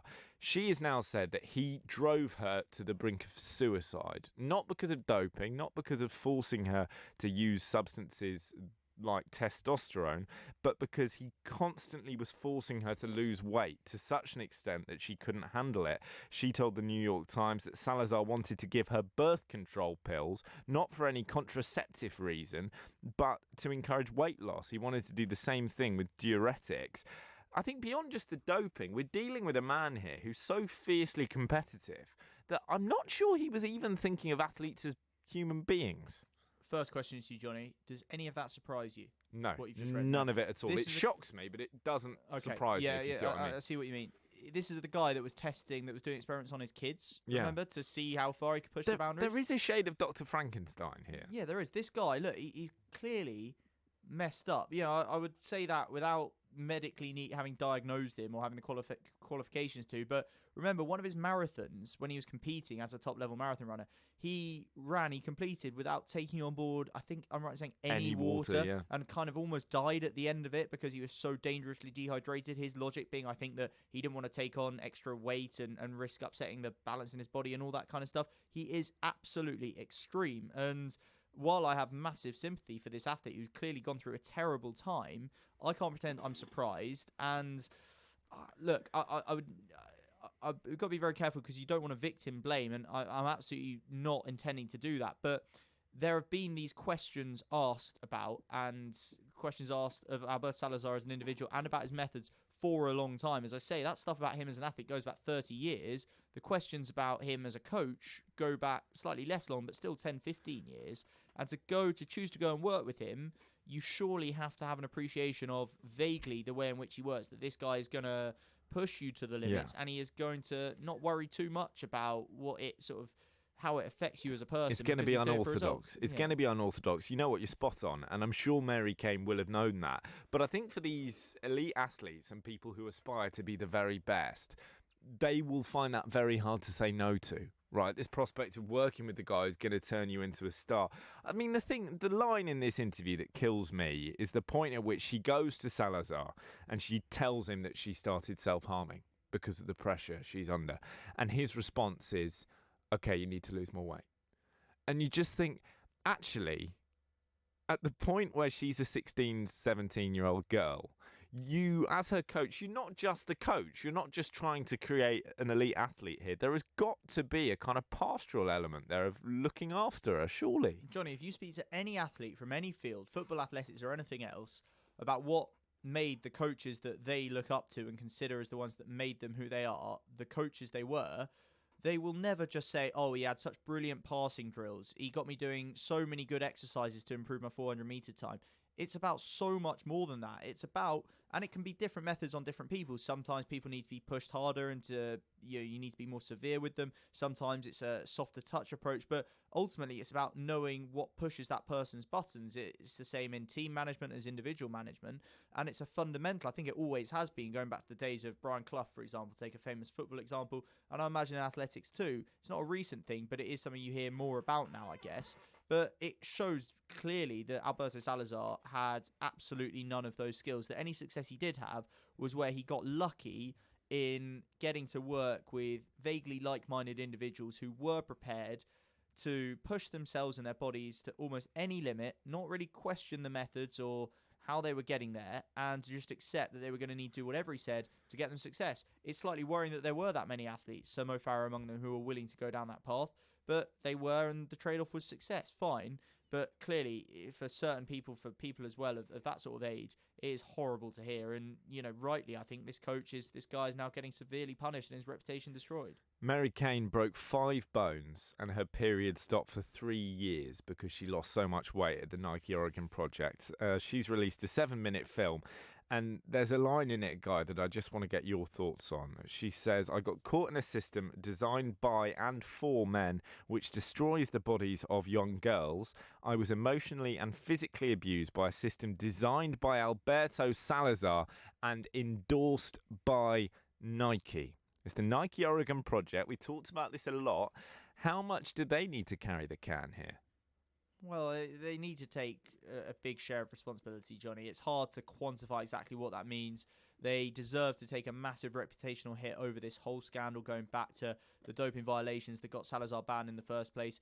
It unfortunately is impossible to change an entire world's perception of one of its biggest global corporate brands. But I feel like there have been small victories in that sense. If you like, Mark Parker, the CEO, I say stepping down, but he's going to become executive chairman, isn't he? But he is stepping down prematurely. I feel like it has reputationally taken a blow of some kind, not as big a one as it probably deserves to have. But unfortunately, they've put themselves in a position where, as people like Tim Crow, a sports marketing sponsorship expert, have told us so many times, they are almost untouchable. Clearly, their behaviour has been heinous. They have been responsible for, they are the ones who have put their name to and backed financially this operation and organisation that's allowed Salazar to use his, quite frankly, horrendous methods, both legal and illegal, to ruin the lives of many, many athletes. But they won't probably get the scrutiny and the criticism and the impact that they deserve to. But I think where we can, it's only right that we do call them out for it. Yeah, you just wonder whether it's all worth it. Really, really awful. We move on to more positive things, Guy Watts. And coming up, we're going to be hearing from the legendary Sir Garfield Sobers. That is good news. Love sport. Think the energy price cap will save you money? Think again. You could be saving a lot more on cheaper energy tariffs. Price comparison site A Spokesman Said will show you just how much money you could be saving against your current tariff. Don't throw away your hard-earned money to the energy companies. Check out aspokesmansaid.com and you could switch to cheaper bills in minutes. aspokesmansaid.com. Fighting for you, saving you money. Listen to Love Sport Radio on your smartphone today. Simply download the free Love Sport app from the App Store or Google Play. Tap the play button and you'll be able to listen to your favourite station. Anytime, anywhere. Love Sport Radio, the station giving fans a voice. Can you save money on your car insurance? Chris did with a little help from aspokesmansaid.com. Getting real people, real savings. I'm Chris from Leicestershire, a truck driver. I went on a Spokesman Said, which was very straightforward and easy to use for an old git like myself, and saved over £300 on my car insurance. Find quotes from over 100 leading insurance providers at aspokesmansaid.com. Fighting for you, saving you money. There are many things a mother can pass on to her baby. Her smile, her eye colour, and her immunity to whooping cough. Whooping cough is a very dangerous illness for young babies, and at the moment it's spreading fast. A simple vaccination during your pregnancy can help to protect your baby in their first weeks. Please speak to your GP, nurse, or healthcare professional and pass on your immunity. Oh, it's okay. Let's face it, when your kids are ill, you do anything to help them feel better. But remember, antibiotics aren't always needed. You might not realise it, but taking antibiotics when you don't need them puts you and your family at risk of a longer and more severe illness. Help keep your family well. Always take your doctor's advice on antibiotics. Search NHS antibiotics. All better. Before you set off on a long journey, remember to check your vehicle. Are your tyres correctly inflated? And are the treads deep enough? Have you got enough fuel? Is your oil level right? Checking your vehicle doesn't take long, but can prevent a breakdown or accident, and save you money. So, before you set off on a long journey, check your tyres, fuel, and oil. Highways England, connecting the country. This is Love Sport. You're listening to the Posh Boys on Love Sport Drive with me, Johnny Burrow, and Guy Watts, who has all your latest sporting headlines and weather. John Stones has been recalled to the England squad by manager Gareth Southgate for the upcoming Euro 2020 qualifiers with Montenegro and Kosovo. He takes the place of Michael Keane in a 27-man group, while Aston Villa midfielder Jack Grealish also misses out. There are places for Callum Hudson-Odoi and Alex Oxlade-Chamberlain, though, and James Maddison keeps his place in the squad as well. Everton manager Marco Silva is hopeful Andre Gomes may be able to play again this season following his horrific injury against Tottenham. The midfielder suffered a fractured dislocation to his right ankle against Spurs on Sunday and underwent successful surgery on Monday. It's understood Arsene Wenger won't be taking up the vacant manager's position at Bayern Munich. The former Arsenal boss has been heavily tipped to stand in at the German club until the end of the season, but Sky Germany are reporting Bayern have decided Wenger isn't an option for them after holding initial talks with him about taking the job. Former England captain Dylan Hartley has retired from rugby. The hooker sustained a knee injury 11 months ago that has prevented him from playing for his rugby club Northampton. He was capped 96 times by England. Only Jason Leonard has been capped more by England. Rugby League Super League newcomers Toronto Wolfpack have signed New Zealand All Blacks Sonny Bill Williams on a 2-year contract. The dual code international will be officially unveiled at a press conference at Arsenal's Emirates Stadium next Thursday. The eagerly anticipated switch in a deal thought to be worth in excess of £5 million has been likened to David Beckham's move to Major League Soccer by Toronto chairman Bob Hunter. Weather tonight, heavy rain for central and northern England and North Wales. It'll slowly sink southwards into the Midlands. Elsewhere, turning cold with clear spells and a few showers, patchy fog for the southeast. Tomorrow looks mostly cloudy with patchy rain for some southern areas of England. Elsewhere should be largely dry and bright with sunny intervals, although showers will affect eastern areas. A chilly day for most with highs of around 9 degrees in London. That's the latest on Love Sport Drive. Thanks, Guy. And yesterday, you may have heard my interview with the legendary Desmond Haynes. Well, I was lucky to also catch up with Sir Garfield Sobers, who was a fairly extraordinary person to speak to. And I started by asking him about his career. You know, once we started very young, and I used to play with the elderly fellows. I didn't play with the boys of my own age, because the boys of my own age reckoned I was too good, and they didn't want to play with me, so I had to play with fellows who were like 10, 15 years older than I was. And they didn't think of me too highly, because probably I took advantage of them at my age, and they thought, well, they're going to knock me down. They weren't interested in getting me out. They were interested in knocking me down.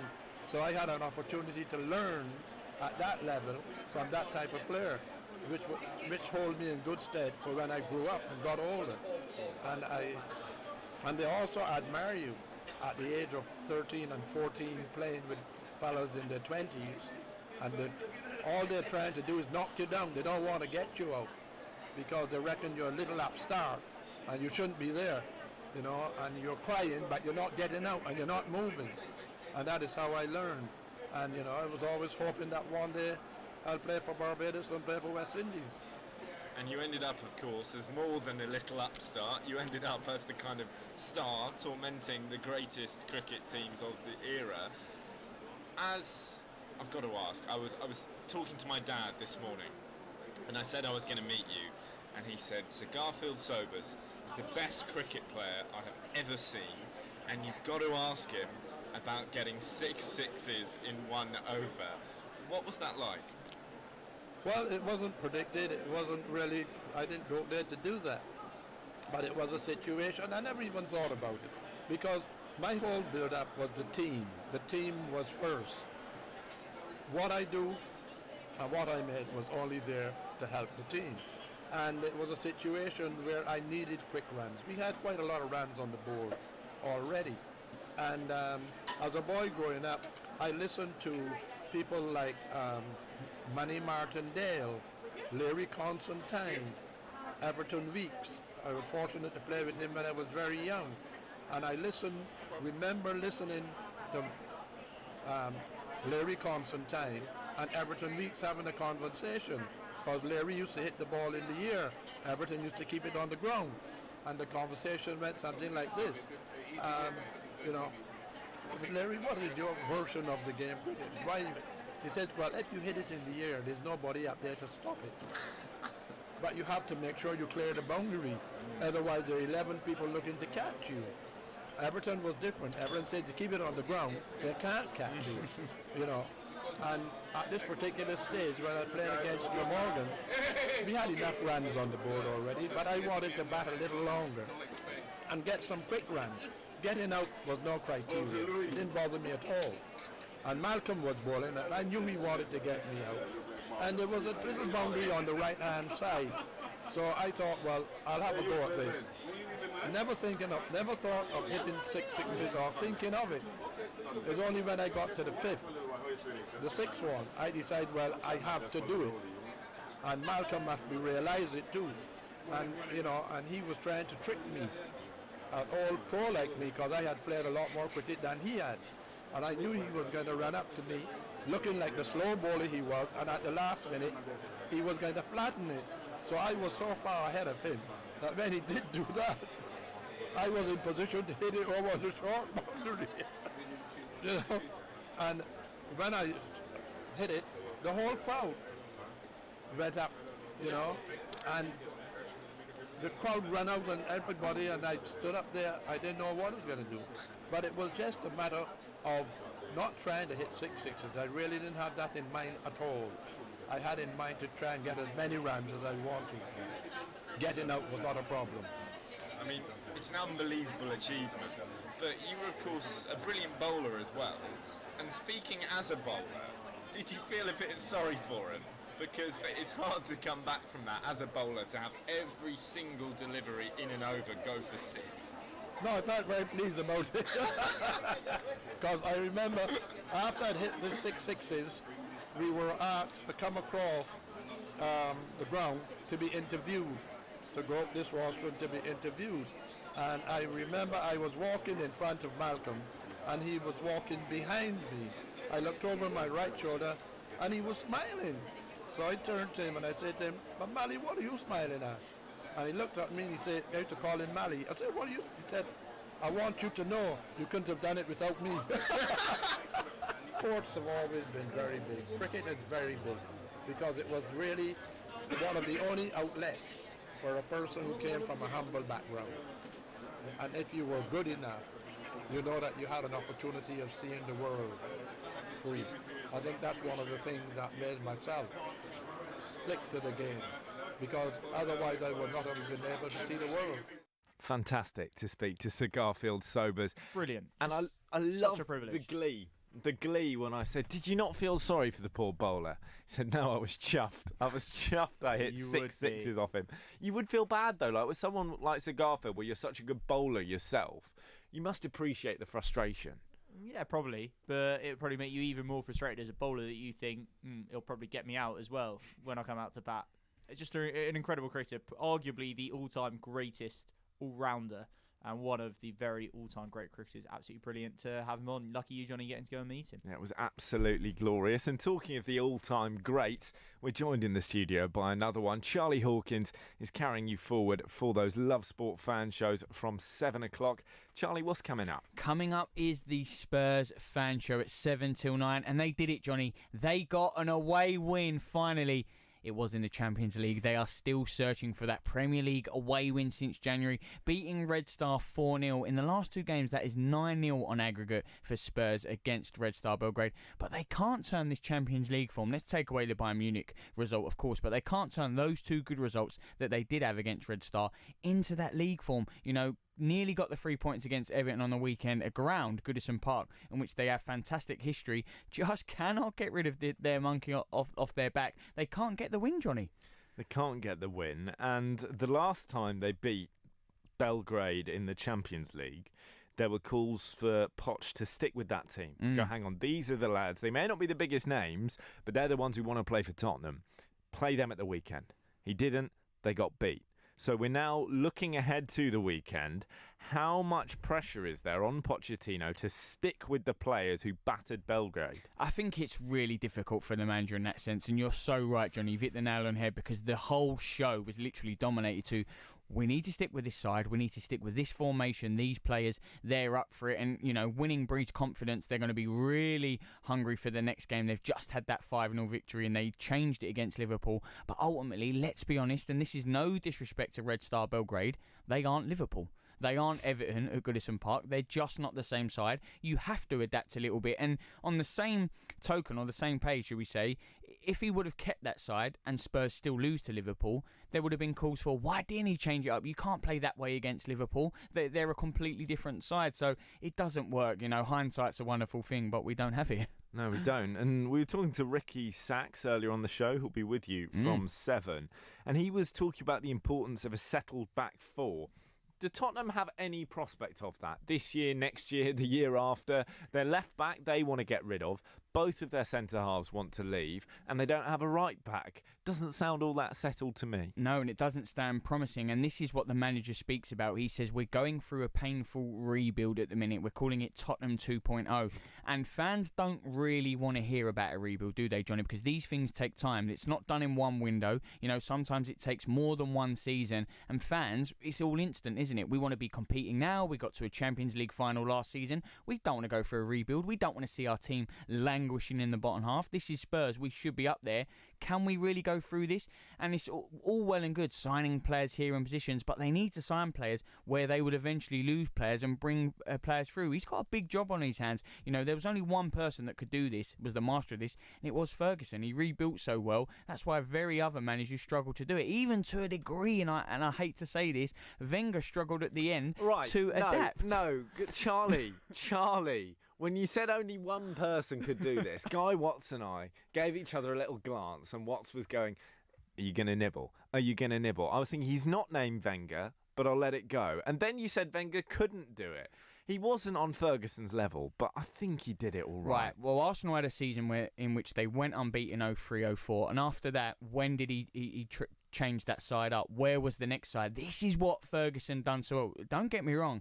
Pains to say it, pains to see it, but Ferguson was excellent. Man United, you know, losing the title so close. Was it, I can't think now, the year they went out and got Robin Van Persie. They needed that 20 goals a season, man. They got Van Persie. They went on to win the league. He rebuilt those sides. No matter how big the star, how big the sentiment, how big the romance, Beckham, you're out. Van Nistelrooy, you're out. Yapstam, you're out. This all went. And this is the problem Spurs are having right now, because they're saying, players like Danny Rose, you know, and other players, we need to cut loose. Yes, they're a good servant of the club, but they're not up there anymore. Very, very tough. From 9 o'clock, it's the Charlton Fan Show. Yeah, this is a personal favourite of mine, if we're allowed favourites. I absolutely class. I can't get enough of Charlton. We should do 2 with them. The SE7 podcast will be in tow. And whereas the show will be fun, so make sure you tune in. Obviously, the performance on the weekend was a really disappointing one. I've been speaking so highly of Charlton this season, of course, and obviously Martin Allen was at the game, and we was talking a little bit after, and it was a really poor performance, and it happens against a team that are predicted to do really well this year, Preston, and they are having a good run. Charlton. Just a quick question, Charlie. Are you going to mention the fact that you tip Preston to go up every time we talk about the Championship, or just 90% of the time? Well, if we're working at a good ratio, I'd say when they're winning, 100% of the time. If they've lost, probably 0. Well, Charlie, I've always said this about you. You only sing when you're winning. 10 p.m, it is the Southampton Fan Show. Still a little bit sticky there. Yeah, I'm starting to get worried about Saints, because I know it was a better performance on the weekend to City. They were more determined. They were more invested. The effort was there. Ultimately, they were very unlucky to not even get a point. They didn't end up getting none, but they was winning that game for a majority of that game. So we did see something more then. But ultimately, when you are in that relegation fight, you need points. They're not getting them at the minute, and I don't know where their next points are going to come from. It's Everton on the weekend. Yes, Everton are down there, but it's no easy game, no gimme game. After that, it's Arsenal, so probably 3 points for Saints there. Definitely a gimme. And then finally, from 10:30, you got the Nottingham Forest fan show. What's the feeling there? Feeling like they're in there. We talk about this championship not as strong as years gone past. Forest feel like they're in. They didn't play the other week due to a waterlogged pitch, and it was actually a chance for them to regroup. They had a nice chance to get a few players back. They won on the weekend to Luton. Obviously, what does one win do in a championship? You climb 9 places, you get a draw. It's ridiculous. But they're really up there. They're going really well under first-time manager Lamucci for them, and they're feeling confident. They have to improve their home form because that's the one that's not been as strong this year. But what a game it is on the weekend, Johnny, because it is Nottingham Forest versus Derby, and that one is set to be a corker. That is going to be huge, Charlie. It sounds like a cracking few shows. I'll be tuning in, as I always do, on my way home. Spurs 7 till 9, Charlton 9 till 10, Southampton 10 till 10:30, and Forest up until 11. Coming up, we're going to be talking about tonight's Europa League fixtures. Giving your team the coverage they deserve. Love Sport Radio. You're in leakage, you're in leakage. You're in leakage, you're in leakage. You're in leakage. You're in leakage, you're in leakage. Henna men. Cage. Pants and pads. You're discreet. Masculine. You're secure absorption zone. Buy online or in shops. You're in Henna men. Keep control.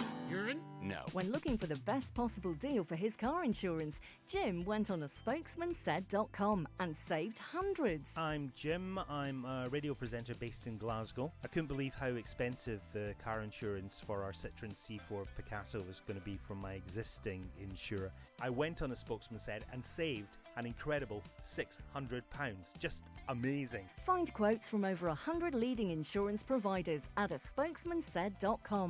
Fighting for you, saving you money. If you fall asleep at the wheel, you'll put your life in danger, and the lives of others as well.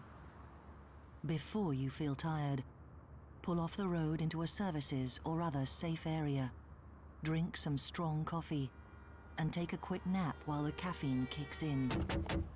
If you're having a nap, you've left your lights on, sir. Right, cheers. Think.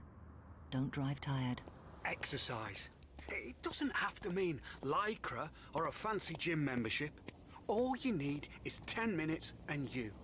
Because a regular 10-minute brisk walk is a great way to get more active.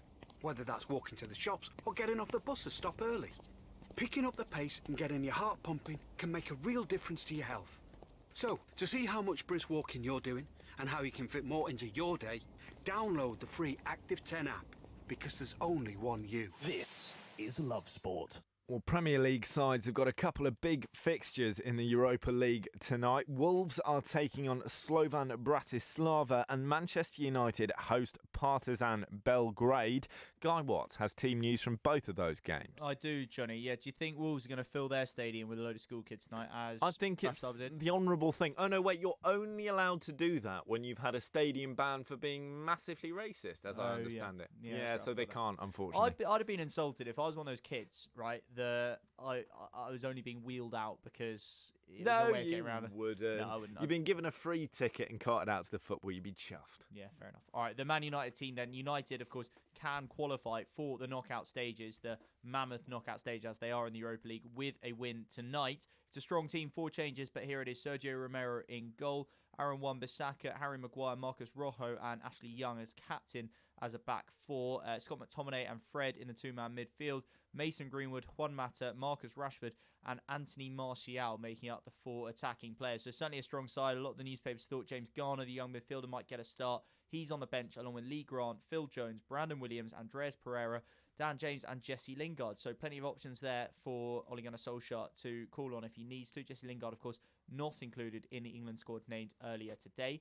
The Wolves team, it's a strong one for them as well. Rui Patricio in goal, so no chance for John Ruddy to get a bit of game time. Leander Dendoncker, Connor Cody and Matt Kilman in the back three. Ruben Vinagre and Matt Doherty are the wing-backs. Jean Moutinho and Ruben Neves in midfield. A front three of Adama Traore, Raul Jimenez and Neto. So it's a strong-looking team with John Ruddy, Vallejo, Ryan Bennett, Patrick Cutrone, Johnny Otto, Perry and Roman Saiz on the bench as well.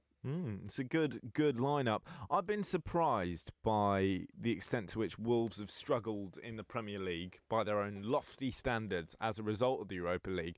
Certainly early on in the season, I really thought they were going to handle it properly, but even they have struggled. Johnny, they're 12th in the table, right? They're 4 points behind 5th place Arsenal. So let's be fair, in touch with them. I think a lot of people would have Leicester as favourites to win on Saturday. So Arsenal lose that, Wolves win their next game. They're a point behind Arsenal and potentially a point or a couple of points behind. But speaking as an Arsenal fan, if we take Arsenal as our touchstone for doing well in the Premier League, we've probably got a problem. Fair point. You won't like my next point then, which is that they're level on points with Man United and Spurs. Probably also not quite the right benchmarks. But Johnny, I would say that given they went the first 5 games without a win. Yeah, they've done well. And the fact that they're doing a very good job of their Europa League campaign, they're in a really good position to qualify for the knockout stages.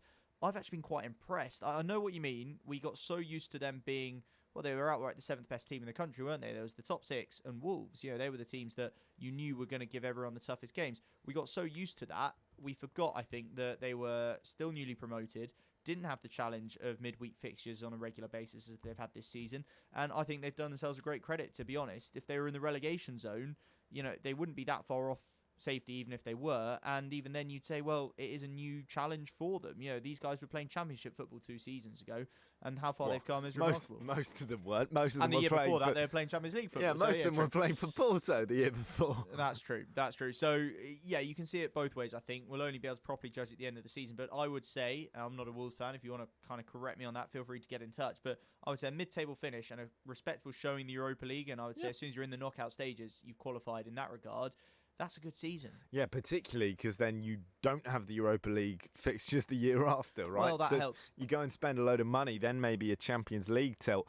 Perhaps what Wolves are doing this year could be a glimpse into the future for Leeds United. Possibly, yeah. I mean, those rumours of the takeover by potentially even the Qatari Sports Investment Group, the owners of PSG, they're not just not going away, they're getting stronger. Andrea Radrizzani watching the PSG Champions League game in Paris last night with Nasser Al-Khalifi of the Qatar Sports Investment Group.